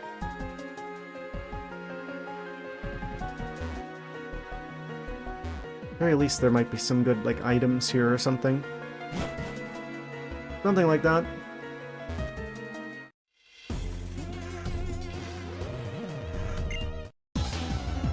Actually, what level are these trainers gonna be? Could be a problem if they expect us to have beaten the gym already. I got Masharna. I wonder if the Elite Four is gonna be the same. Comfey or Clefable? I'm gonna be honest with you, I don't even remember what Comfey is. Comfey. They're level 36.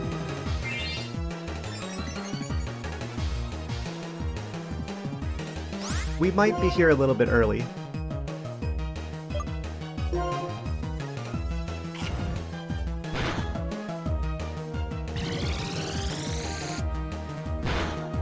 Yeah, maybe we,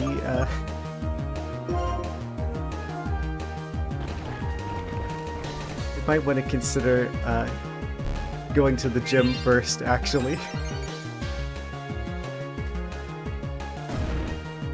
Oh, crown made of daisies, fairy Pokemon.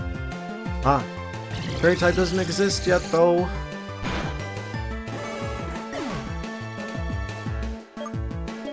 Well, that's not good. Amolka's got a Dark-type move. Wait, no, they had a Dark-type move.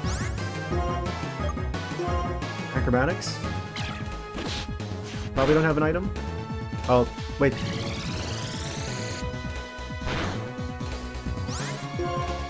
Okay, we're gonna do Volt Switch.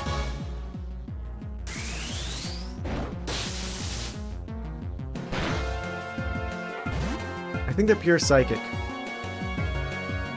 Yeah, I've got the Emolga on the team because I realized the Grass-type starter is not going to be very useful against the Bird-type gym leader. So I'm like, let's get an Electric Squirrel to help us out with this one instead. Just for one gym. They're going to be a lot more helpful than the Grass-type because, yeah, the birds like to peck at the grass. Also, I'm realizing I probably ought to give the beak to the bird. That seems like something they would want to have. Flinched. Nice. Okay. That's doing, like, nothing. They're 6 levels above us. No, Eevee, don't be snoozing. First they snooze, then they lose. Turn 1 sleep. They're going for Defense Girl.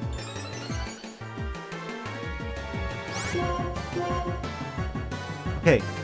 Awesome. Yes, it was 1 turn sleep. And we flinched him again. Okay. Thank you, Eevee. They dodged the hypnosis. Quick attack. Well, that was lucky. And Emolga hits 34. Don't want to learn Light Screen. Tempting. Very tempting. Not gonna do it though. Yeah, if I was gonna fight other people online, then probably Light Screen would be a very good choice. But considering we're just gonna be fighting NPCs, I mean, I don't know what the Elite Four are gonna be. If they're gonna be like the same as the previous game, where they're like 3 out of 4 of them are like special attack types. We'll keep our old moves. We're not going to have Emolga for that anyway. We're going to swap them back for the Grass Snake after this. And I mainly have them for electric coverage, so I kind of want to keep that.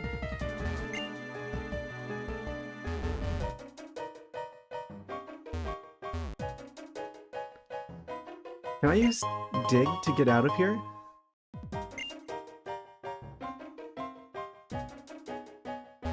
Gonna dodge some of these trainers. There's not gonna be like a legendary Pokemon at the top of this time around, is there? Yeah, I was starting to get the feeling that I probably should go deal with the gym leader first, actually. Can't use that here. Okay. Fair enough. I guess we'd need like a Abra with teleport or something to get out of here.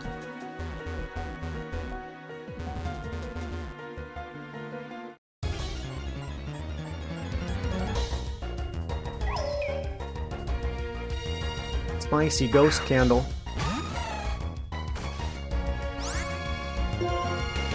Yeah, I guess we gotta fight Skyla. I want to see what her gym's like now, actually. Because they've changed all the other gym challenges, so, I mean, the previous one, you know, they had, like, the cannons. So I wonder what the current gym is gonna be. Like, what the gym challenge is gonna look like.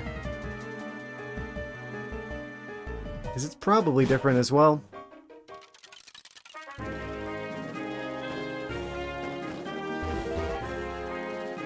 At the very least, we... Oh.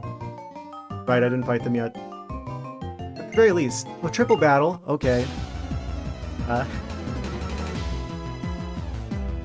want to fight at least the first trainer there, just to see what we're working against here. We might want to consider actually fighting these random trainers in the area. Double Ducklet.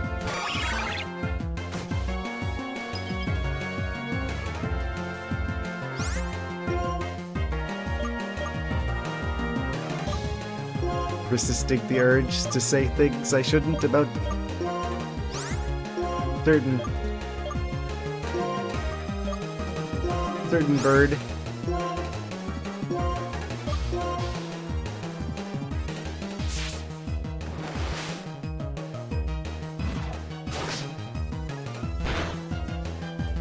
Eevee, no.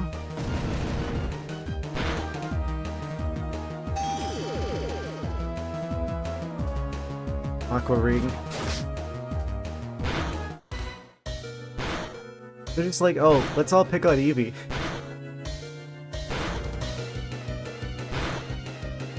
He's like narrowly surviving with like 1 HP.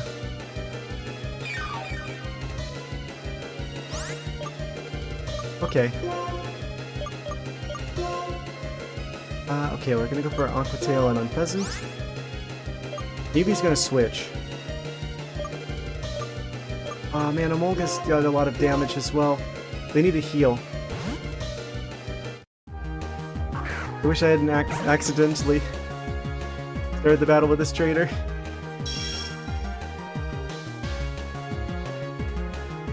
We're gonna be using an awful lot of items here. You can feel it. Just hope Emolga survives like this turn. This is like the perfect matchup for them.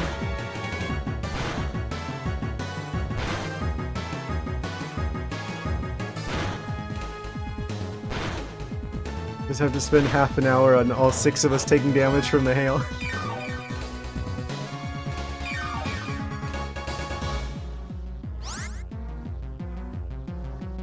Okay.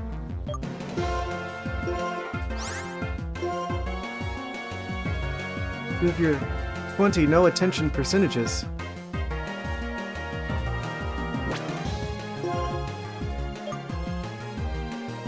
I didn't say anything about Ducklets. Ducklet is a perfectly agreeable Pokemon. No, of course not. I would never do such a thing. What? Come on, you know me. When have I ever said anything bad against Ducklets? I mean, that'd just be silly. That'd be absurd.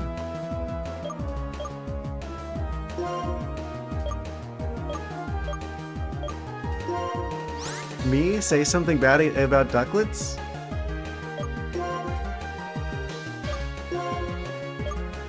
Can't even imagine.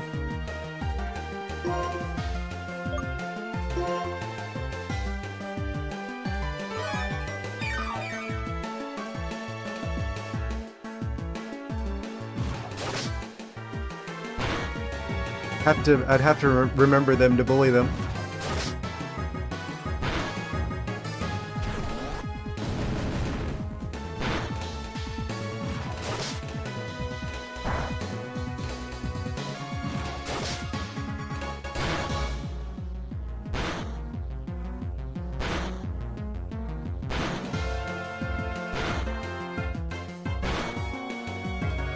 Oh, water under the bridge now.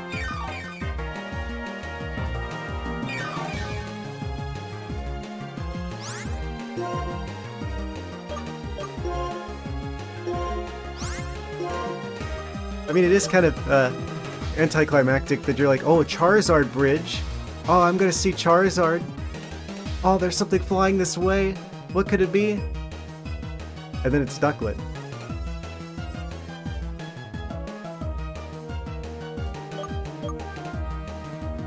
Oh, but then you're just like, oh yeah, it's even better than I thought. Yeah, because it's Ducklet. Everyone likes Ducklet.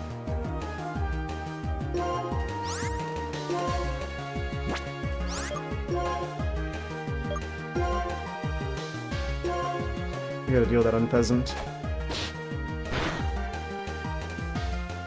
Black and White Advanced. No, I haven't. That's news to me.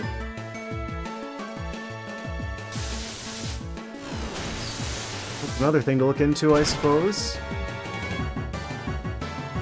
Noted. I'm assuming some sort of ROM hack for like making Pokemon Black and White work under Game Boy Advance. That's what it sounds like.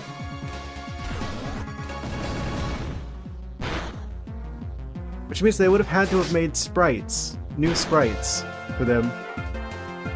But Black and White Advanced. Huh. Nah, that sounds interesting though.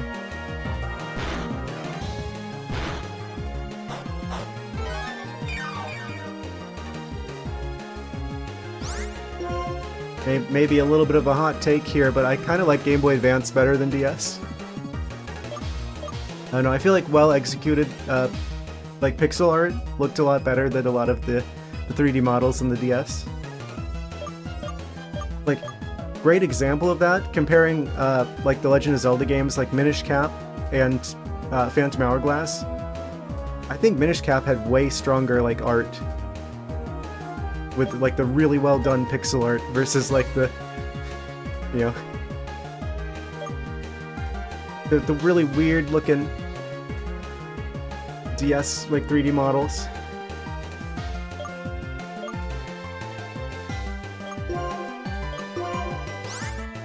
GBA has such a nice shape as well. Yeah, especially whenever you got like the Game Boy Advance SP, where it actually has like the backlit screen. I actually have two of those. I have the Pikachu one. And one of the classic blue one as well.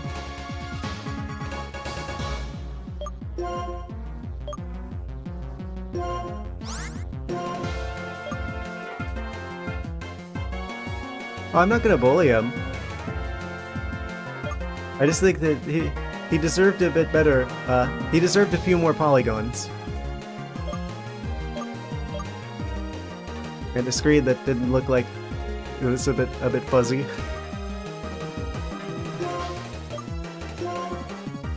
This is gonna be 4 times super effective against Ducklet. Translucent purple thingy.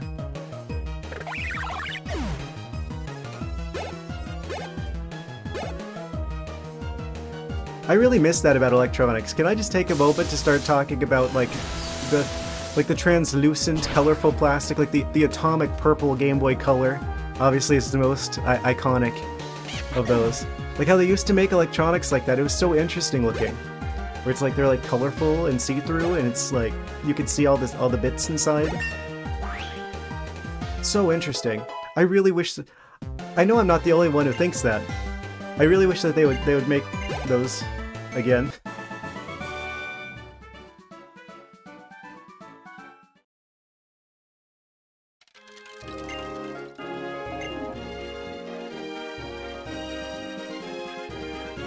Yeah. Such a bold design choice. I am not trading my Emolga for whatever that is. Gigalith? What, is that like permanently Dynamaxed Growlithe or something? I don't remember. It has Lith, which means stone, and I don't want... Well... I mean, that would be effective against Skyla, but I kind of want the Emolga. No. I am keeping my Squirrel. Get your own. Oh. We're very popular today. Ah, it's Yancey again. Again, I didn't say anything, Yancey. I think you're hearing voices. Really? That's your way of spending the holiday? I wouldn't have guessed that.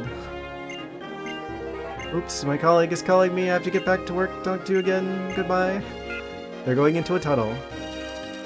You bought Oracle of Seasons, not knowing that you cannot play it on the good old Game Boy, but the GBA was just released, so I skipped the Game Boy Color. Yeah, it's wild how fast those consoles, like those handhelds, came out. I swear there's like a new one every year. That's what it felt like back in the day. Recommend a good Pokemon game.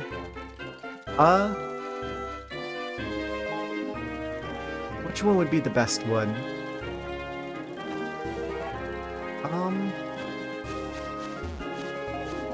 I don't know which ones you've played already. Yeah, Heart Gold, Soul Silver. Hard to argue with that one. Yeah, those are pretty solid.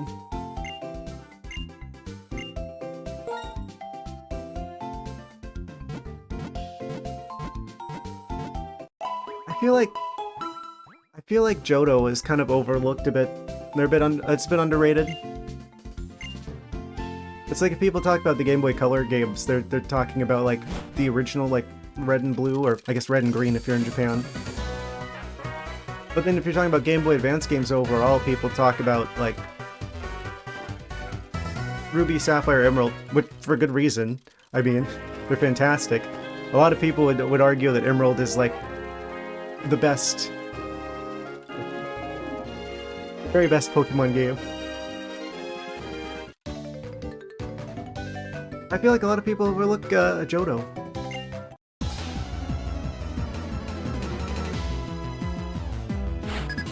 So naturally, Heart Gold and Soul Silver would be the best way to play those.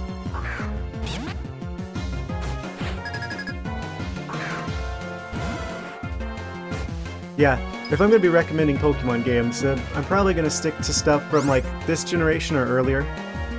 I haven't played X or Y yet, and I haven't played Sun or Moon, so don't know how good those are, but if I'm going to be honest, I'm not as big on the Switch Pokemon games. I feel like both of them have... They could have used a little bit more development time. You know who you can find in Johto? Furret. All the Furrets. Knowing you, probably Corsola. Of Corsola.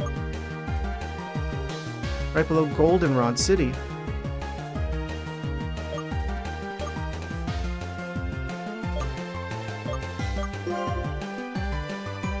Oh, Corsola.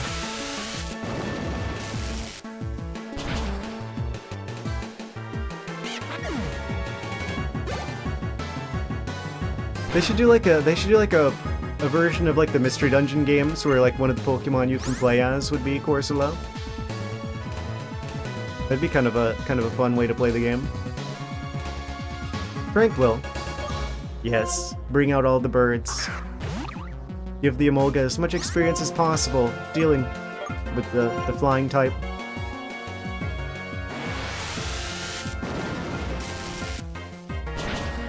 Squirrel is specifically on our team.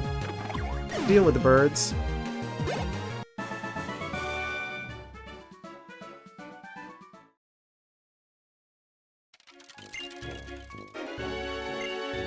I know they're never going to do this, but I think it would be amazing if you had like a Pokemon Mystery Dungeon game, but you could pick any Pokemon, at least any of like first evolution Pokemon. At some point in the story you can switch the party leader anyways. I think so. The only one I ever actually beat was Red Rescue Team. I did that on stream actually.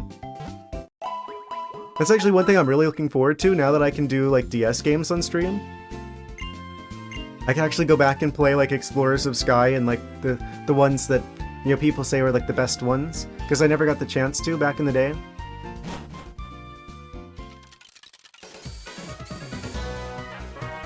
Yeah, I only played the Red and Blue Rescue Team. I actually have the remake as well on the Switch for the Rescue Team games.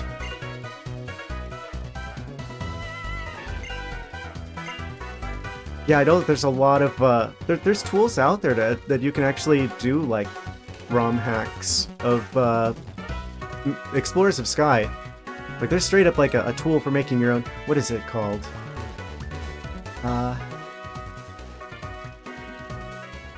I forget. There's, like a program that you can use to, like, practically make your own Mystery Dungeon game. Yeah, starters do get a lot of attention. What is it called? I can't remember. Sky something.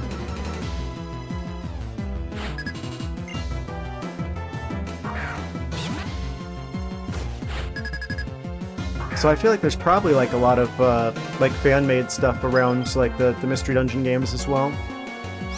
I don't know why they don't make another one of those. I guess they just don't sell well enough. I'm pretty sure that the remake for Red and Blue Rescue Team sold over 1 million copies.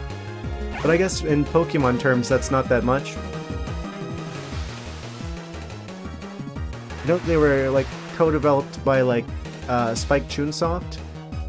I don't know if they still would do Pokemon games. I guess if Nintendo paid them enough. I just don't understand, like, why... it feels like they're popular enough that you would think that they would make them. They'd make another Mystery Dungeon game at some point.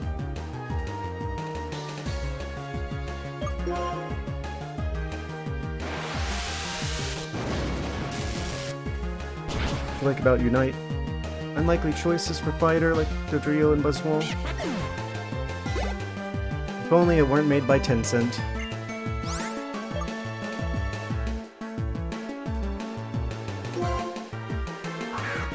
I don't know.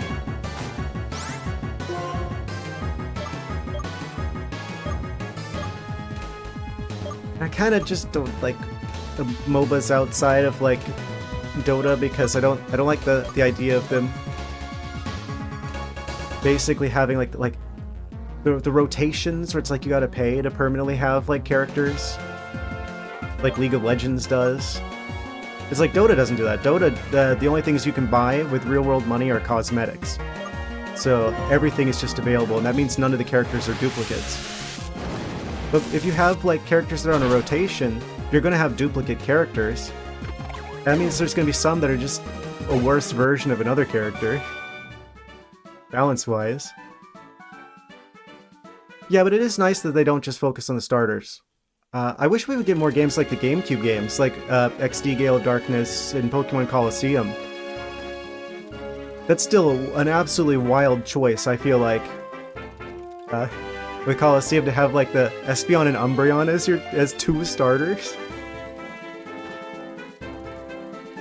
Insane.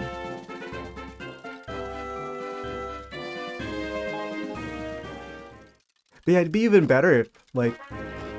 What I'd like is if we had like a Pokemon game. They're never gonna do this. Wait, what?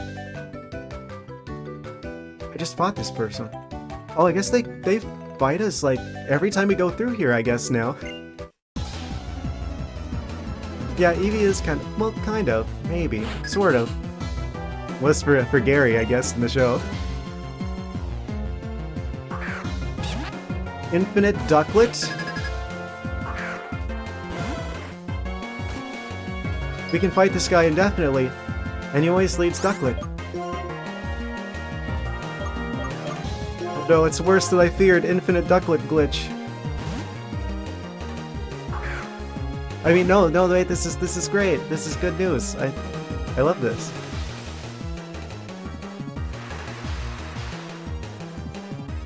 Yeah, and Let's Go. I don't know how the Let's Go games were. I didn't play them personally, because it seemed like they were mostly there to act as a stepping stone for people who were like introduced to Pokemon from Pokemon Go, to like bring them into like normal Pokemon games. That's kind of like the vibe I got from Let's Go. Mocha's 36.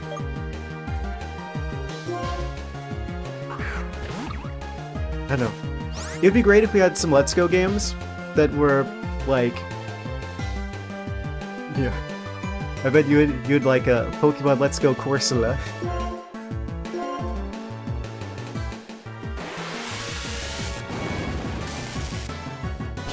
No. I wish we had a Pokemon game where you could actually like pick more than just the typical starters, right? Instead of just have like the grass, the fire, the water. Maybe just have like some like a random selection of some like lower level first evolution Pokemon. What Pokemon is currently in the Pokeball Plus controller?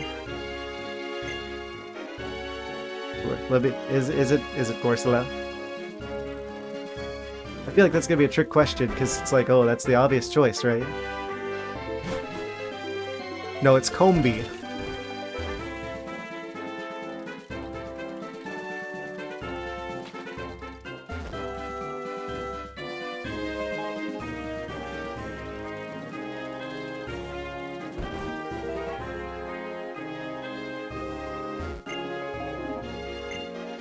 And in your Pokewalker?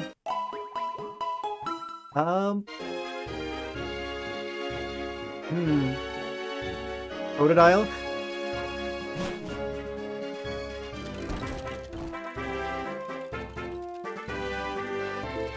Does this game have GBA?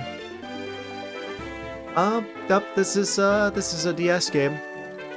So, at least in terms of actual, like, official Nintendo, Pokemon Company games, not these are for the DS. I think was the DS Lite out at the time that these came out? I forget. Greg. Sunflora. There's a Pokemon you don't see often.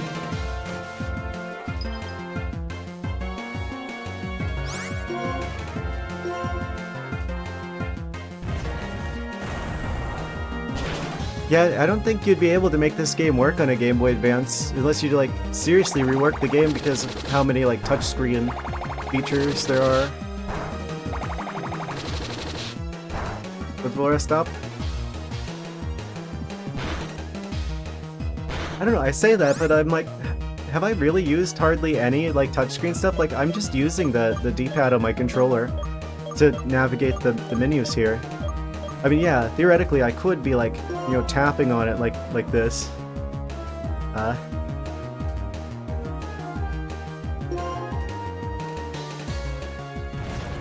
Which is a mouse in my case. It's surprising, this is the second DS game for the like Pokemon DS game, and yet it doesn't seem like it uses the touchscreen all that much, actually.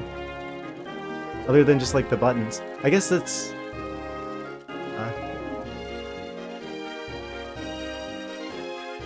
there's like side features. What's the full form of DS? What does he mean by this? Fire Red Leaf Green for you because they're remakes of first games. Yeah, generally the most agreeable way of playing the games. Definitely a lot of quality of life features compared to the original Game Boy Advance versions. I don't know what you mean by the full form. Like, what is the final evolution? GBA is Game Boy Advanced, what about... Oh, you mean like, what does DS stand for? That's just how it was marketed. I'm pretty sure it's dual screen, because it had two screens. That was like the big thing with that, was there was like the touch screen below and then the regular screen above. So all of the DS's had two screens, so I think it's dual screen. But it was just like marketed as the DS, like that's just what they called it.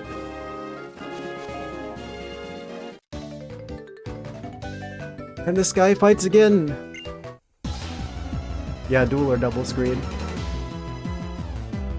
Which is weird, I wonder if they like changed it regionally depending on like, you know, other languages probably have different words for when there's two of something.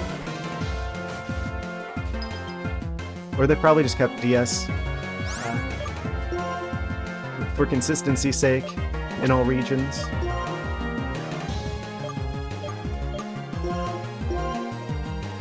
I mean, English is the most popular second language.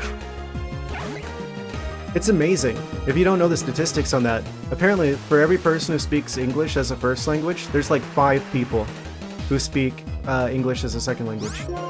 Like the majority, like the vast majority of people who speak English speak it as a second language.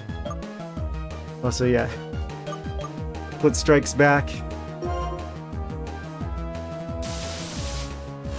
If I walk through it here again, we're gonna get Ducklet 2000.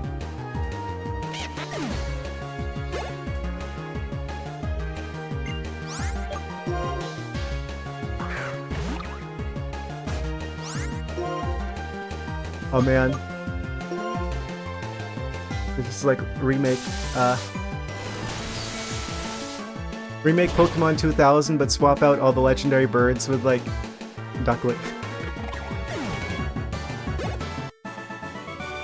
And then Lugia comes out, except it's not Lugia, it's Swanna. Like a really big Swanna.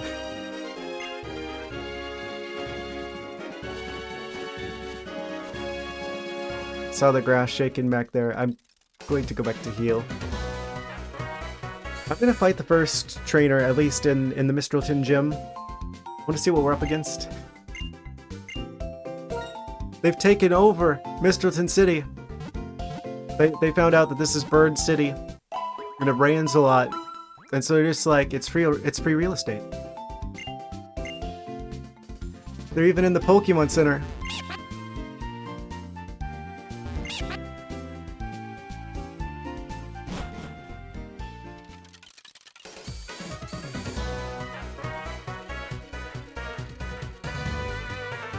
It really is karma, huh?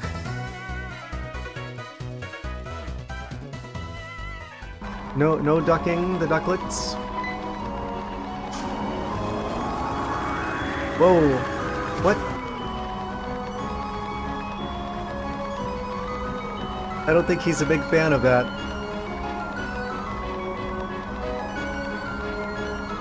Man, someone should do something about the draft in here.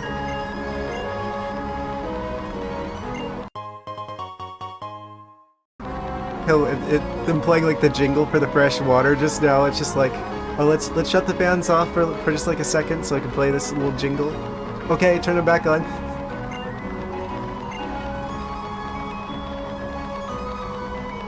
The gym is a wind tunnel. The propellers in back start spinning quickly. You'll be blown away like a certain someone just was. When you think the wind will blow, stay hidden behind a wall and wait for it to stop. Flying-type Pokemon have more weaknesses than you might expect, including Rock, Electric, and Ice-type moves. Yeah, I'm pretty well aware of the Ice-type one, but I'm not allowed to have yet. Which is wild, because I'm pretty sure we had access to Ice-types before this point in the previous game. Yeah, I mean we had the cold storage at the very least. Not this game.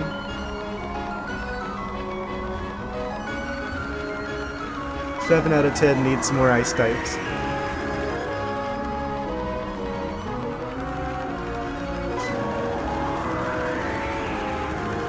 I do like this challenge better.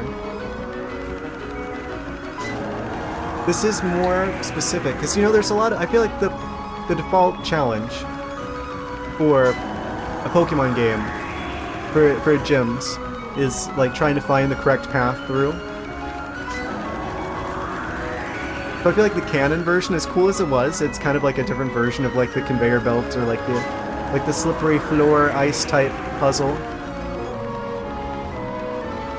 This feels a lot more specific to a wind type, or to a flying type.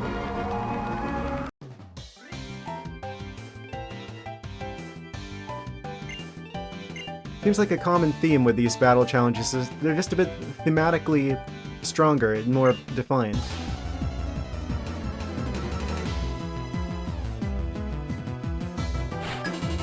It's got one Pokemon, Pilot Flynn with a Swoobat. 37. Okay, that's a lot of Swoobat. A little bit concerning. Clearly, Emolga can handle it though. Just the electric squirrel for the job.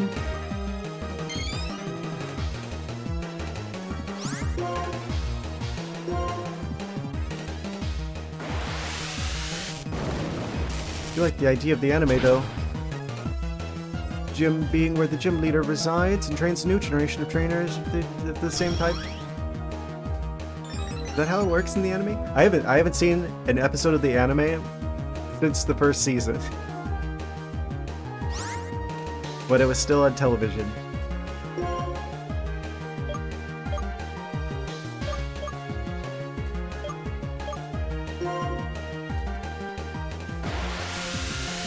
I actually still have some of the tapes. And I don't even know if I have a way of playing them now. They don't exactly make VHSs anymore. They literally can't. Like one of the parts that they need to make VHSs, no one produces it anymore. So the amount of VHS tape players there are in the world is just the amount that there's going to be. Think about Erica's gym. Oh no!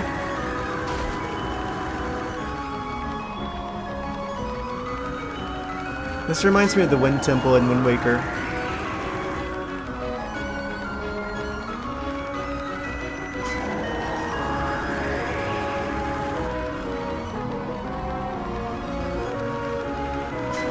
Erica's gym.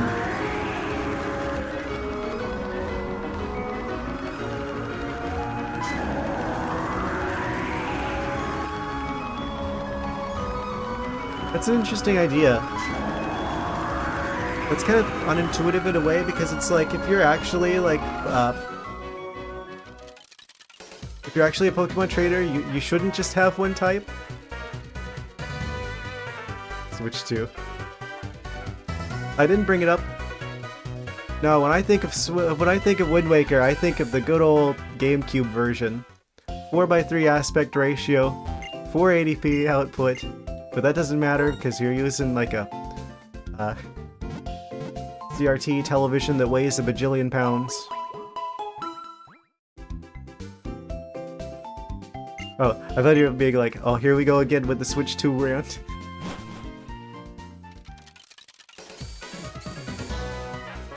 I feel like there's more, have the Ghibli effect affected America? I think I've heard of that. I don't remember what that situation is about. Something about them using, like, AI generating stuff that looks like Studio Ghibli? I don't know.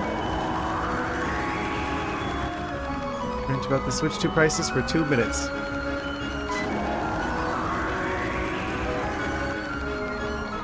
I just don't think it's going to end well for Nintendo, them raising the prices like they have been.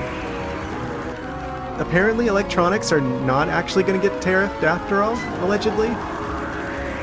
So I don't know if that's actually going to affect the Switch 2 prices. So, at least here. So if they do raise the prices, then that's totally on Nintendo if that's the case. I did watch like a video the other day that was talking about the price of the Switch 2 tutorial that you have to pay $10 for. It's like, I completely forgot that Wii Sports was free and came with the Wii. Yeah, it's just that in every reel you come across for the last month in India, it's about people using ChatGPT to make their photos to Ghibli Studio. Yeah. I thought that's what that was. Yeah, I've heard people talk about it. I guess I don't, I'm not in any particular circles that, like I haven't seen that personally, but I'm pretty sure it's happening here as well. I mean, stuff that happens on the internet pretty much affects everyone at this point, because, I mean, we're all using the same internet. Yeah, I mean, I like the style, which is why I think it's kind of disrespectful when it's, the actual Studio Ghibli people clearly are not happy with this. It's like people spend like a lifetime perfecting the craft of making stuff like that. And they're just like completely throwing away the process to get like instant results that look like a soulless version of like Studio Ghibli stuff, but it's just, I don't know, it's disappointing. I'm not gonna say all AI is bad, but I will say I've yet to see a good use for generative AI. I don't know, then again, generative AI, I mean, if you're using that for like, I don't know, maybe like reference images or something, like, you should basically never use like the output from generative AI for anything. It's not good objectively. Like, you can't trust it to get the facts straight. But at the same time, it's not going to be as creative as a person either.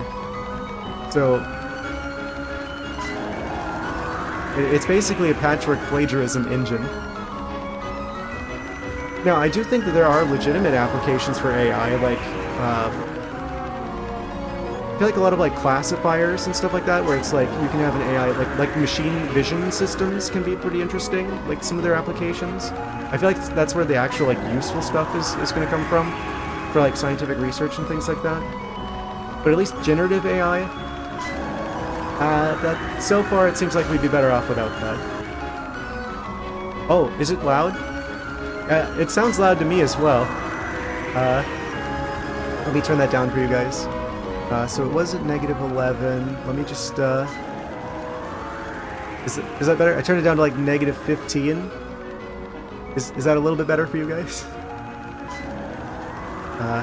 Trying to fix that.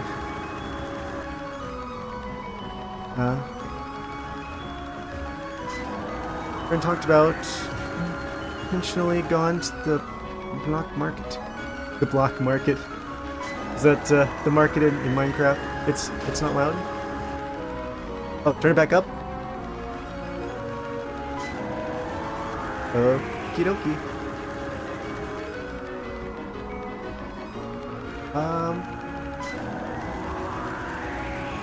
Who traded? I know, right? You'd think that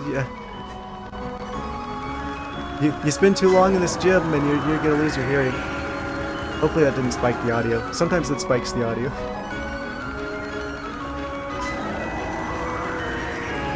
Or hopefully it didn't. It may have. If so, I'm sorry.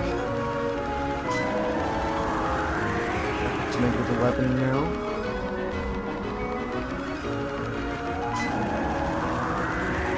There is a bit of a breeze going in here. How are you going to be training bird types in here? Wouldn't they just be immediately like flung against the wall?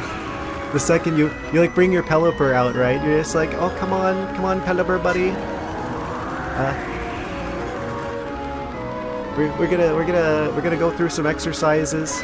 You throw your Pelipper out, and they immediately get launched against that wall over there.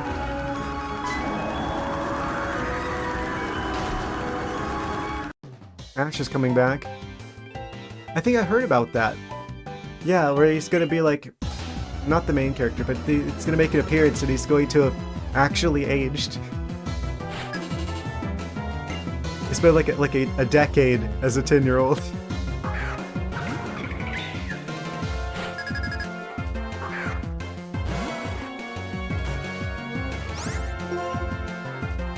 Amazing.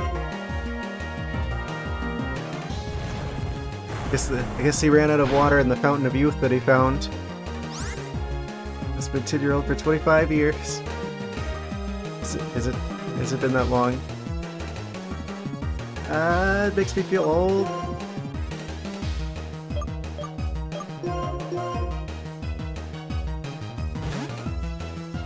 At least 2 decades. Like a time lapse of me just like shriveling into a raisin in an instant upon hearing this.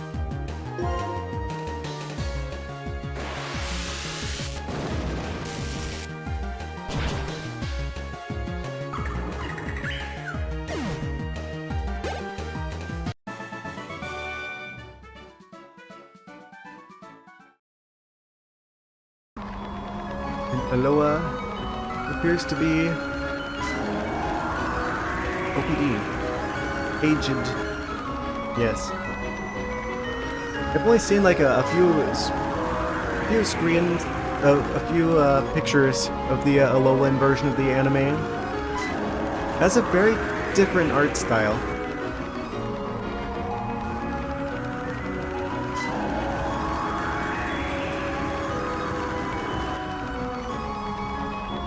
Speed, spinning. Followed by high speed winning.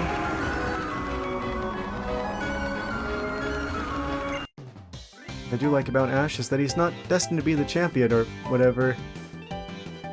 For the sake of the show, he does lose sometimes. True. I feel like it'd be really boring if he always won.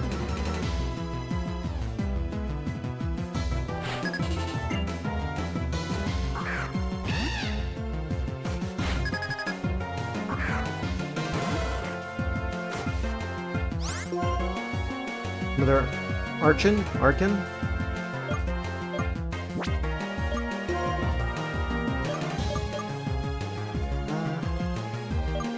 Probably don't want to bring out the Emolga. This is probably an Azumarill situation actually for that rock typing.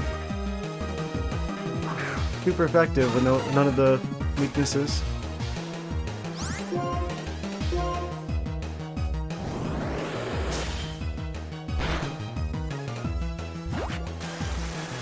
We haven't got the fossil yet. I was in the relic cave, whatever it was, the desert resort. We went to desert resort earlier, but it didn't seem like the fossil person was there, and we don't even have access to Nakreen City yet.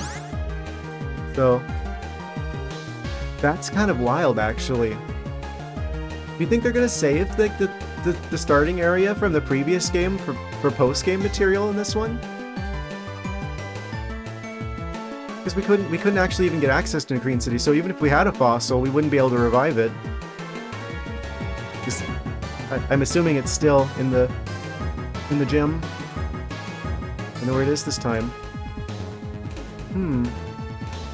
Amazing. I don't... Wait.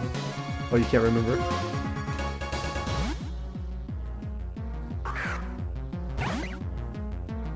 Surprise tool that'll help us later. Fashionable green unpheasant. Green and pink. Watermelon unpheasant. Unova wasn't your favorite place to be honest? Yeah, I guess it was more like controversial when it came out. I don't know what it is with Nintendo games. Like aging well, but whenever they first come out, like people are like, oh, it's not as good as the other ones.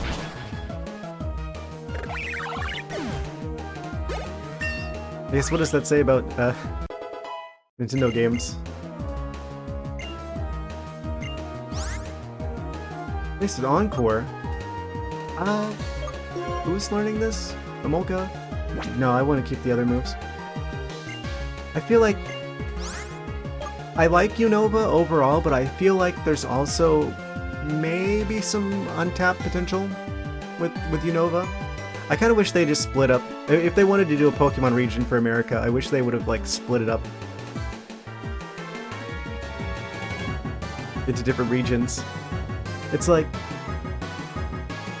each state in the US is like the size of a European country. So it's like instead of doing like a separate Pokemon France, Pokemon Spain, etc., it's like if they just did like Pokemon Europe and just kind of like mashed the whole thing up.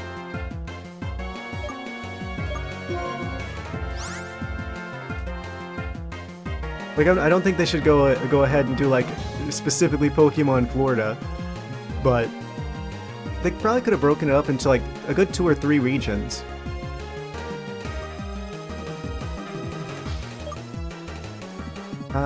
Give up on Encore, you don't need that, Amolga. If you'd ask if there's a region that I might dislike, my answer would not be Unova.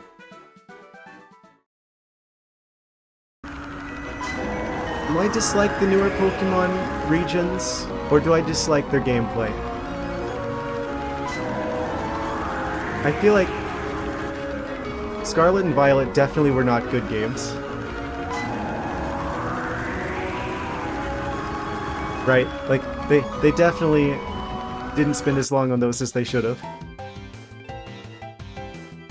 And they've once again not done open world right, in my honest opinion. But does that mean I dislike Paldea, or do I just dislike the design philosophy of Scarlet and Violet?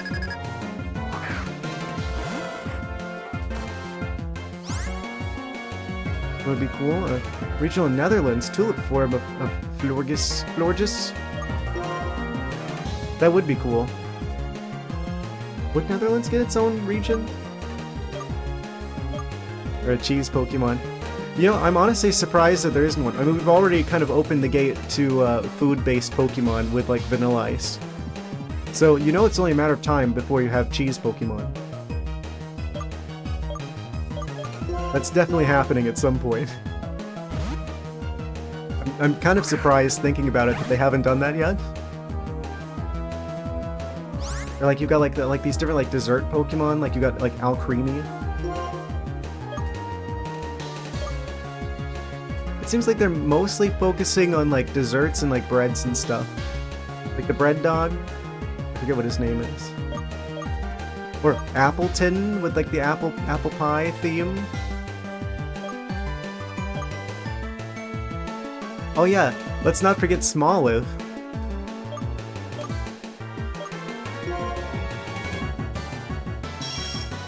I have a feeling Amolga's gonna sweep this gym for us. In the same way the bird allowed us to destroy the previous gym, allowed us to just absolutely bulldoze Clay. I have a feeling Amolga's gonna be that for this gym. Mistralton.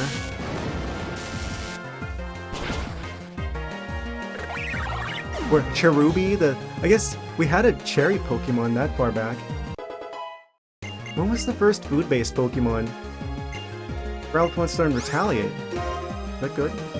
Normal type. 70 power, 100 accuracy. Gets revenge for a fainted ally. If an ally fainted in the previous turn, this attack... Oh, it has to be the previous turn? Oh. Yeah, no thanks. It was just like a total... Like, it was like multiplied by the number of fainted other Pokemon. That might be worth considering, but if it's just specifically a Pokemon fainted in the previous turn, not very good. Cherry Pokemon that evolves from fruit to blossom, lol. Yeah, I wonder if they were like... Who was technically the first food Pokemon? Did we have one in Gen 1? In Kanto? I don't remember.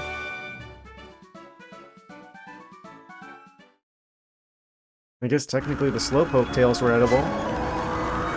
Apparently. Nintendo would never do that again.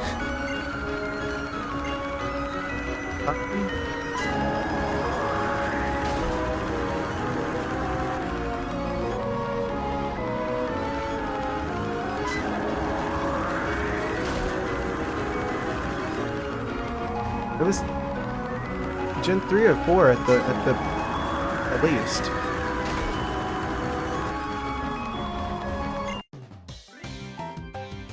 If you can beat me, you'll be able to face the gym leader. Too careless if you think that... Oh my gosh, look at what's ahead of us. The catwalk there with the... I mean, to be fair, if anyone's going to be able to deal with the catwalk. But yeah, that is that kind of looks like the walkways from the harbor in Super Mario Sunshine. A little bit. There's like all like the walkways up above. Don't let your guard down.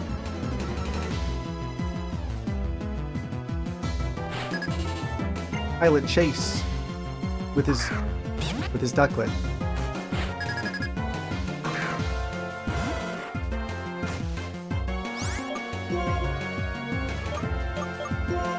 I probably deserve this.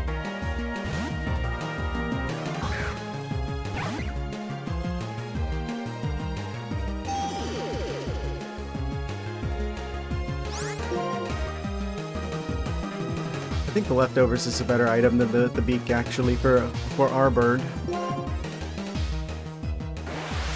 It can be a little bit more tanky. At least this is 4 times super effective.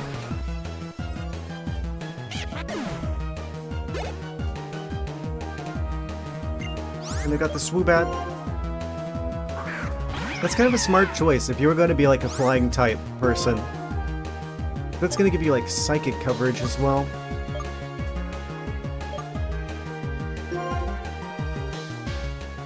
I don't think they have that good a defense though. Especially not against electricity.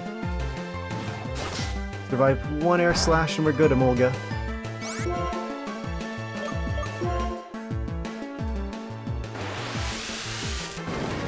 Chillerita's German name is Indivy, named after a salad plant. Yeah, Indives. Which I don't know what I've heard of them, but I don't know if I would recognize them if you showed me a picture of them.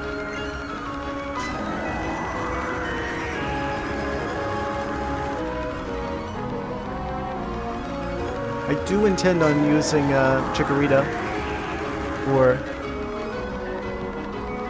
ZA. I feel like a lot of people are. I feel like so many people have been like, you know, bad-mouthing Chikorita. Like, oh, you're the worst starter. Oh, no one likes Chikorita because they're like the worst starter.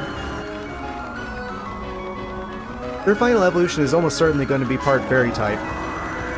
They're going to probably do. There's going to be Mega Evolutions in ZA. So they're probably going to give them the same treatment they gave Mawile, where it's like, oh, they used to be a Pokemon that like no one ever used.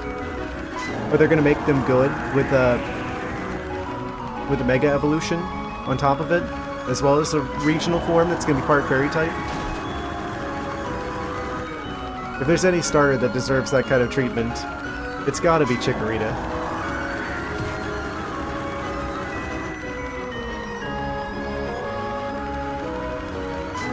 It is like pretty consistent. Like, people tend to assume that the worst starter type, or the worst starter Pokemon, is Chikorita. That makes me sad, because I like Chikorita. Honestly, the generation I have the hardest time picking a starter is Johto. I like all of the starters in that region.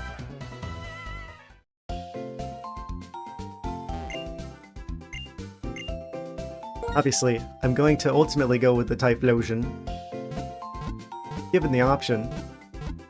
But back in the day, I actually went with Totodile. When I first played Pokemon Gold, which was the first Pokemon game I ever actually beat.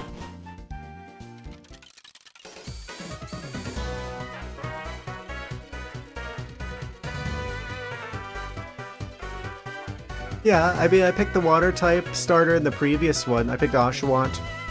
And then I'm not going to go Tepig because they just turned into a scuffed Blaziken knockoff. So obviously I'm going to go with the Grass Snake. I'm going to go with the Smugleaf.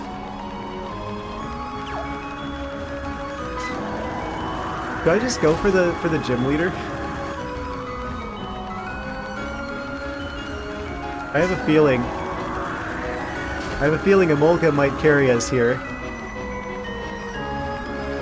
They're gonna fly us right through the gym.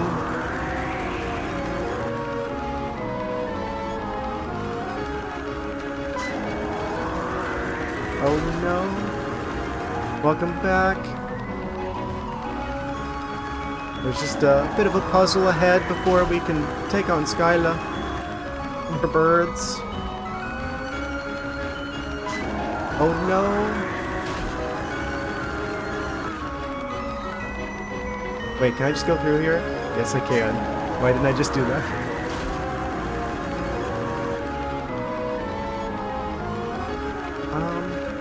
Just gonna hang out here for this cycle. Okay. Strategy time. Average salary of an American according to what you know, I'm assuming? I have no idea. Less than it has been. You know.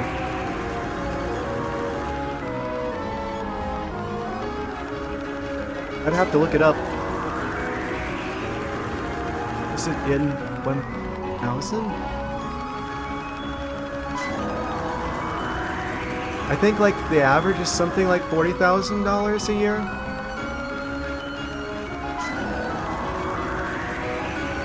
But of course, calculating for inflation, dollar today is worth like a third of what it used to be back in the 90s. So it's like you get paid more every year. Like the number will go up, but it won't track inflation, so the actual value will go down. Through the Pokedex, I think the first clearly food-based Pokemon would be Vanilla. Yeah, I have no idea what the conversion rate is. Probably want to wait this one out.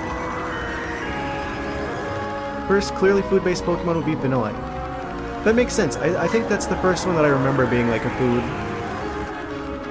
Just an absolutely insane concept, and raises a lot of really weird questions about,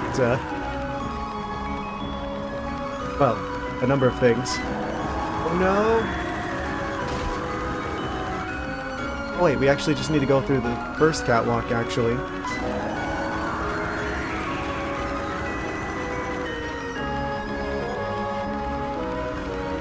So we just kind of wait this out, and then we go on that first path here.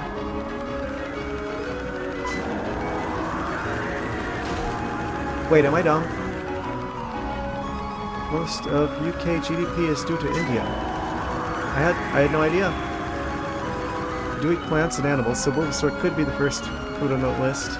But they're poisonous, though. They're part poison type. I mean, I guess some plants are poisonous and people eat them anyway. Like if you, like, cook them, it can, like, destroy the poison. Or, I guess technically, like, spicy peppers, like the capsaicin is technically a poison. Just not a serious one.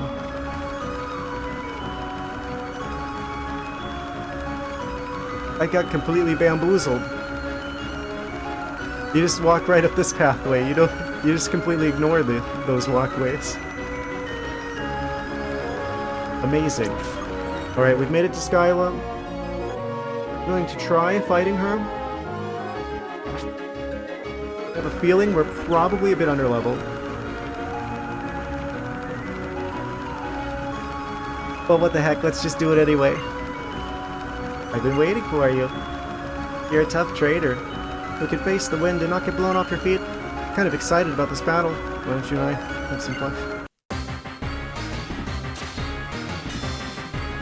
Fast forward like a minute later, and she's just like flying across the room.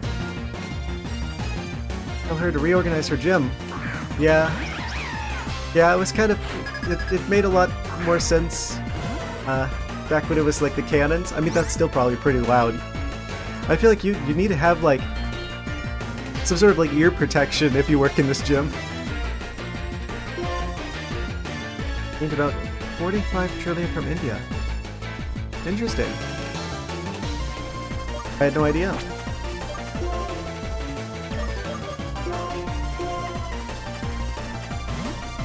I know Indian food is very popular in India, or in India, obviously. In the UK. Like, the most popular food in America is, like, Mexican food, statistically. But, like, the most popular food in the UK is, Indian food.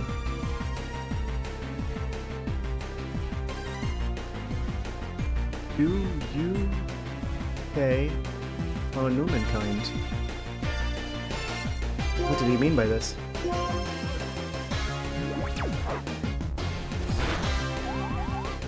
Oh no, not attract.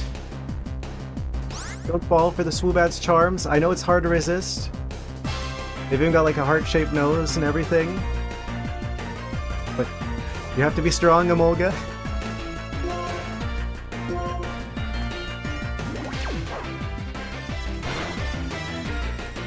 The rapper on Humankind, the song Big Dogs. I don't listen to rap, so I'm not familiar with them. Not a big rap person.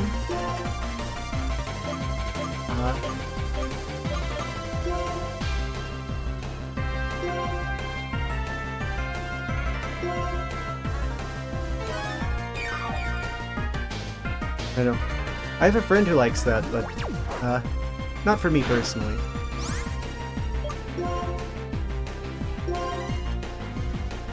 What do I listen to? Kind of a random assortment. I guess most of it would technically be some sort of electronic genre or another. Like, I like a lot of, like, niche electronic genres. I mean, I make electronic music. I need to fix my other computer so I can do that again. But yeah, I guess... like... vaporwave, trance music, lots of like really like niche electronic stuff.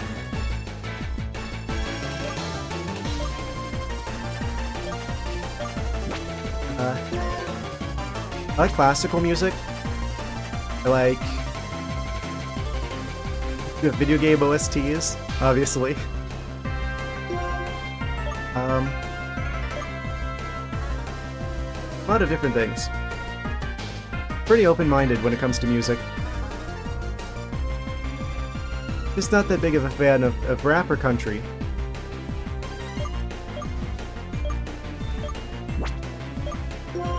Like, I do have an appreciation for, like, a good production with music. I actually kind of prefer it when things are instrumental. because it's like I like to appreciate the actual production. I feel like the human voice is so complicated in music that it tends to be a bit overpowering. Like, if you have like a singer, then it's like the rest of the music almost becomes like the background for the singer. So if there are like vocal elements, I prefer them to be just like another instrument, like something minimal. I do find it a bit distracting too, because I like to have like music on when I'm like working. But if there's like a lot of like lyrics, then it's like I've got like one track in my mind for words. It's like if there's like lyrics, then it's like, oh, that's going into the part where my internal monologue is supposed to be. So I got the game in mobile in 2 hours. Congratulations. Yeah, it's a pretty good game. I'm pretty surprised with the Unova games. Yeah, at some point, I actually do want to release some music stuff that I have. I've got like a lot of stuff, because I've been like making music since like, what? I was like 13? I started messing around with like producing stuff on the computer. A lot of it's pretty rough. Almost all of it's unfinished. I do have like a separate channel and stuff that I have set up already for eventually releasing some stuff though. Which I do hope to do as soon as I get the chance to. Just, time's been a very limiting resource these days, you know? And that I do plan on sharing with you guys. Can't talk about the game stuff too much, but I intend to share the music stuff.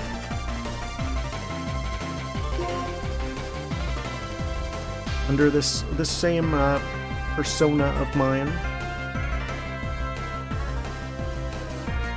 Appreciate when artists do play their instruments.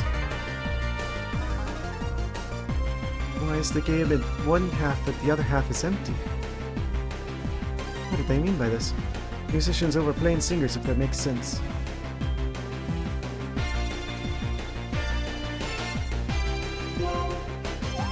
Yeah, huge respect to anyone who actually like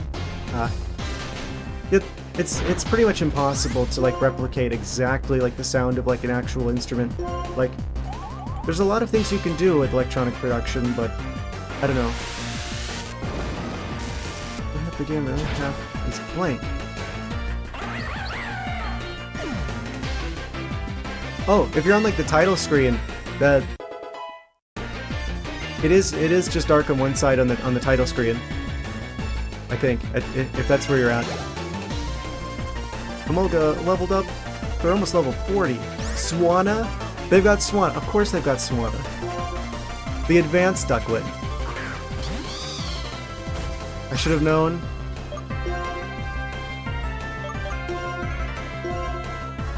The Emolga needs some milk.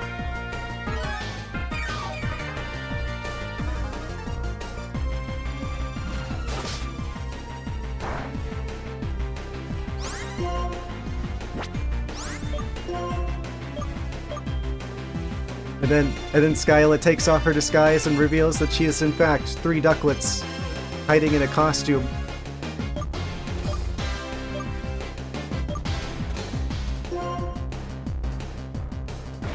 Plot twist.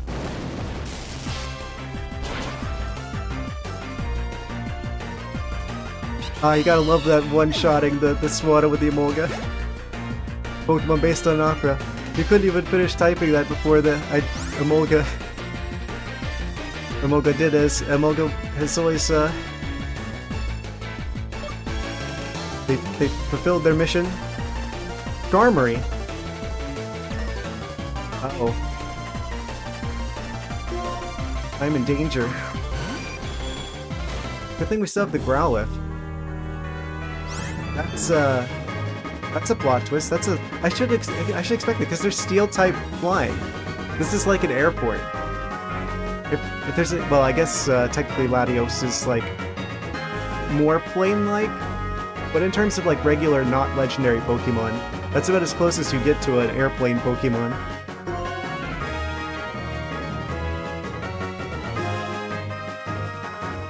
We do outspeed with Sharon and Bianca. Oh, those are your rivals in the first game. shame that their shiny form isn't black like Odile.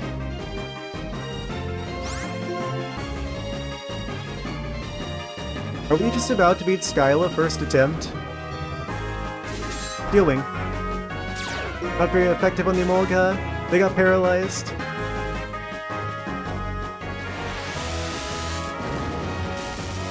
Emolga, the expert bird interceptor.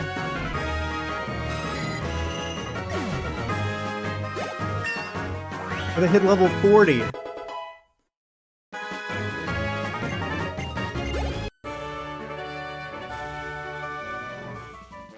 Guys, we did it. We beat Skyla first try. Oh man, I've been underestimating the power of Emolga. Clearly the best regional Pikachu. I know some people be like, oh, but Pachirisu though, I'm like, oh, does Pachirisu fly? You get interested in one thing, research it very much, then drop it? Yeah, I can be like that sometimes too. Amazing Pokemon trainer. I don't know. I think it's more interesting not to focus on one thing in particular and be pretty good at a bunch of different things. It certainly helps me as a game developer because there's a bajillion different things that go into it, so it's good to have a diverse set of skills than just be really good at one thing. You can spend hours researching Particle Accelerator for watching Flash. I'm not gonna say anything. Togedemaru's awesome. I don't know if I played the game that they're from. I think they're probably in a different generation.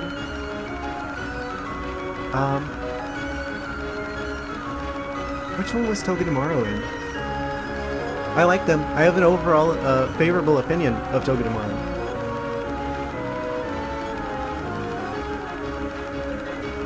What is my age?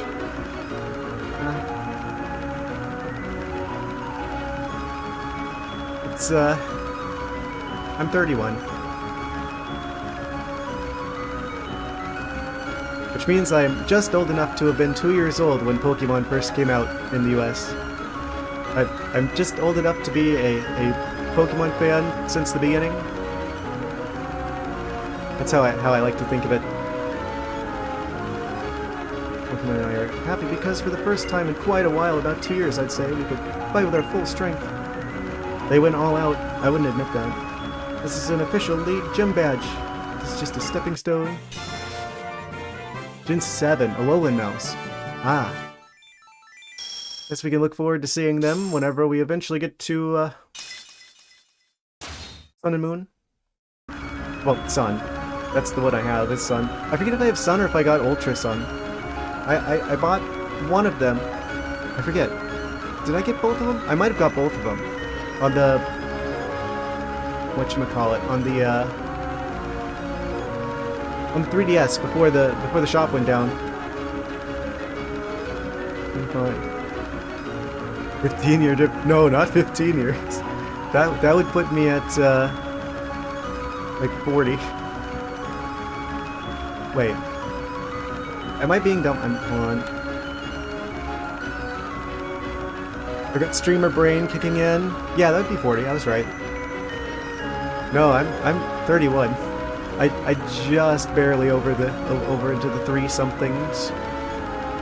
Oh. Oh, 25 was like a guess.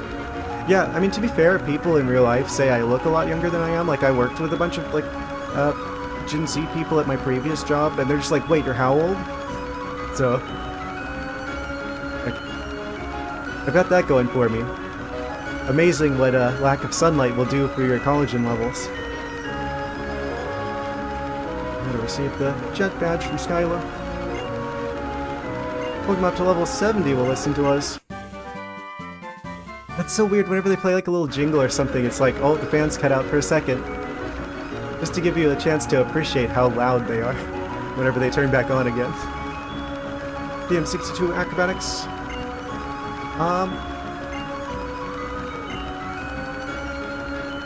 It was something very specific.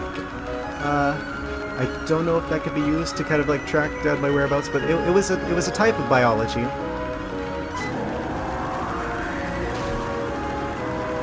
You want to complain? Can we get... Yes, we can, and we will. Because we've got the badge. And that means we don't need to be here anymore. We've got the badge, and this guy's blocking my way. That's fine. We'll just fly over here. This is a very loud gym. I guess birds are very loud in general, so it's fitting.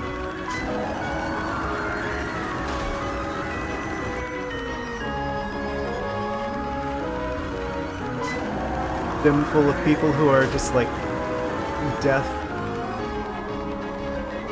Between the fans and the squawking of birds. Right below Skylar's a wordage. Shortcut. Oh. Time for a quick hop in my plane. Where did Professor Juniper get to? Oh yeah, that's right, they're gonna go to the Dice Mountain. Please take me with you. Hi there. Hope we can get some good research done on the other side of the mountain. I'm like tempted to like go back in there, go back to where the gym leader was, and then take the shortcut. You know Red and his Charizard? Yeah, I mean that was the character you played at in the original. You played as Red. I think it's funny that it's like your character's always a silent protagonist, but the one that they like associate as being like the silent protagonist is Red. Need you to go back, see that I'm right about that? Of course. I want you to take this flight too. There's someone I want you to meet in Opelousas City, but we can't get through Twist Mountain right now. I have to take a quick flight over to Lintimus Town. New town. That is entirely spawned in the last 2 years, apparently. I'll be waiting for you in the Mistralton cargo service. Yeah, hold that thought. Press her weight up. Honestly, she just does everything at her own pace. Don't we all? You come too. Hooray! Take me to Twist Mountain.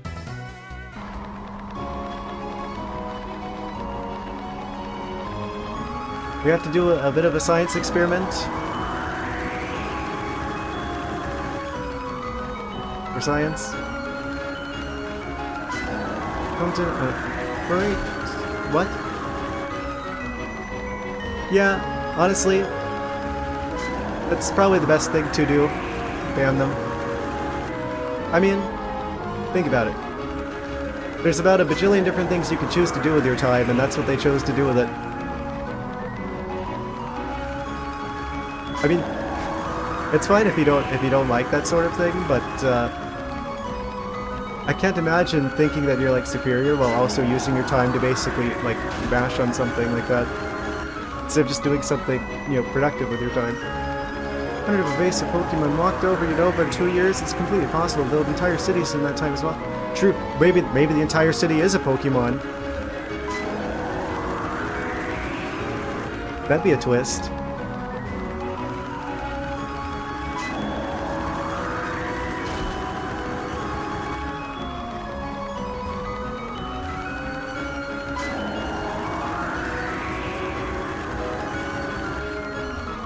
I mean, we technically do have building Pokemon, right? We have Arceus? Yes, Pokemon Legends Arceus. I played that on stream. And I actually did catch all the Pokemon in that one.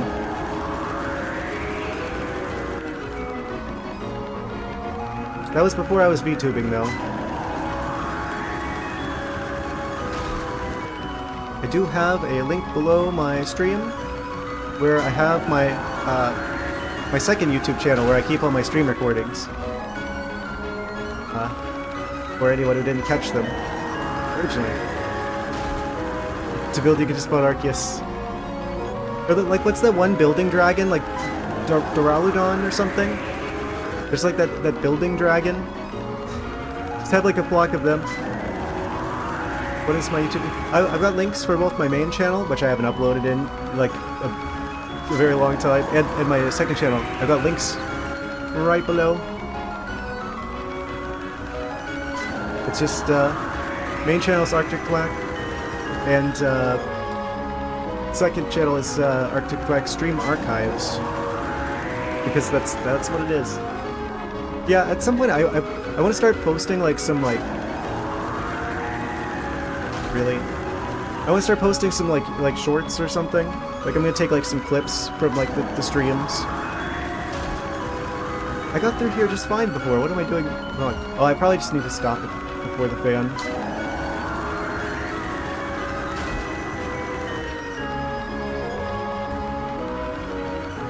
Mind-blowing. On with everything else.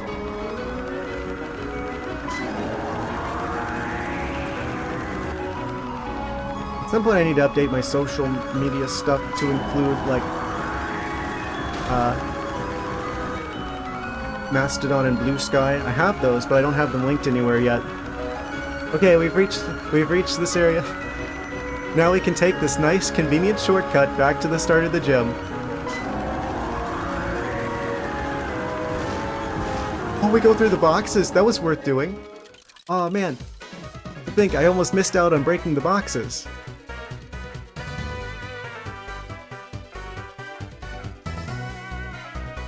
What if there are ducklets inside the boxes? Oh, never mind. I didn't say anything. Aw, man. I guess we're taking a play-in. We're gonna go on an adventure over the ice mountains. Hopefully we actually get into the ice mountains so we can get a Glaceon.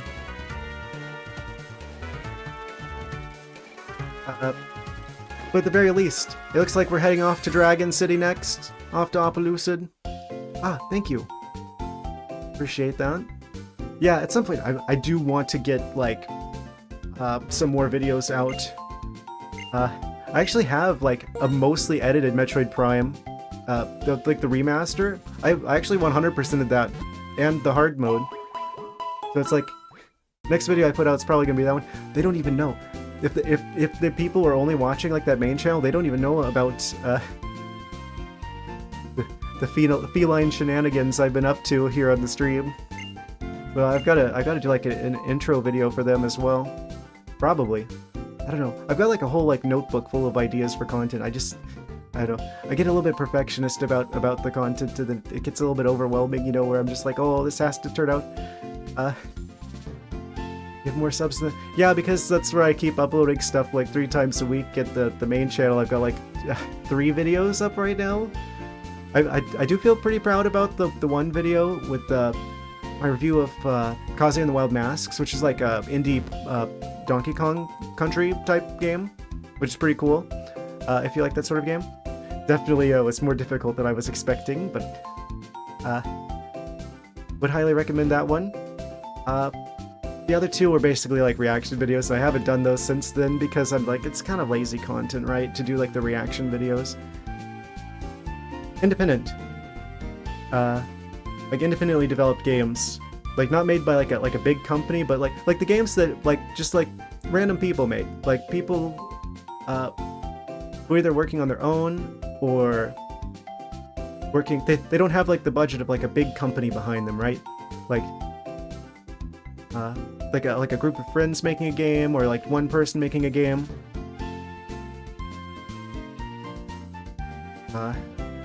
Yeah. It seems like most of like the really like good, innovative games come out of that kind of thing these days. Yeah. Like Undertale or something like that.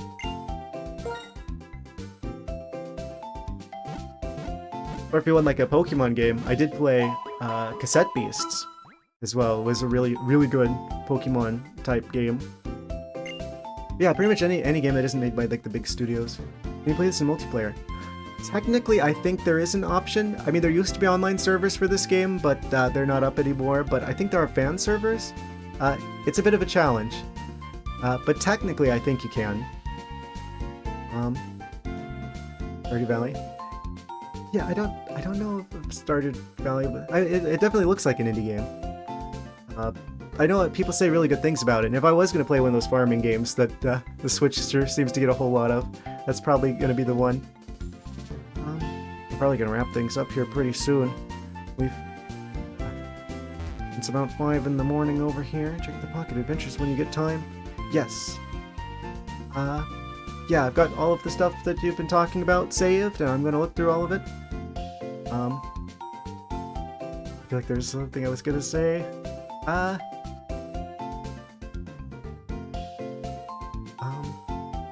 Yeah, I'm working on trying to like find ways to get content out more regularly on the main channel, and I'm hoping to do that soon. Yeah, at the very least, I keep all my videos backed up on YouTube as well from like the stream recordings. It is multiplayer, by the way. Awesome. Yes. Yeah, I'll look into that. I think I'm gonna wrap things up here for today, guys. I wasn't expecting us to actually get through the Mistralton gym today. I thought we were gonna like make it through like the Chargestone Cave and do like the Pokemon World tournament thing. And that was pretty much gonna be the main goals of the stream, but we made it all the way through beating Skyla. So I guess that means, what do we got next? Looking at these badges. Yeah, Dragon Time next. So let's hopefully get Glaceon before that point. I would be real sad if we don't, but yeah. I'm gonna wrap things up for today, guys. Yeah, hopefully we get the Glaceon before the dragon shenanigans. Yeah, I'll be back on Monday. Same time, same place. Appreciate you guys being here tonight, this morning. Whichever time it may be. My dreams be filled with... You mean nightmares?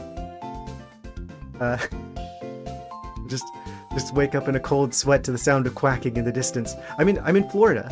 There's a bajillion very large birds here, so that isn't too far-fetched. Like, there are ducks that live in the backyard. And also, the giant sandhill cranes. Look those up sometime. They're huge. They're like emus. They just live out there. They're very loud. They look really funny when they're flying around. They're very loud. I said that twice, for emphasis.